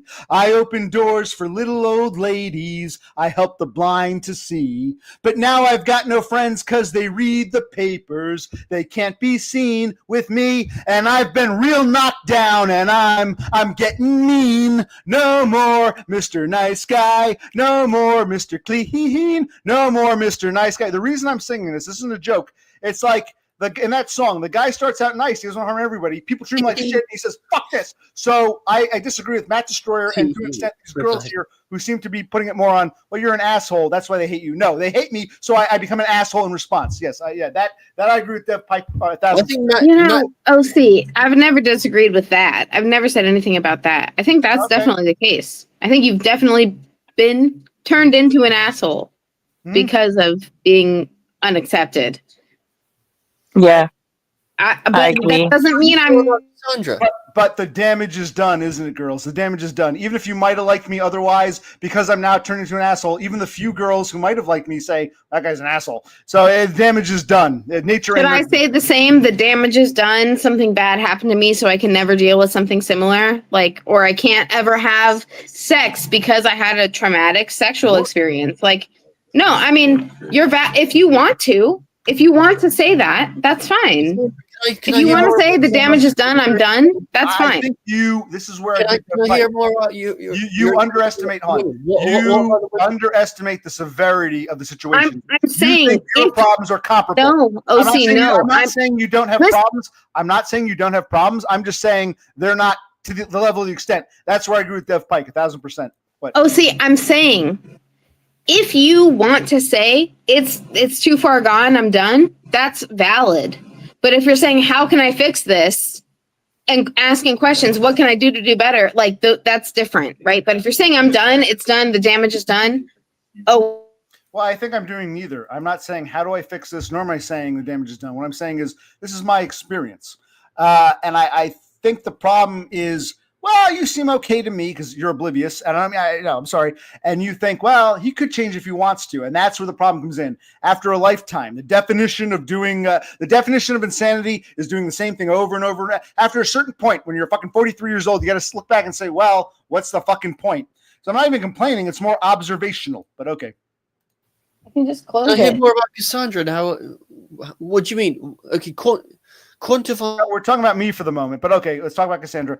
All right, he wants to simp for the girl. Cassandra, he wants to ask you a question. What is Cassandra's experience, which is analogous with OC's about being punched down? What is your experience that's analogous with mine? Is what he's asking. With women, you said that you're at the bottom of the totem pole and they're punching down on you. Go on then, explain that.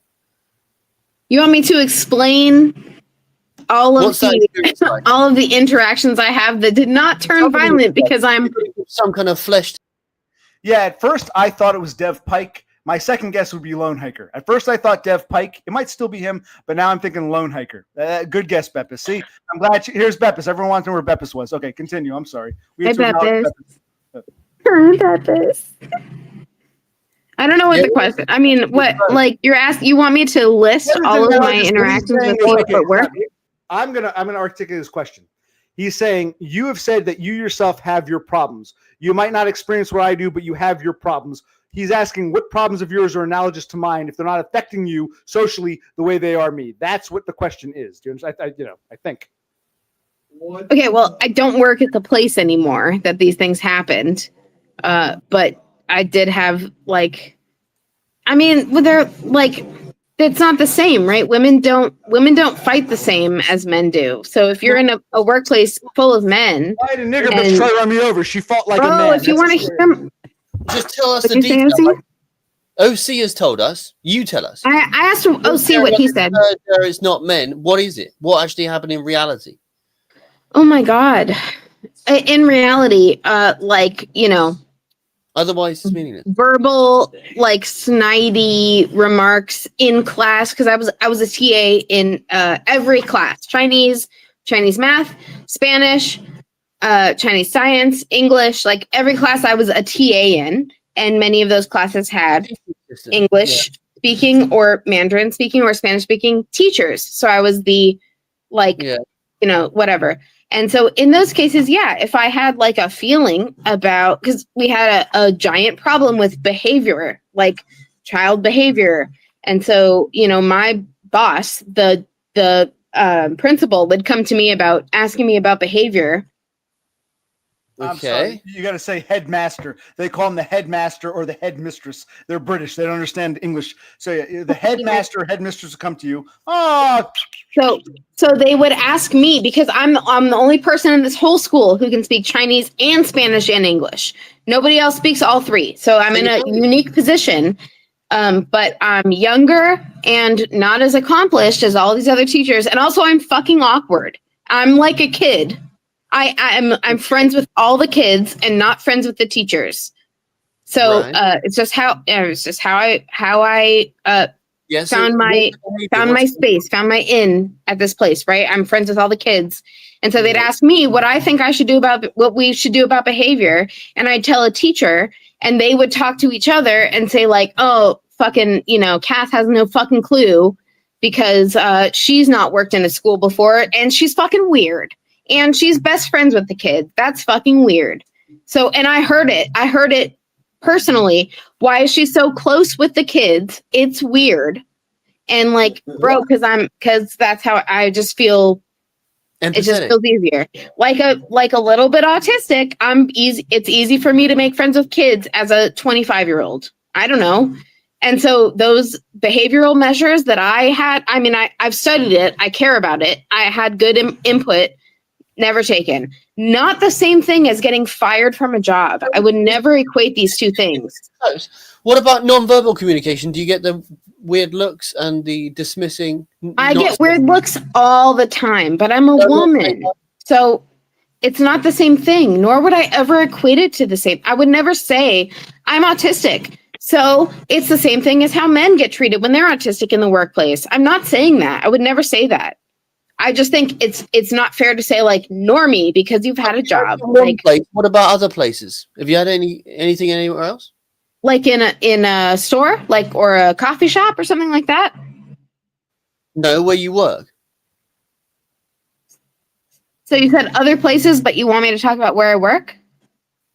Yeah, other places of work. Have you had any other shit? So I worked at like a TJ Maxx one time, and yeah, I had I mean, I'm good enough customer service. I can fake it. I can fake it. That's the thing. Women are taught to fake it from a really young age. I would never equate my experience trying to fake it to be a normal, storefront facing woman to the same thing as an autistic man. It's just not the same thing. You're not taught how to fake it forever, your whole life from growing up. So I wouldn't equate it. I'm joking. But yeah, I definitely felt uncomfortable doing it. And I felt like I was faking it the whole time, but I didn't get fired. I did well. I did well. I can do well in workplaces. Interactions with your colleague. What'd you say? That's where the problem comes in, Cassandra. And that's what I talk about. I'm not saying you don't struggle. Like I said, you're near the fence, and so, but you're still on the normie side. If you were on the other side of the line, all the effort in the world, not only would you feel the struggle, I understand. It wouldn't pay off. That's what I'm saying. Yeah. I would never say what you're talking about is like meaningless or doesn't have as much weight as what you're saying. I agree. That's why I'm here, right? That's why I hang out. That's why I like you. That's why I listen. That's why I care, right? Why would I be here if I didn't agree with most of what you say?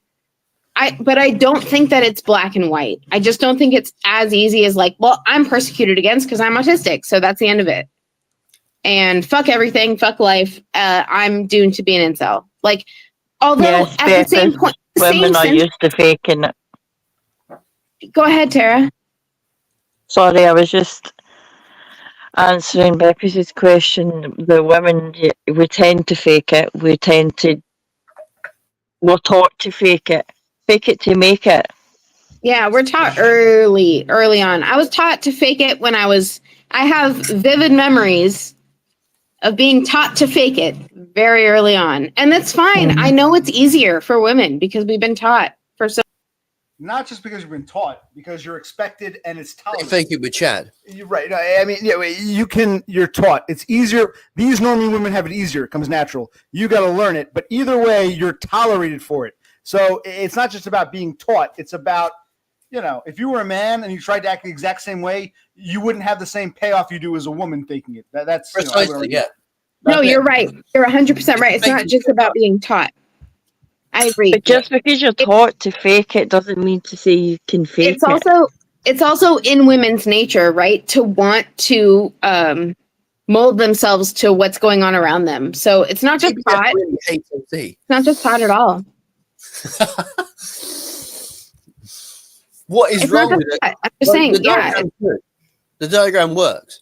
Yeah. It's just The diagram is silly. I tried to come up with one and it wasn't even close.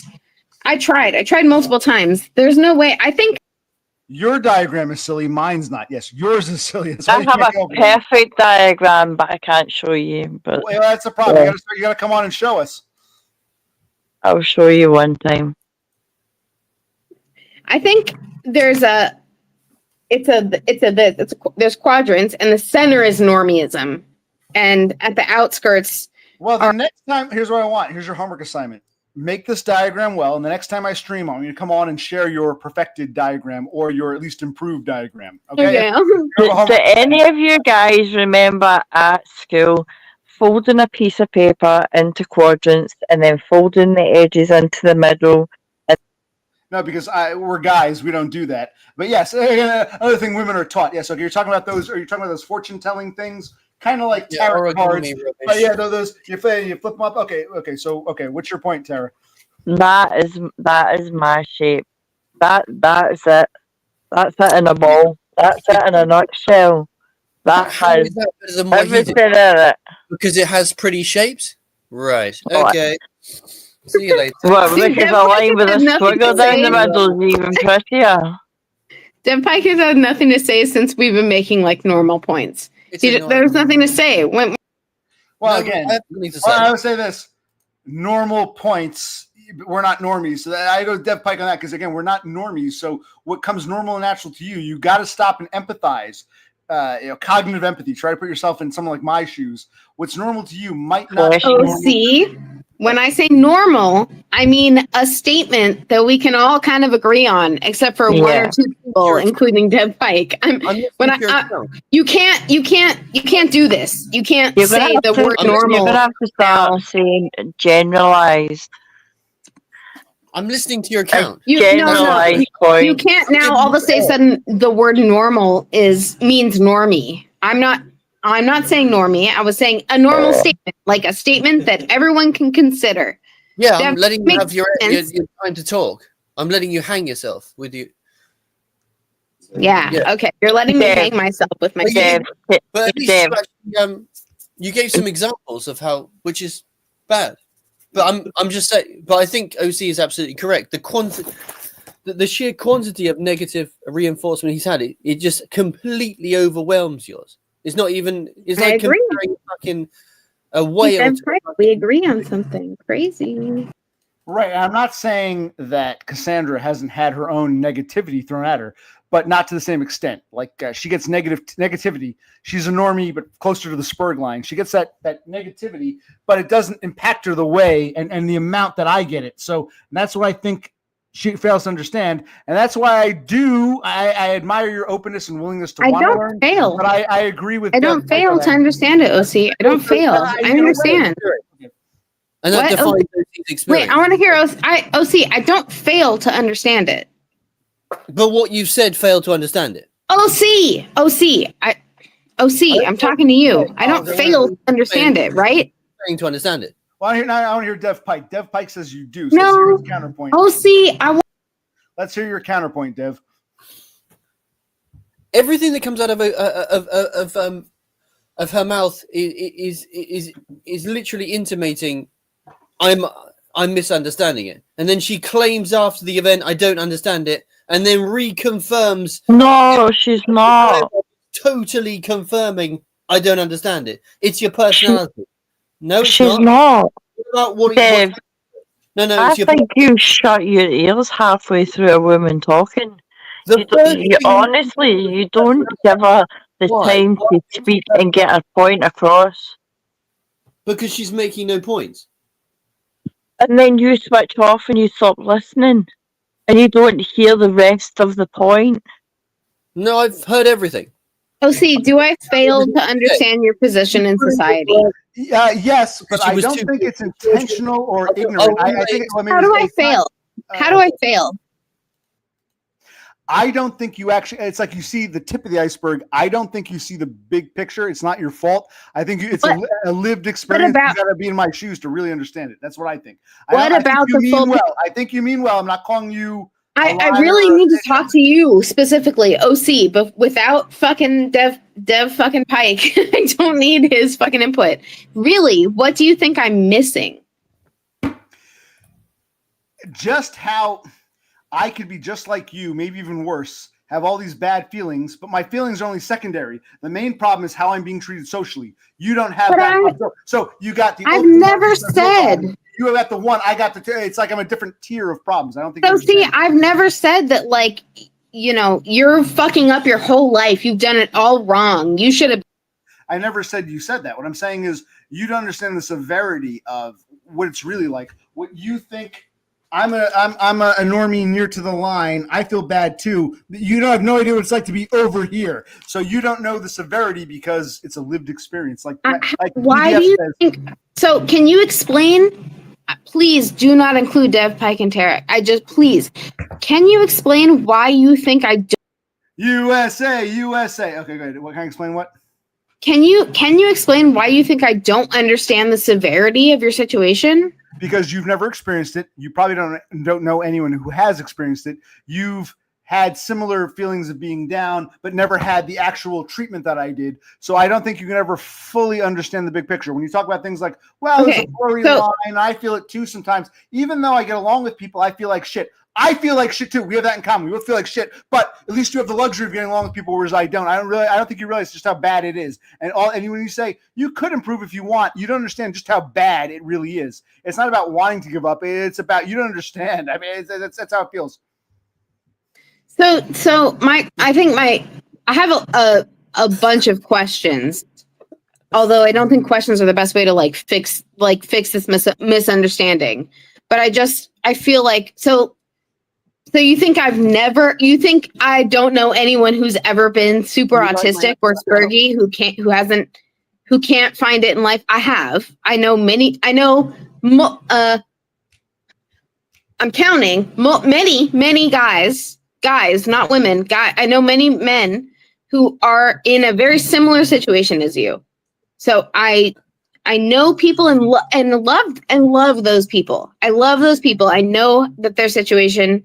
I understand how they got there. I know that they're outcasts of society, don't have women, are old, quote unquote old. I'm not calling you old. I'm just saying older than they should be to find a mate or whatever. All of these things. I know. And that's not, finding a mate isn't even like the top of my problems, but okay. That's fine. Yeah. If that's not the top of your problems, that's fine. No career, no woman, no car, no house, can't keep a job long, can't keep their family close by. Okay. Right? Is there stuff outside of this? Having randos, and it's not like I'm a drug dealer or a loan shark or a policeman. Random people on the street hate you. Yeah, exactly. I know people. Yeah. I know people who are in this realm, and I love those people. Those people I've known for a long time. I love them. I don't think that I'm normal. I'm not a normal woman. You can't be like, to a normal woman, why don't you understand my perspective? I understand that it's not a normal thing. This is what I'm talking about. I'm not saying you're a normal woman. You're not all the way over here. You've got problems, which makes you think you can relate, but you can't relate the way you think you can. That's how I feel. I'm not dismissing your problems. Unlike a normie, ultra normie woman, yes, you can have some empathy, but you don't fully understand just how deep. You can see the tip of the iceberg. Across the fence, you can see the tip of the iceberg, but you can't see all this shit down here. That's what I'm trying to say. So that I understand. And then I would ask you, on that graph, if there was somebody who was also close. So Spurg and Normie, I mean, you know this is an invalid graph, right? There has to be some other aspects that affect these things. It can't just be Spurg or Normie. There has to be something. There are people who are neither Spurg nor normie. I'm only talking about the Spurg versus normie dynamic, but okay, let's continue. Right, and so I'm saying there has to be something externally that causes the normie to veer towards the Spurgdom, or something that causes the Spurg to veer towards the normiedom. Like, you know that there's somewhere in between that still is valid to talk about. Well, like I was telling Dev Pike, I think if you're a Spurg, but you're tall enough, good looking enough, or you come from money and you live in an isolated environment, yeah, those things can help you. If you're short, ugly, poor, but the same exact mindset, you might be further down this line. So yes, there are things that can bring a Spurg closer to the line, but those are part of the equation, the variables in the equation that we have no control over in life. That's so okay. Yeah, well, I agree with that. That's the whole point. Fully. I agree with that fully. Finally. Right, go ahead, Dev. Go ahead. Dev wants to. I said that earlier, motherfucker. You missed it out. I agreed with it much early on. I agreed with it. No. You still missed it out. No, I didn't miss anything. I agreed with it. Like, I agreed with it and you didn't want to hear it. Well, this face represents doom that I'm talking from now. I didn't hear that. I'm sorry. The face represents doom? No, I can't hear him. Go, Dev Pike. Now? It's you and me. Go. No, it's not me. It's DBF. Well, the picture. Would you go out with a man like this? Would I go out with DBF? I mean, it's like such a dumb question. I'm in a long-term relationship. If I had never met my boyfriend, if I was alone, DBF would be the Is that your question? If I was alone until now? Yes. Yeah, DBF is cool. Like, what? But I can't answer that. I'm not really supposed to even say that, right? Because I'm in a relationship. So what do you want from me?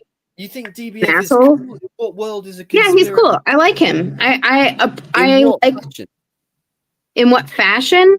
There's absolutely nothing to like. The guy, you haven't seen any of the. Do you want me to answer, or do you want to tell me why I'm wrong before you ask a question? You want to answer for me?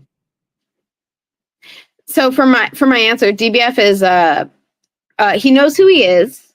He has interests and things that are important to him, and he will talk about them freely with no he feels no shame.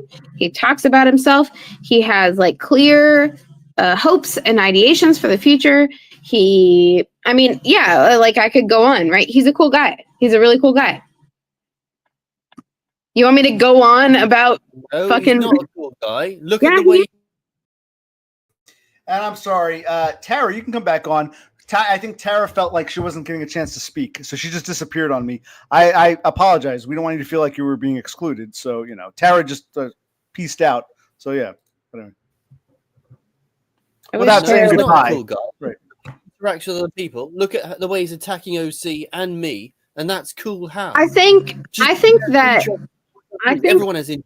I think DBF has trouble in these situations, which are fucking crazy situations, like these online drama.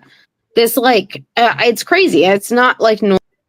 No, here's where I'm going to disagree. No, that's not crazy. Being run over by a nigger bitch, telling the management they're not caring, getting strangled in the liquor store, even getting the guy shoving you in front of the manager and the manager firing you, having a tall fat threaten you. That's crazy.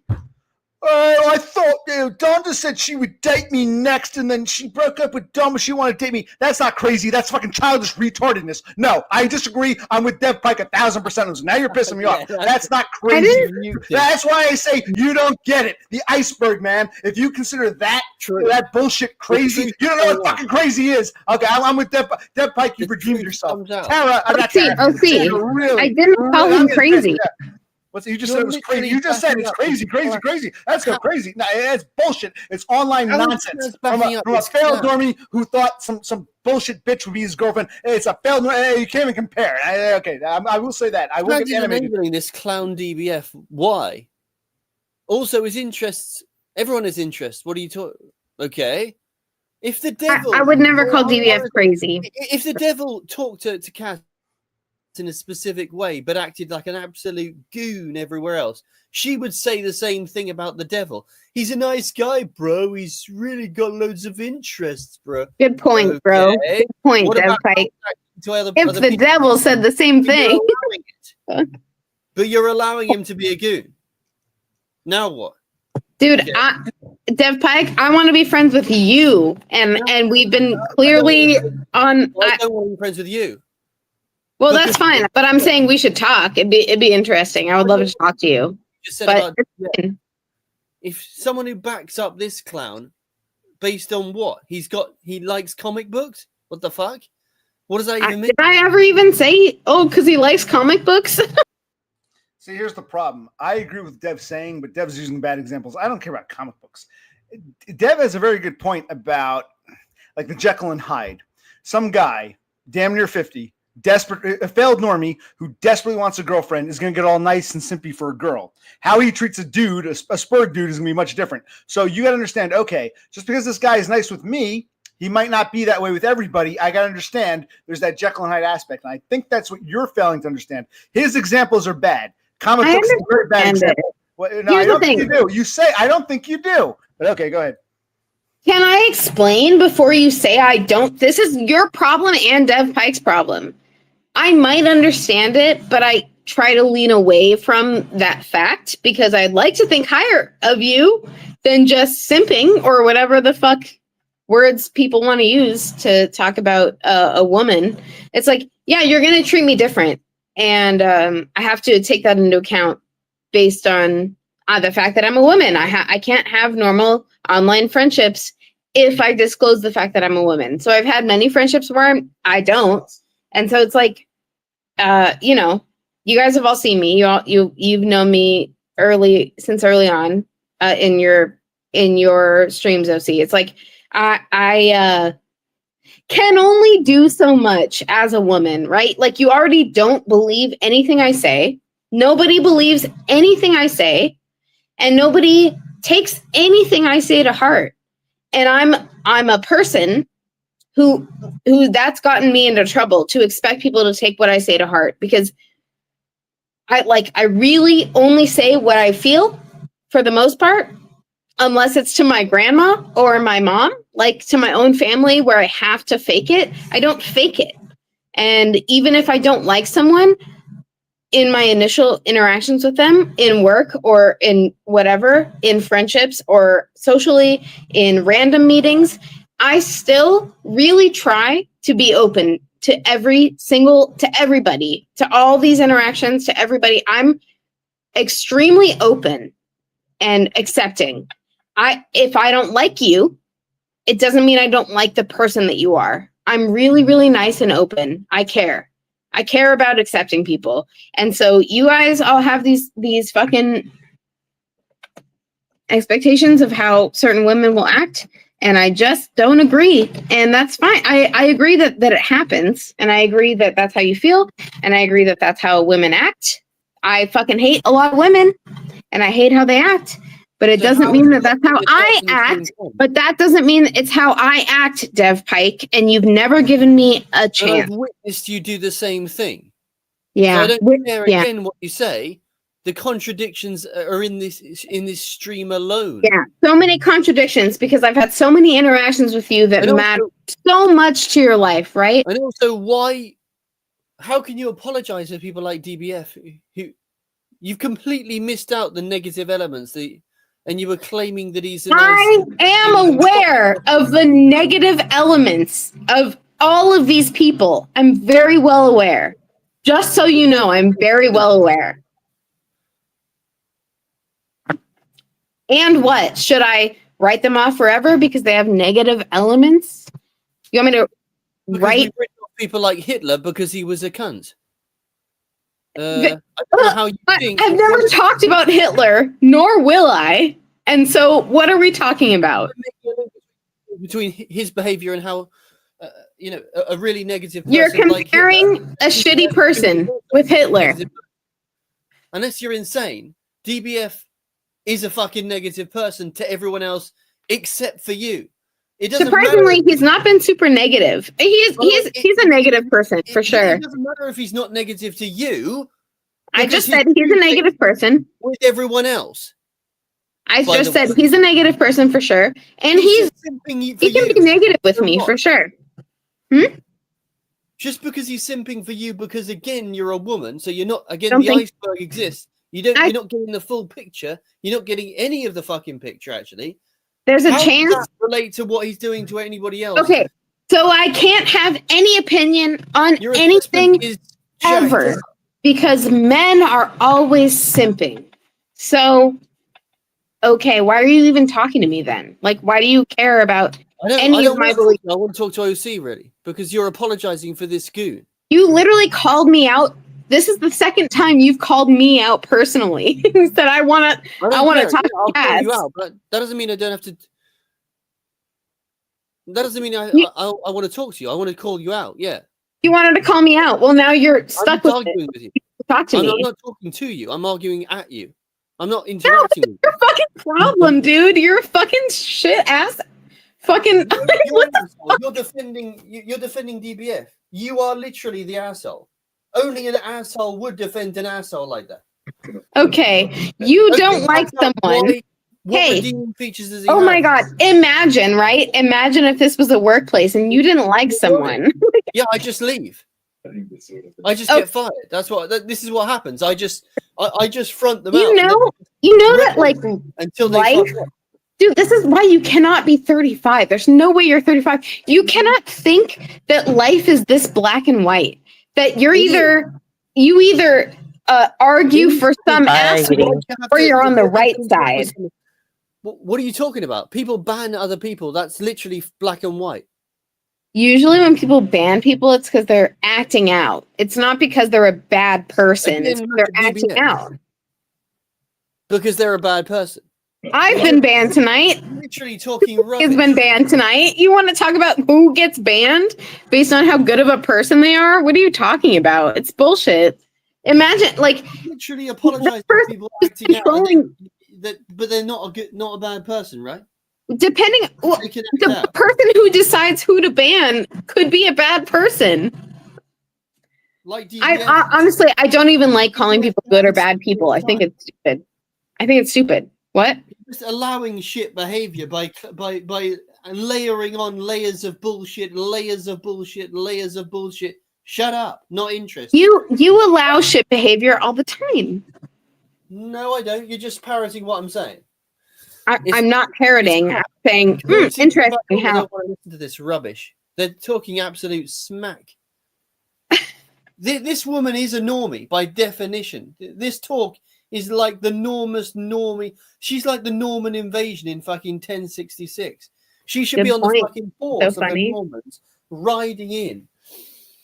I think we should eject the fucking Normans. Back Really to fucking good. Normandy. Yeah, really good points. Awesome points. Now apologize for DBF even more. Yeah, let's hear you apologize for his behavior. He's great. So is he a pope now? So everything he does or is ordained, yeah? But the problem is, if you look what he does, he's an absolute cunt. He's a cunt. to Then, Pike, everyone do you that see doesn't- like the problem with the way this argument is going? Like, do you see the problem with how you're acting and like how it's getting shit unreasonable Someone's on your shit. account? Everyone else, apart from you, doesn't make them good. That's it. You're dead on that alone. Sorry, You're- everyone else apart from me doesn't make it good, so I make it good. Manson was nice to me, bro. Wait, what about the other things he did? Oh no, it doesn't matter about that. No. I'm not about how he's nice to me. I'm talking about the things that he said to me about himself. So not about how he's treated me, but about what I've heard about his inner feelings. Absolute crap. Go back to fucking Seymour Butts. I'm not interested. Could OC come back on? I'm sure he can. Deb, can I ask you another question? Go ahead, Tara. Let's hear it. What was the last thing, the last job that The last job I had was a don't give me a bullshit. Motherfucker, I'm like, trying to think of my words while I say them. What But was the I'm in last the job job that now. fucked you over that badly I that am you literally cannot in I want to comprehend? hear Dev Pike's stories. Can I'm sympathize. in the job now, so that doesn't work. Punching down. Dev Pike, what was Oh, the you're a last job that condescending Implication is child. garbage Honest again. to God. Your implication is garbage again. Stop punching What down. application's that? I'll just What? punch back on you. Oh my god. What application is please that? help us. I think Dev Pike is too far, too gone. I don't think it's possible. Nurses aren't nice, bro. Nurses aren't nice, bro. I also think Dev Pike snorts Tally. I've heard you sniff a few times there, and don't tell me that's a cold either. What? Can you say I've that heard- again? Who? No, it's okay. He heard me, and that's all that needs to be heard. I What didn't sh- understand it, but I think it's something negative about Dev Pike, which I'm It's okay with. Down. That's all you got. It's crap. Dude, the problem is like Dev It's Pike, like you have crap. like normal I've thoughts. heard you sniffing online. You done it the other night as well. You speak at 100 miles an hour. Your brain is whizzing, and you tell me She's you're making- not on any medication. You don't have Yes. ADHD. Tara, I think either he's trolling or he needs medication. I think that's the answer. I don't know what else to say. Like, there's no way to communicate with you, Dev Pike. That is sane and comfy or normal or even palatable in any way place unless you're a little different. You got to be a little different than how you are. And I'm not saying like fuck you, Dev Pike, you're the worst. I'm saying like you need something to change with how you interact with people because No, it's I just don't not think it doesn't work. You out. It's This is not what- just interacting with women. It You doesn't can't work. interact Nobody, with women. All women are nobody's acting, chill. all women are acting like you're acting. OC That's doesn't like how you are either, dude. Oh, I mean, yeah, he agrees with some of your points, which so do I. Like I've said, so do many people. Like we've all said, it doesn't matter if we agree with your points. You talk like shit, OC like you make it No. impossible to talk to you. No, it's impossible to gaslight me. No, That's- it's impossible No, to no. talk to you. You're Mhm. gonna gaslight me, I'm just punching you back. That's what you don't like. That's just I'll just keep- narcissism telling us we're gaslighting you. Possible Also- to talk to you. You use the word gaslighting Also, like OC is like a narky. fucking flare, like a Also, save OC me. is narky, so he doesn't like anyone. That's the reality of it. So his barometer is I don't care if OC likes me or not. OC, He's do a you like self-confessed Tara? narcissist. OC, Saying OC, doesn't do mean you like sloth? OC, No. do you like horsehead? OC, do you like horsehead? Have you heard Sloth's comments? It depends what day it is. Or she can like me on one day and absolutely despise me on another. But we're getting there. We're making progress. Yeah. Where is OC again? He's here. He's just listening, probably. He's probably laughing. Yeah, probably because I want to hear I want to be in I conversation. know we're all Awesome. on here to talk to OC Dev Pike. This There's is where something we're. I would love to send this video to a psychologist. Me too, dude. Oh, Dev Pike. This is why we're all here, right? We want to hang out with OC, but then he does this thing where he dips out. Vanishing act. This is why I get upset every time I call in. I want him to be here. This is why I call in to hang out with OC, to talk to OC. So we're on the same page. I wouldn't take offense to that. I need a one-on-one with Horsehead. I want him to explain how wrong I am about things. I gotta pee. So you guys are. You Oh, guys gotta Lord. get. You gotta get OC back.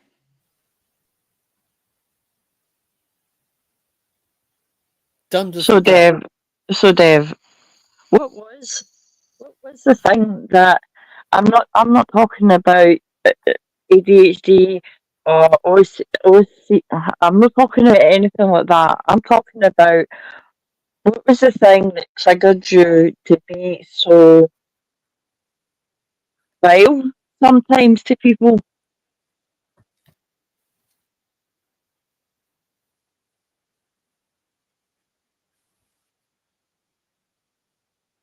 Yes? No? Maybe? Have you left the chat too? All right, I'm back. What's up? Okay, I was listening to some of that. I'm back. You want to talk to me? What's everyone up to? Yeah, Dev Pike. What was your question for Dev, Tara? I just wanted to know why he just feels to be, he feels that he needs to be so vile to people sometimes and call them morons and retards. And, you know, that derogatory language doesn't do anything for anybody's self-esteem. I mean, we're all four of us are feeling pretty shitty low. We've been put in categories that we don't need to be put in because we don't really know each other. Yes, you got autism and all the other stuff on your list. You've been given that by a doctor, but there's people that haven't been to doctors, and we're all trying to deal with daily life as the best we can, the best masked way we can. I just wanted to talk. I want to get to know what caused Dev Pike's meltdown every time he comes online. Well, okay, so you're asking why Dev Pike is so abrasive. All right, let's ask him. Dev, they feel you're being abrasive. Do you think you're being abrasive? What is your, how do you, you know? Why would you ask OC how abrasive I am? That doesn't even make sense. That's the kind of because I asked you when Cass went to the toilet and I didn't get a reply. I'm abrasive because of this normie narrative that you're perpetuating right now. The normie narrative that we discussed before. I'm not giving you a normie narrative. No, what this is you're not aware of how you act, which is in the same line as these normies that OC is talking about. You're literally myself. I don't know how I act. You can't give me an opinion on me. As I was saying, none of us know each other. You're literally saying the same shit. You're literally saying the same shit over and over again. God, which is what I told you half an hour ago. The same. Not interested. That's why I'm so argumentative. Not interested. Also, DBF does the same thing. Are you interested in getting to know any one of us? Because if you're not, please go away. Because you're not doing any of our self-esteems any good. You just rip into us constantly, even when we're on your side, but you can't see it because you're talking that fast. Yeah, because you're punching down on them. Okay, well, Tara, when were some of the times you were, let's give some examples. When were some of the times you feel you were on Dev Pike's side? Go ahead. I've been on his side as much as Kaz has been on his side. Like with what? Be more. No, you.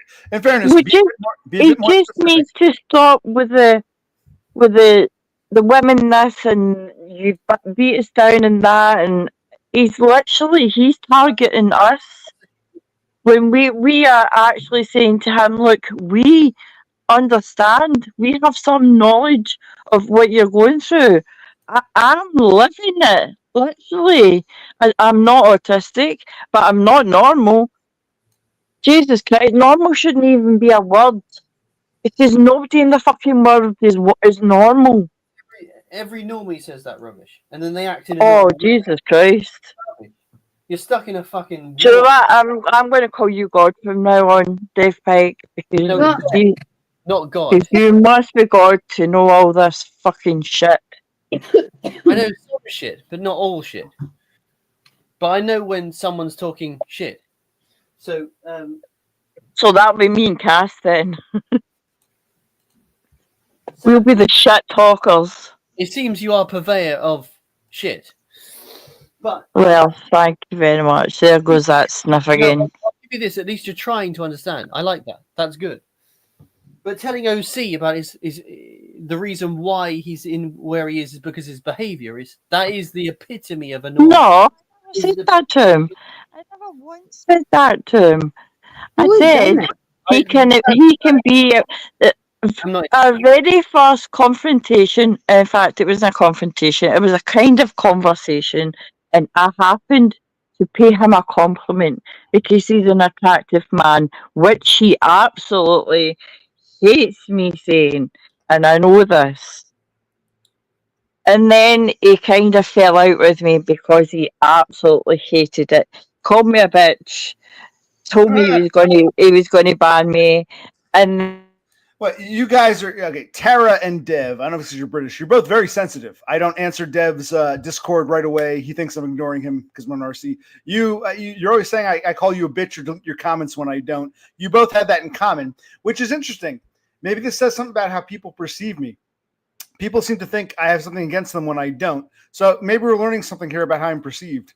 So England and UK is not an option for me to fly away to. well, I didn't know Well- Tara was simping for OC. Interesting. So Tara wants to go out with OC. Do you want babies? How many babies do you want with OC? 1 or 2? why Right. do you have to belittle what I'm saying? What I'm saying is our first interaction with each other didn't go too well. And then I came back, and then there was another kind of to do where I left again because I didn't want to say things that, like, I didn't fully understand at the time.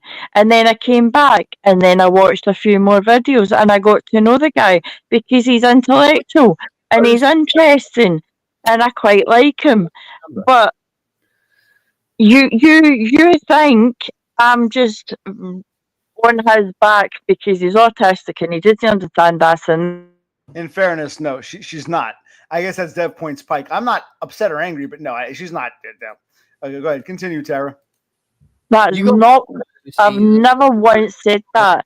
And there was one time I said we were having a conversation, and he says to people, "Do you think I'm autistic?" And I said, "Yes, you're definitely autistic." And he misread my conversation, and he went off on one, and he's like, "Oh, you know nothing if you don't think I'm autistic." And that's when I left Yes. because I didn't want to get into something where I wasn't ready. I didn't have the words to say at the time. And then I came. So, stop a minute. This is we agree. Horsehead is a normie and Tara's a normie. Normies are often put off by me, and I guess these folks gave me a chance. But first impressions are everything. Yes, you're correct, F. Pike. Normies hate me, and that's what I don't think Cassandra understands. Cassandra, you might struggle and feel like shit, but normies don't hate you flat out. They hate me. Hate me. Not all of you people, but a lot of you people hate me flat out. Thank God some give me the chance. But you see, both Tara and Horsehead are admitting they had to give me a chance. Their first impression was, it's not just this guy's not for me. It's I hate this guy. And then it became, well, okay, maybe I can tolerate him. Yeah, what? Well, go ahead. Okay, I'll give you some information. I'll give Please. you some info. It's Cassandra's turn. Go ahead. Let me speak, sir. OC. Go ahead. I have never said anything against what you just said. I've always why. It's like, why would I be here? I don't know. Why would I care? Why would I care so much? Why would I be here? Why do I like these streams so much if I don't like understand you? I just don't. I don't appreciate the lack of mutual understanding. Like, you just think, why? I mean, why? Why do you think I don't understand? You want the honest answer? You want me to give you an honest answer? Can I give you an honest Sure, answer? give me your honest answer. Why do you think I don't understand you? That's. I was going to tell you why I think you come around.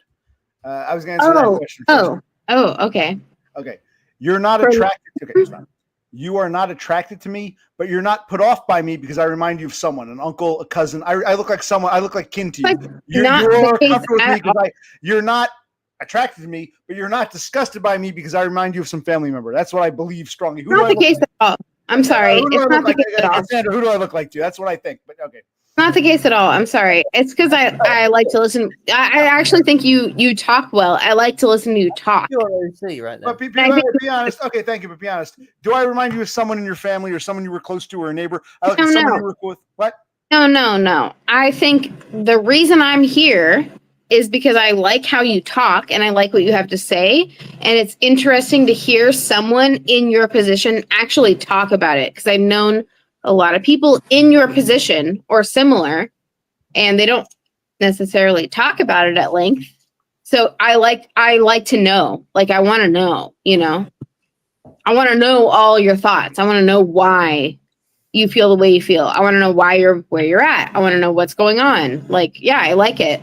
I feel the same way about fucking dumb bitches, dumb normie bitches. Like, I feel the same way. I want to know why they're doing what they're doing, why they're where they're at. Like, I like it. I like. Well, do you want to know why? People I don't necessarily connect with I just do. Well, you don't connect with Dev Pike. Do you want to know how Dev Pike thinks? I'm trying to play devil's advocate here. I would like to know how Dev Pike, where Dev Pike comes from. I would love to. Yeah, me too. I would love to one-on-one. I would love to talk to Dev Pike. No gaslighting, Dev Pike. I would do it. I would just listen. And also, you downgrade yourself, thinking that nobody finds you attractive. You think that Cass could possibly never find you attractive, and she must see you. I'm not here looking for a girlfriend, so is it? Do you find me attractive? We can be honest. No, Cassandra's even said you don't find me attractive, and that's fine. No, wait. Upset, but you've said that. I'm not mad, but we can be honest. So, see, you think Cassandra doesn't think you're attractive? She doesn't. And that's fine. I'm not complaining, but that's true. I look like she's not attracted to me, but she's comfortable with me because I look like a cousin or a relative or an uncle or something. I 1,000% convinced. Please let me speak for a second. Holy fuck. Jesus. You're a normal looking guy. You're a normal looking guy. Yeah, you're a normal looking guy. But see when you shaved and you took your hair off, looking guy. You I would never give it a second thought. I'd be like, yeah, normal looking guy. But again, we talk about equations. Maybe if I were a normie, I'd have some fat, frumpy girlfriend right now. And I'm not even complaining about not having a girlfriend. That's the least of my problems. But yeah, it's an equation. So part of it's my height, my face, my spurgness. If I were a spurg but I was 6'4", my height might compensate. If I look like this, but I were a total normie, if I were like way over here, yeah, I'd probably have some like, chunky girlfriend. So it's all part of that equation I talk about. So whether or not you think I'm a normal looking guy doesn't matter because I'm not good looking enough or tall enough to compensate for my spurgdom. And yeah, my spurgdom is definitely, I've always said it's the equation. It's part of looks. Being a spurg is part of looks. People pick up on it. It's part of how you look. So it's not even attraction, getting a girlfriend. It's how people treat you socially. So it's part of the equation. So whether you think I'm a normal-looking guy is irrelevant. Are you hearing me at all? No. I never said you were an, in quotes, normal-looking guy. When you had your hair cut and you cleaned up, you are an attractive guy. And you cannot handle hearing that. I don't want to be crude, and I'm not coming on to you. I am not dumb. I am not destroyed by foids. I'm not going to get, I got a girl in Scotland. It's a very truthful question. I don't mind your answer, but I want you dead on serious. You say I'm good looking. Would you have sex with me? And I'm not even trying to be crude. I'm not trying to get with you, Cassandra. I'm being dead serious because telling me I'm good looking is meaningless. My aunt, when I'm a little boy, my aunt comes over, my auntie, as you call them. Oh, you're so handsome. You're so handsome. Yeah, that's great, but I'm not going to have sex with my aunt. So just because someone says you're good looking, and I'm not trying to be crude, but no, you don't find me attractive. And I'm not complaining. I'm just saying, I don't like the patronizing. So you don't really understand. It's not patronizing you. Do you know something? Yeah. It's true. No, it's Tara, don't say I'm good looking. If you don't find me attractive enough to spread your legs for me, then I'm not good looking. So enough with the patronizing. Oh, see? I'm not patronizing you, and yes, I would have sex with you. Wow, I'm flattered. You're the first woman. I gotta go to Scotland. I'm joking, but you're the first woman to say that. I don't know if it's entirely honest, but what? How's his fang going? I can't say anything. I'm in a committed relationship. Other women would. I'm not destroyed by voids. Oh, I'm on the next plane to Scotland. No, but I'm not trying to get with you. I'm asking serious. Would I be a potential sex partner? Because if the answer is no, it doesn't matter if you think I'm good looking. If I'm not a potential sex partner, then the point is moot. But she's already said yes. If we lived in a world where we were in the same country and you were definitely available, yes, would be that answer. Jesus. She said yes. Maybe Scottish men are incredibly ugly. Okay, maybe I should move to Scotland. Okay. She said yes. No, dude, I think an attraction. Yes. An attraction in you and the person that you are. It's not your height. It's not your weight. It's not your this. It's not your that. I'm attracted to the person that you are, and yes, I would have sex with that person. DBF is spinning in his grave. He can't get any of this for love or money. Well, that's the next question. Is Tara a total slut? She'd fuck anybody, or who would you rather? If you have to have guns to your head, you must have sex with one of us. You must have sex with one of us, but you must have sex. You can't say yes or no, but you can't have both. Would you rather have sex with OC or destroyed by voids? Now I want the ego to come out. I want my ego to be flattered. Be honest. Would you rather? Listen. Matt and I are friends. Matt and I know where each other stands, and we are friends, and that is it. Okay, you and DBF are just friends. Okay, so you think he's uglier than me? I feel flattered. Finally, so okay, good. It's nice to have Dumb and Tara fighting over me. So picking over DBF. Yeah, okay. Horrible. You can't do this. He deserves this shit. It's so fucked up. You cannot ask that kind of thing. Well, I'm a Spurg. When you're a Spurg, you certainly can. Yes. Okay. It's funny. I'm laughing. He's absolutely nuked. It's funny. I wish I wasn't laughing. It's a funny question. Oh, this is Donna 2.0 for DBF. He's been fucked up. Wow, jeez. Okay, hey, it's harsh, but yes. I gave him lots of compliments, and they kept disappearing from YouTube. They kept just disappearing. This is why I thought he was. I swear to Christ, I did not delete a single one of your comments. I don't delete comments. If you posted it, either you deleted it or YouTube did or whatever, or you never posted it. I do not delete comments. I swear by that. Okay. But you know something? Maybe that's why she's attracted to me. Maybe that's why, because I treat her like shit. They say women like it when you treat them like shit. I'm not saying I agree with that. Stop downplaying it. You just like the question was asked. The question was answered. Like Winky. Why do you think that DBF can't get a Donna? Tara. Good question. Why do I think DBF can't? Okay, the question is, okay, Donda doesn't want to have sex with DBF. She'll have sex with Dumb, but not DBF. Apparently, Tara Norquoy will have sex with me, so she says, but won't have sex with DBF.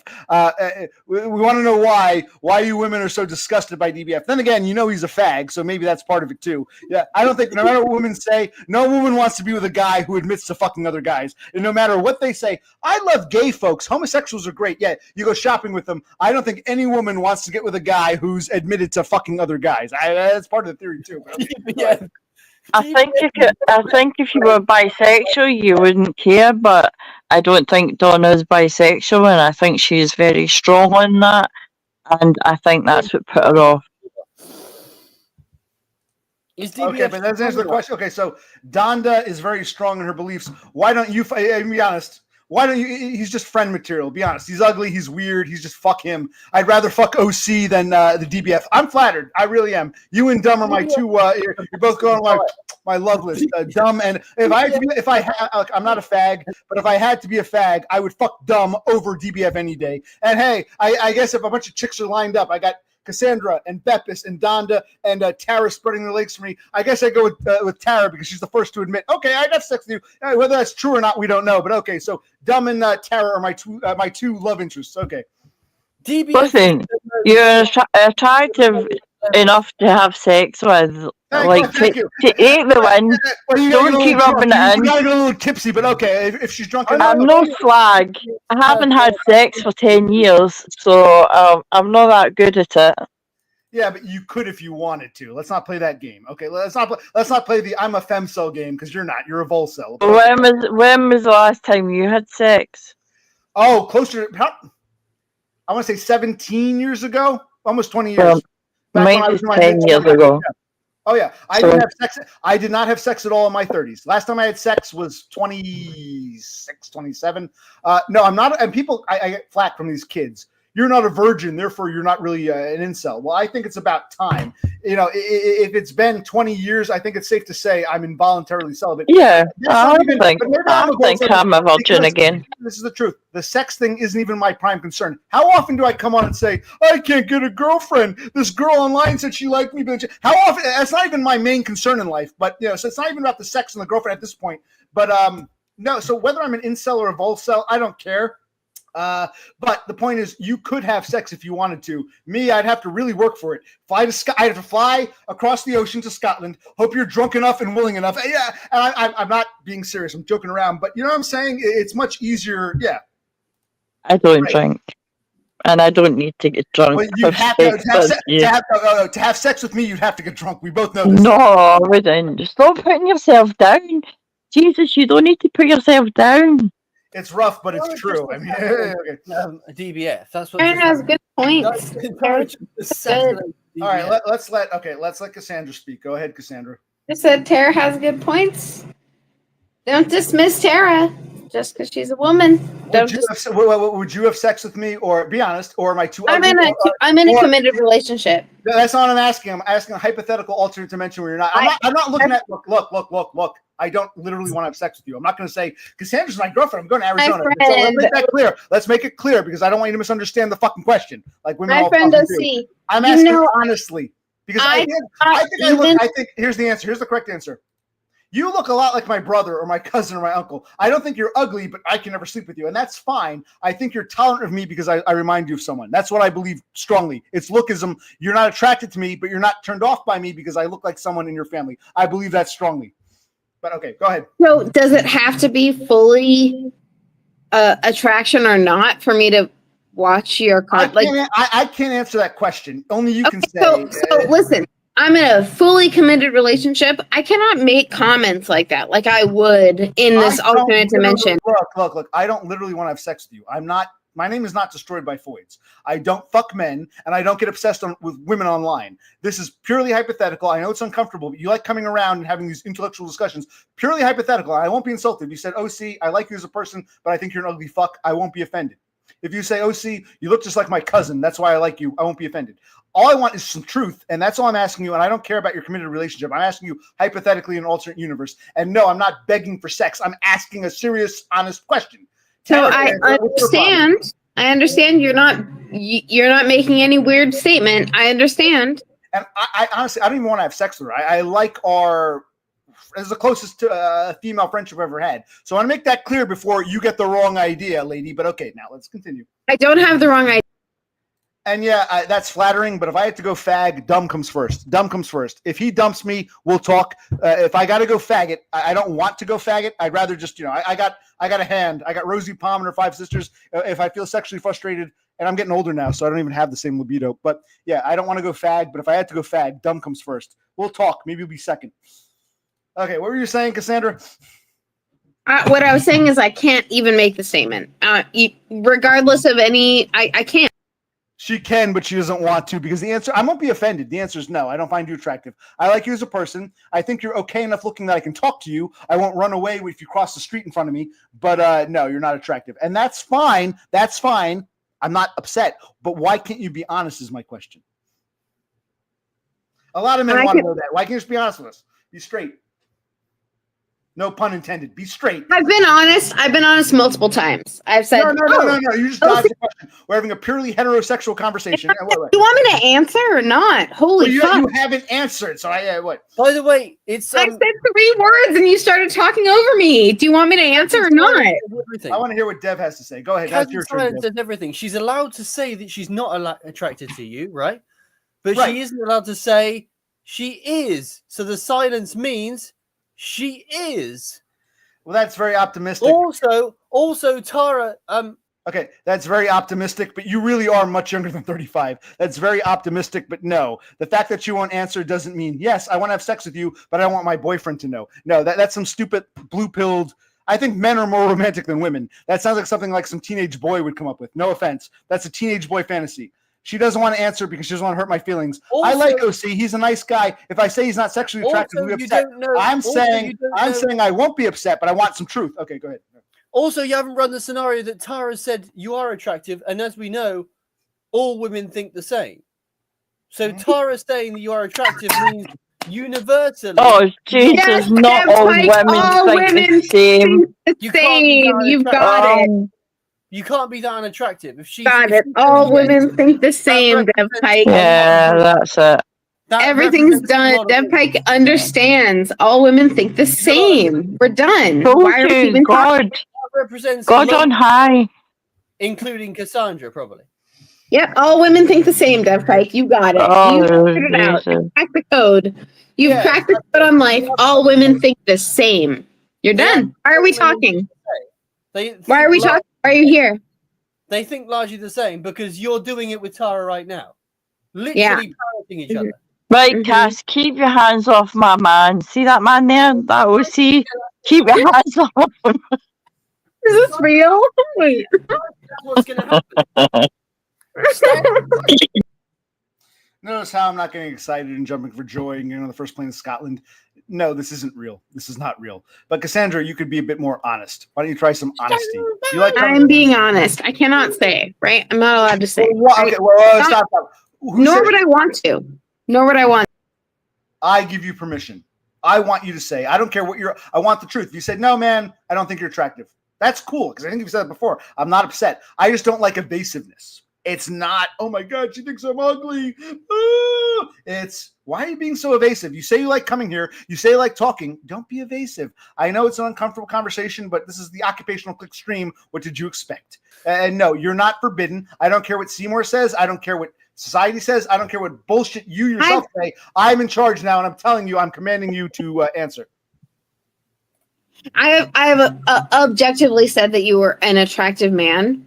At least That doesn't answer the question. I'm not going to be offended. I just want truth. I'm offended by the lack of an answer. That offends me. If you said, oh, see, you're an ugly fuck, I'll be your buddy, but I don't want to have sex with you. Cool.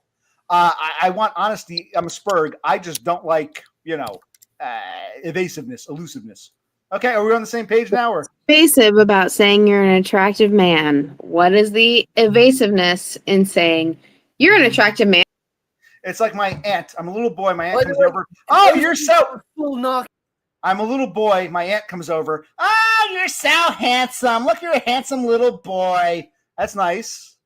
But I'm not going to have sex with my aunt, obviously. So what's wrong with saying I'm an attractive man? You're not answering the question is what's wrong with it. The answer doesn't bother me. It's the evasiveness. You already got nada say. I've said it multiple times. I've said, it's crazy to me because you're an attractive guy. I'm confused. I said that when I first met you. In the first live stream you ever did that I joined, I said that. So you're just thinking to some weird. Okay, wait. Stop. This is my first fivesome. It's me, 2 chicks, 2 dudes. My first fivesome. We've got whoever the fuck this is, who I think I know who this is, Mr. Australian. And we got this asshole and this bitch and this twat. Okay, what's going on, everybody? Hello. Sandra, we're here for an orgy. Do people like my image? Do you get the image? Do you like that image, or what do you think of that image? Well, is this you? I thought this was your buddy destroyed by Floyd. You took his image, so I thought he took one of yours. Who am I looking at right now? This is my image I created. I've reimagined the Titanic as Jeff Bezos as DiCaprio. What about that? Oh, I thought that was someone else wanting to come on. My mistakes. My mistake. Okay. Oh crap. I kicked him. I thought it was whatever. Who cares? He'll come back in a minute. That was an accident. I didn't know you could do that. How do you upload? You're on. How do you upload a picture? I remember I'm on the guest end, so I have no idea what goes on the receiving end. You can actually upload. You can come on and actually upload an image. I didn't know that. I thought that was destroyed by Foyds, to be honest, because he was asking. Destroyed by your buddy was asking if you come back on. Where is it? We can hear. You don't have to type. Yeah, because I'm high IQ, you're back on. You're back on, man. I am actually high IQ, as opposed to saying I'm high IQ. I can do things which show high IQ. It's generational, man. I'm in my 40s. You're probably, what, 21, 22? I expect you. You've had the computer and internet since the cradle. I expect you to be more computer proficient than an old man like me. Show my images. Show the images. So what did you do? Because I don't see what's on your end. I'm the host, so I see the host panel. I've never been a guest. No, when I'm a Starling, people ban me. No one's ever let me come on as a, no one's ever let me come on. So I don't know what's going on. Okay, let's kick him. Now he's just pissing me off. I was so high IQ of him. I'm asking, I want to learn. Teach me. You're a genius. I'm a moron. Teach me something. But he wants to be a dick. So now he gets kicked off. Okay, so Cassandra, you were asked a question you didn't answer. Dev Pike was giving you an out, but he's gone now. So now you got a question you got to answer. What's the question? Why would you ask somebody who's in a Okay, I really don't even care about the question anymore. I'm getting tired. My two biggest fans are annoying the hell out of me. How are you doing, Tara? I'm fine, thank you. How are you? Well, I think those two were a bit, Dev Pike was the worst, but even Cassandra's kind of an offender. You haven't been allowed to talk. Well, I'm going to get off soon because I'm getting tired and drunk. And I know, let's see. Right now, it's 1:30 in Arizona. It's 3:30 here in New Jersey. And I think, it's 8:30 in the morning in the UK. Is that correct? Yes, it is. 8:30? Okay. So, all right, I don't know if you have to go to work or what your plans are, but I'd like to talk to you and you alone because, first you want to have sex with me so you get brownie points. But more realistically, those two are getting a little – Cassandra doesn't want to answer straight questions. She wants to be evasive. And Dev Pike was just being obnoxious at that point. Those images, that was obnoxious. So what would you like to talk about otherwise? And no, I'm not going to beg you for sex. I'm flattered. You think I'm attractive enough? You don't need to beg. What's that? I said you wouldn't need to beg. You're right. I'm so sexy I wouldn't need to. Okay, I'm a Chad. You're right. But okay, now that we've established I'm a Chad, and all women think the same, so even Cassandra is getting wet over me and doesn't want her boyfriend to know. Now we've established all that. What else? He doesn't be sexual. What would you like to talk about otherwise? Because you haven't had a chance to speak. I feel bad. Like I said, I'm the host. I got to keep track of everybody. Dev Pike doesn't. He's the worst. Dev Pike, you're the prime offender. You're not the only person in the universe here. Tara, you've been a saint. Go ahead. It's your time to shine. Go ahead. To be honest, I worry about Dev. There's something not quite, and I'm not talking autistic, not quite right. All those, what do you call them? All the ADHD, OCD. I just think he's a young boy, and he might actually be doing cocaine. I've heard him sniff a few lines a few times. And it's just I've had a lot of interaction with boys that do this, and it just mimics that. He's get things going round and round and round in circles, and he comes to no actual point, and then starts another round of circles. I just worry about people, I do too. You're right, Dev Pike. She wants to fuck me. You don't, and Cassandra won't answer. So whoever says they want to fuck me gets the airtime. If you want to say I'd be a fag for you, you can come back on. So admit you want to get down on all fours and let me plow your pussy, then you can come back on. And Cassandra, when she's ready to answer, she can come back on. For now, the human being who gets the airtime is the one who. Okay, I'm kidding, of course. Well, let me ask you this: what if? Now, here's a serious question. What if Dev Pike did a face reveal? And he really was gorgeous. Like he was 6'4", jawline, Chad jawline. I mean, do you think that would override your feelings? He's still a cocaine fiend, crazy person. No. But if he was 6'4" and gorgeous like a model, would that make you think, well, I can tolerate, that variable would override the you know what I mean? Believe it or not, I'm not interested in tall, good looking. I'm up myself, guys. I've had that in my younger years, and they're nothing but arseholes. They're narcissistic arseholes. I just want a nice looking guy who could love me as much as I love them, take care of them as much as they take care of me, look after their needs, and just be flipping happy. I don't need a fucking 6 foot or a 10-foot Chad. I just want a normal guy living a normal life. Well, and I don't mean Well, that's not me. I'm far from normal. So even if you find me attractive, this is a good example. Tara finds me attractive. So all of my fucked upness, the fact that I'm, in poverty, living in a house that I don't own and gotta get out of, the fact that I can't hold a job, Tara will overlook all that because she finds me attractive. But if she didn't find me attractive, I'd be a total zero. So is that a fair assessment, Tara? No, see, you're doing it again. You're bringing yourself down. You can be living. Well, no, I'm not a normal person. That I will admit. I've told enough stories. I think it's safe to say I'm not a normal person. It wrong.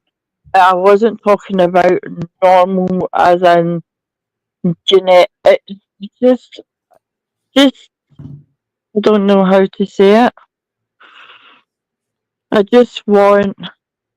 want what everybody else wants, I suppose, but I don't want the I love myself 10-foot Chad muscles bulging out. I've had all that. I've dealt with all that. I've had punches in the face with all that. There's nothing wrong with it. Now it's a game. Will I move to the UK and marry Tara before Dumb gets to Australia and marries Donda? It's a game now. Okay, it's like okay. Tara, I'm not even mad at you. It's like these people are asking silly questions. But okay, go ahead. You were saying? I can't see any of the questions. That's not fair. But that's what I'm saying. I just want. Well, I can't. Okay, so Horsehead says I'm self-sabotaging. So I'll do a GoFundMe. You guys can buy me a plane ticket to Scotland. I'll go visit Tara. We'll do one stream. Okay, if you want, you can pay for my trip to Scotland. And Tara, of course, will agree. Whether we sleep together or not isn't the issue. If she invites me to stay with her in Scotland for a few days, you guys can pay for my airfare because I can't afford shit. Okay, all right. So maybe I'm self-sabotaging. How's that sound? What if I showed up on your door and knocked on your door? Be honest, Tara. You'd say, "Oh God, I didn't think you'd actually ever be here." I'm being realistic and honest. I'm not even angry. I'm just being truthful, being real. Listen, I have a 3-bedroom house all to myself. You might not even find me attractive. So there's a spare bedroom if you got here.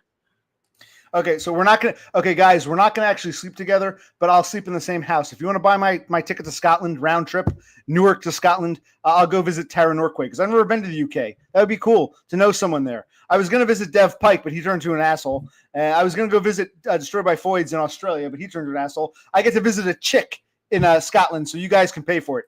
Okay, I'll come visit you for a couple of days. We don't have to even do anything. You can just show me around, wherever. And I can say it's me and Tara. But actually, are you camera shy? I can't put you on camera. I guess you'd have to film. You'd record, and you'd record me. I'm in Scotland. Tara's behind the camera. Okay, I'll consider doing this. If they want to buy me a ticket, I'll come visit you for a couple of days in Scotland. How's that sound? By the way, by your reaction, I already know this answer. But you never even told me if you find me attractive. Well, Tara, you've never shown your face. We see a little image, but if you want me to answer that question, you've got to show your face. You got to do a face reveal on camera. You've got my profile picture. I'm not showing you my face at 8:45 in the morning when I'm just up. You've been up for hours now. I'm not even trying to pressure you. Just like, okay, next time you want to come on, do a face reveal, and I'll tell you if I think you're attractive or not. Even if you're an ugly fuck, first of all, men aren't that picky. And number two, for a free trip to Scotland, paid for by these idiot starlings. I at least sleep in your spare bedroom. So it doesn't even matter if you're a fat, ugly pig. I'd still come stay with you just to say I went to Scotland. So, hey, it's a win-win for both of us. I'll come visit you regardless. Did you see if I was fat and a pig? I was talking hypothetically. I've never seen you. I don't know what you look like. I'm not going to go buy a thumbnail image. We need to see you on camera saying, "Hi, OC. I'm in Scotland. I'm a Tara Norquoy." I need to see you in real time, and then I can tell you. But either way, even if you're fat, ugly, frumpy, we can just be friends. I'll come hang out. I told you that I would send you my WhatsApp number. In fact, you told me you would send me your WhatsApp number. All right, I'll send you my number. How do I do that? Do you have an email or something? How do I contact you? I don't know. Do you have a Discord? I don't know. How do I send you my phone number? Just put it in the chat and I could put it in the chat for all to see. Okay. Actually, no, it's funny. Wait a minute. Let me figure this out. It's funny. Maybe I should because, this is even about Tara Norquoy at this point. I remember Dumb put his number out there. And what's the big deal? If I don't want to talk to someone, I'll just, ban them or block them. But I can see what's going to happen. some of you assholes probably have like 4 or 5 phone lines, and I'm going to get like multiple spam calls. That's why I don't want to put my own phone number out there, because I'm afraid of that. So why don't you put your number in chat? No, because then people see. I don't want to put it public. Because there are a few. I don't really care, but there's a handful of people who we know will be problems, like your buddy Dev Pike, even Lone Hiker. The people who get pissy with me, but then really don't want to go away. They're going to like spam me with like 6 or 7 phone lines of texts. So I can put it out there, but Well, I got to give you Brother Click's number, Cassandra. You don't want it, though, because, okay. I don't know why this isn't working. I can't join the chat. Connect to comment. I would wake up to like 47 texts and I'd say, oh, God, I'm not reading all this shit. I'm not reading a novel of this bullshit. That's what I'm afraid of. It's not that I'm opposed to talking to you, Dev. It's just I know you would spam my text and I'd be like, oh, Christ. I know you would do that. That's why I'm afraid to put my number out there. I don't care if you know my number. I'm worried about people spamming my phone. It's only like all it takes is one or two, and I get like fucking 100 fucking text messages of bullshit because I put my number out there. That's what I'm afraid of. I don't have this. You know who I gave my number to? You know who I've never had a problem with? Where did I put my phone? Oh, well, there it is. You know who I've never had a problem with? Yo. Why are you over on DBF sucking his pee-pee? That's what I want to know. This guy, he and I text like every 6 or 7 weeks. We might say hello, if that. So he's cool. But some of you people, I would never hear the end of it. Dev Pike would be spamming. And when I don't respond right away, you're a Nazi. You're not answering my text. So that's why I'm afraid to put my number out there, because there are people like, some people who ruin things. And I even said, I'm not anti-Dev Pike. I know you ladies gang up on him. I think he has some good points, but I'm afraid he would be too attention seeking. And it's like, dude, if I don't answer all your texts within 10 minutes, I'm going to get the whole, you're a narcy. So I'm afraid. So how can we share numbers without, folks like that ruining things? Well, I suppose I could just tell you mine. Okay, go ahead. How do we do that? Right. You got a pen? Well, I have a WhatsApp, but I thought WhatsApp, it looks at your regular phone numbers and it makes them WhatsApp. You're saying there's a separate WhatsApp number? Is that what you're telling me? Or No. So my area code would be +44. Don't put it out here. Why don't you make me friends on Discord? Do you have a Discord? Cassandra, I don't have a Discord. I don't have a Discord. All right, I'll tell you what. Here's what I'm going to do. Do you have an email? I have an email. Why don't you just email it to me? We'll keep it simple. I'm old-fashioned. occupational.click@gmail.com. Send it there. We'll keep it simple. I like email. I'm old-fashioned. By the way, can I ask you how old you are, or is that too personal? You don't even tell me your age. I mean, I'm assuming you're post-wall roasty if you're willing to sleep with me, but because I'm very realistic. But I'm not even meaning that as an insult, but you want to give us an age range? Of course, one roasted. You just told me. I said you must be well past your childbearing years if you would even consider spreading your legs for me. Yes, that's what I just said. Yes. Well, tell me in the email. You can email me your age and your phone number, and I'll talk to you on WhatsApp. Sounds good. That's my email, and the rest of you can email me too. I don't care. I can't. Oh, wait a minute. Occupational. Gmail.com. Right. Give me a minute. Be back in a minute. That's my autism. Well, what's the worst that happens? She doesn't email me. Life will go on. So she can email if she wants. You can all email if you want, and if not, who cares?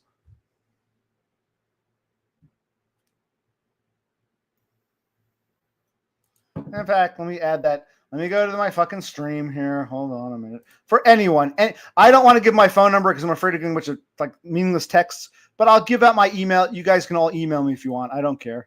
I might not respond. Nothing personal. It might end up in my spam folder. Nothing personal.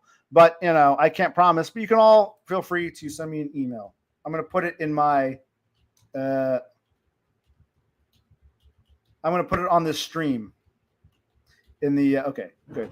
Email occupational.click@yahoo.com. There we go.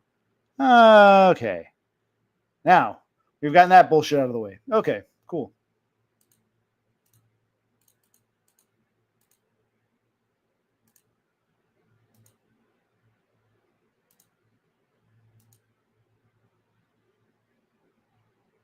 Cool. Awesome. No, Dev, I do respond, but if I don't respond instantly, you start bitching. So it's like that's the problem I have. People like you who want me to respond instantaneously. It's like, I don't know. Maybe it's 8 a.m. in the UK and you just got up to go to the pub. It's 3 o'clock in the morning and I'm drunk or I'm asleep by then and you want me to answer you right away. That's what I'm afraid of. It's people like you because I like you. I do. You have some good points, but you can be very like, you're the worst. You're the prime offender with not understanding that I cannot give you my solid, undivided attention when there are other people here. You struggle with that, man. That's a legitimate criticism. I was like that too when I was younger. You'll grow out of it eventually, but I can't have you spamming my texts and being pissed because I didn't respond within 10 minutes. And that's how you are. That's exactly how you are. Now, Tara went bye-bye. Who knows what the hell she's doing. Okay, is it time for me to get off? What the fuck are you talking about? I respond to you. I respond eventually. This is true. I am slow to respond. But to say I never respond is it's hyperbole. Okay, now I'm getting tired. Maybe it's time to say goodnight. All right. Any last thoughts? All right. I'm not going to read a poem. I'm going to play a poem. I'm going to play you a poem that was written by somebody else. And, narrated by somebody else. So I'm going to play you that poem. Would you like to hear a poem? It's a book on tape, narrated by the author. I think it's beautiful. Here we go. Yo,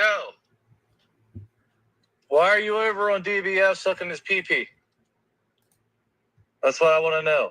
Because every time he says I'm not autistic, I want to get down even further. I want to open my mouth even wider. I want it to go in even further. Him insulting me really turns me on. Yo, why are you over on DBS sucking his pee-pee? That's what I want to know.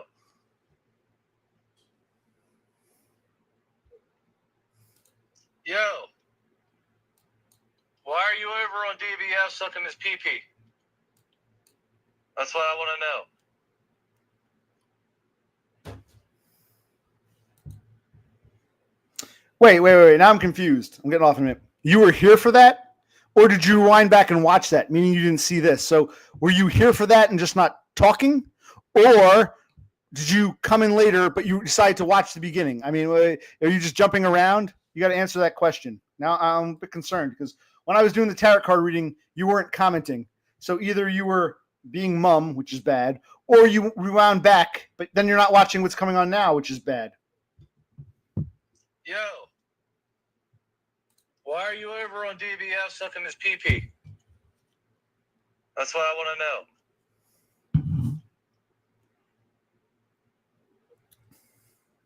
Yo, why are you over on DBS sucking his pee-pee? That's what I want to know. Yes, I'm not as smart as you. I admit that. I'm a narcissistic retard. I mean, what do you expect from narcissists? It's kind of stupid to expect narcissistic retards like me to be smarter. So what do you, I mean, it's kind of stupid of you to expect more from me.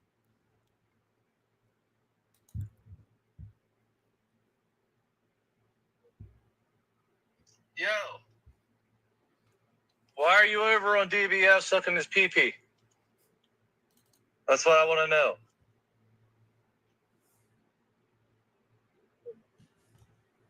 Yo, why are you over on DBS sucking his pee-pee? That's what I want to know. Okay, cool.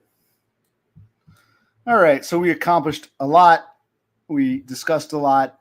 Some good talk. We know that Tara Norquoy wants to, jump my bones. We know that Cassandra doesn't want to admit that she does or doesn't. We know that Dev Pike is really jealous because, I don't know. He wants my attention undivided. It is, Dumb really is a poet. I take everything, when I used to say he doesn't understand, when he reads the poems, he doesn't understand what he's reading, I take it all back. He's a fucking genius. One more time with the haiku. Yo, why are you over on DBS sucking his pee-pee? That's what I want to know.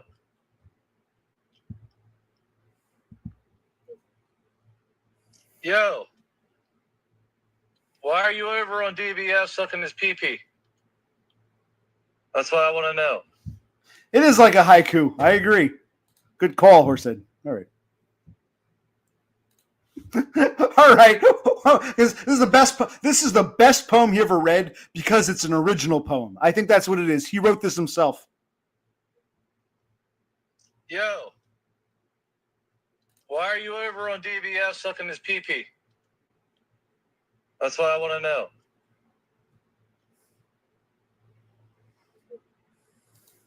Yo, why are you over on DBS sucking his pee-pee? That's what I want to know. Beautiful, poetic. My God, I got Tara wanting me to come to Scotland and stay in her guest bedroom. I got Dumb writing me love poems.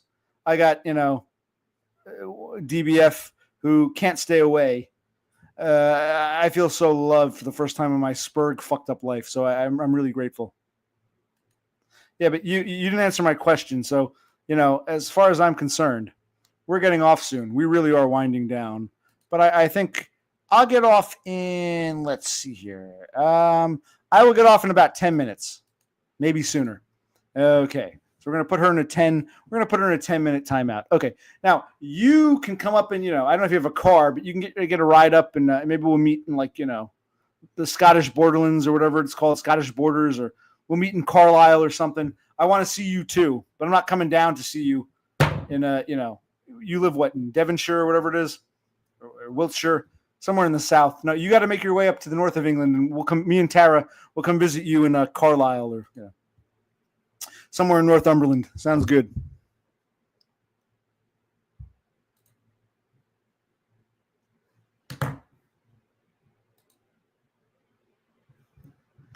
I'm going to introduce her to you. That'll be a present for both of us. Meeting you in Carlisle or Gretna. Does that answer your fucking question?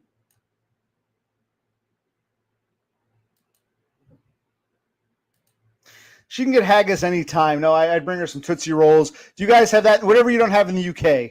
Do you have Tootsie Rolls? Do you have I don't know. I'll bring her some American, snacks. How's that sound? And you can have some too. We'll meet up, and you can have some of them too, man.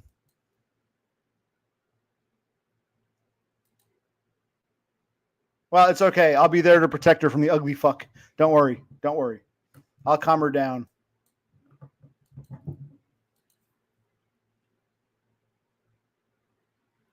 All right. Have we said all there is to say? Have we, Yo,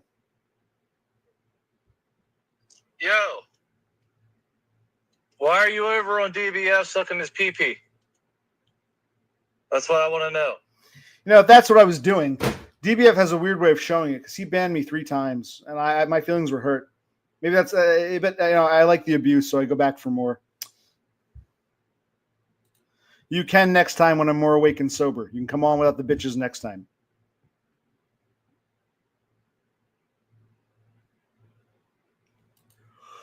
I'm too fucking tired. All right. We'll do this for like 5 minutes. What's up? All right. You go. Yeah, this is gonna be short because I'm getting tired. Go ahead. Finally, we have these. How normie? Okay, can we quantify this? How normie on a scale is Kaz and Tara? I think they're 99.999% Norman. What's your assessment? Yeah, I think Cass is much more of a normie than she says. I don't know her well enough. I think she's much more of a normie than she lets on. Well, Tara. I am. Yeah. Tara wants to have sex with me, so I gotta downplay it. Tara's not annoying. No, I don't know if I don't know how old Tara is. I've never seen her before, so who the hell knows? But yeah, Cassandra. Yeah. Also, how low on the scale will you actually go to have sex with Tara? What if she is an actual beast, a wildebeest? Well, I'm going to be very honest. It's not even about sex at this point. I just want a free trip to the UK. If I have a place to crash, I mean, I can sleep in the spare bedroom. So how far would I go for a trip to the UK? Having someone there I can stay with for a few days? Pretty low. If I don't find her attractive, we can just skip the sex and she can just show me around, be my tour guide. What about why don't you fake illness and injury? Because she's a nurse, you'll get bonus points. She'll put you up and then she'll give you the whole treatment. What about that? Why not go for that angle? Well, it depends on how attractive she is, but yeah, it sounds like she wants to put me up regardless. So I'll see when I get there if I want to sleep with her or not. If not, I'll just stay. I'll say you seem like a nice person. Let's just be friends. I'll stay in the guest bedroom. I want a free trip to the UK. Can you get up to Carlisle or Gretna or somewhere up there? We'll meet up. I'll go to Northumbria. I know Newcastle quite well. I've got friends. Beckford upon Tweed or whatever it is. Yeah, somewhere up there. Yeah, I've got friends in Newcastle. I can go up there. I'll stay there, and I'll buy a haggis for both of you and boil it personally, right? No, that's okay. I'm going to bring some American treats, and you can have some American food. What's the most American thing there is to bring, though? And also, you have to go past customs, right? Right. You have to get past the airport. How are you going to get past? What do you not have in the UK? What are some things you can't find in the UK? Sex. Fair enough, but that's true everywhere. I'll bring some. I'll bring some. Even Americans, a lot of Americans know this. I'll bring some Taylor ham or pork roll. You can try that. You can't bring pork roll on a plane. How's that going to keep? Oh, you can't? Okay, if you can, I didn't know. You can smuggle it in through your anus, but I'm not sure how it'll go. But it'll be extra tasty. You'll really love it. Yeah, it's got an extra spice to it if it's through the anus. Yeah. Yep. What you'll be able to see how bad the UK girls are. They're overweight. They're water hovels. Hey, I got one UK girl claiming she'd have sex with me. So UK girls get at least like half a point in my book now. What did you say? You're into UK women now? No, but I'm saying the only time a woman has ever said I'll have sex with you, whether it's true or not, she was from the UK. So by default, the UK gets a brownie point, what we call brownie points. So just because Tara's from the UK, if Donda said it, Australia get a point. If Beppa said it, Sweden get a point. Because Tara's from Scotland, the UK gets a point. Yeah, I remember Scotland did not secede. They're still part of the UK, correct? So UK gets a point. Yeah, but they want to be free. I know that, but they're not free. They're fiercely independent. Right, but they're not there yet. So UK gets a half a point. Like Tara is independent from Chad's apparently after getting railed for years. Did you hear about that? That was shocking. That she was she put up with being. I'm sorry. What? Who put up with what? Say that again. Did you see her accounts of her being beaten by Chad? Who are we talking about? Tara Norquoy or whatever. No. Elaborate. Go ahead. Tell me more about Tara. I don't know much about her. She's from Scotland. That's about it. She's from Scotland. What do you mean? You just. No, I'm not a starling. I don't really go around to other nests. So no, I don't either. I'm just going on her account in this stream. She said that she had loads of flings, i.e., Chads, and then she's been beaten by them. So she's literally been pumped and dumped. Right. I told her she was a post-wall roastie, but we're of a certain age. You understand. I think you're still in your 20s. We're middle-aged, so it's like I'm expecting every woman I meet to be a whore, a post-wall whore. Yeah. So, what you don't understand is that they get to post-wall roastie in your term age is at about 30, right? They've been ran through so much. Right. So the point is, at our age, young. No, she might still be a decade younger than you. Maybe. But even so, at my age, the sex is secondary. I get a free trip to the UK and I have a place to stay. Cool. Or if I don't have sex, who cares? I'm not having sex now. I can live without sex. But cool. Free trip to the UK and a place to stay. Hey, sounds good to me. Sex is just like a bonus. If it happens, great. If not, who cares? Yeah, but also you can just visit the Highlands. You can visit Jack Tisson, who's also high IQ cell. Very interesting guy. I want to go like by yon bonny banks and by yon bonny braes, where the moon comes up on Loch Lomond. Me and my true love, Tara Norquoy, will never meet again. On the bonny, bonny banks of Loch Lomond, you take the high road and I'll take the low road. I'll be in Scotland before. Yeah, but you can get ghosted into the Outer Hebrides like DBF is with every single woman in history. Right. Yeah? Oh, no. Up to the Shetlands. We can go further. Up to the Shetlands or Orkneys. I can get like up to Rockall. I don't care at this point. Do you think DBF has been ghosted into the Outer Hebrides by every woman he's ever met? Because that's what it looks like on the internet. I don't know. Donna has fucked him. Tara has said no. And then somehow he's the God. He's the Jesus, right? He's an absolute twat. How it's based on nothing. He's getting fucked in real life by these women saying that he. Right, he's a failed normie. He's a failed normie. His problem really is his personality. His faciality is worse than a fucking turd. That's the reality of it. And also, his personality is unironically, why he's fucking a failed normie. That's what I just said. Yes, he's a failed normie because of his personality. No, it's not ironic. It's the truth. Absolutely. And his faciality is that of a turd as well, because otherwise Tara would say, "I would sleep with it." Right. Tara's so easy; she'd go for anyone. If even Tara, yeah, she's so easy, but she doesn't go with Matt. Right. If even Tara's turning Matt down, you can see he's got a fucked up personality. Which is why I told Dumb, I see Donda made the betterest choice. I'd go with Dumb over DBF. If I were a woman, absolutely. I like faciality works brilliantly, doesn't it? The faciality works. Do you think height is your personality, or is it your confidence? Which one is it? Well, like we said, it's all variables, man. It's easy to be confident when you're a tall guy. Yeah. So yeah. So what are your main visiting points in Scotland? Do you want to see the Loch Ness and Edinburgh? Where are you going? Oh, okay. Glasgow, Edinburgh, Loch Lomond, the Highlands. The problem is, you've got a problem though. Scottish are very aggressive and normie. You might run into like this.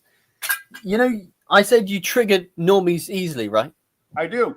The problem is, if you trigger a Scotsman, he'll fucking headbutt you. He'll give you a Glaswegian kiss, my laddie, and you'll be on the deck, like that. You might want to avoid annoying the Scots because they get fucking irate. Okay, all right, big time. Let the wind blow high, let the wind blow low. Through the streets in my kilt I'll go. All the lassies say hello. Donald, where's your trousers? I'll be careful with the Donalds. Okay, sounds good. Donald Trump. I remember, it's true. During World War II, because, you know, the Scottish were the kilts, they were known as the ladies from hell. So, yeah, okay, I'll be careful with that when I say to them. Absolutely. Yeah, be careful of Donald Trump, saying Trump in that. They'll attack on sight. Okay, don't mention Donald Trump. Don't mention the fact that I think Scotland should forever be part of the UK. I don't think they can manage their own country. They have no right to be independent. Yeah, that's it. Don't mention independence. Don't mention that. Tara will probably go. Yeah, I'll make sure I don't mention any of that. And I'll make Tara sure will go for you as well, by the way, probably. Yeah, I might not come back from Scotland. You might find me dead. You have to come find my. You have to call the the M15 or the M16 or whatever, and have them come up and dig me up because it might come to that. We never know. By the way, Tara is that if Tara's AVI is real, she's a Stacy. Well, like we said, we don't know. Gold. We don't know. I told her flat out, you got to come on camera. But even if I don't find her attractive, I'd still stay in her guest bedroom. If that AVI is anything real, then you've struck gold, and DBF is sunk yet again. Right. Well, even if it's not real, he's still sunk again because even if she's fat and ugly, she DBF wants. DBF is like the fucking Titanic. She still wants me to come visit her in Scotland. I can stay in her guest bedroom. So yes. DBF is like the Titanic. He gets sunk immediately after fucking disembarking. The guy cannot not sink. That's the problem, right? Yeah, that's how it seems.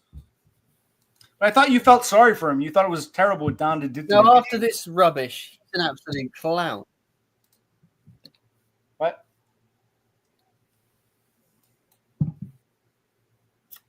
Okay. Time for me to say goodnight. Thank you, everyone. It's awesome. For now, Occupational Click out.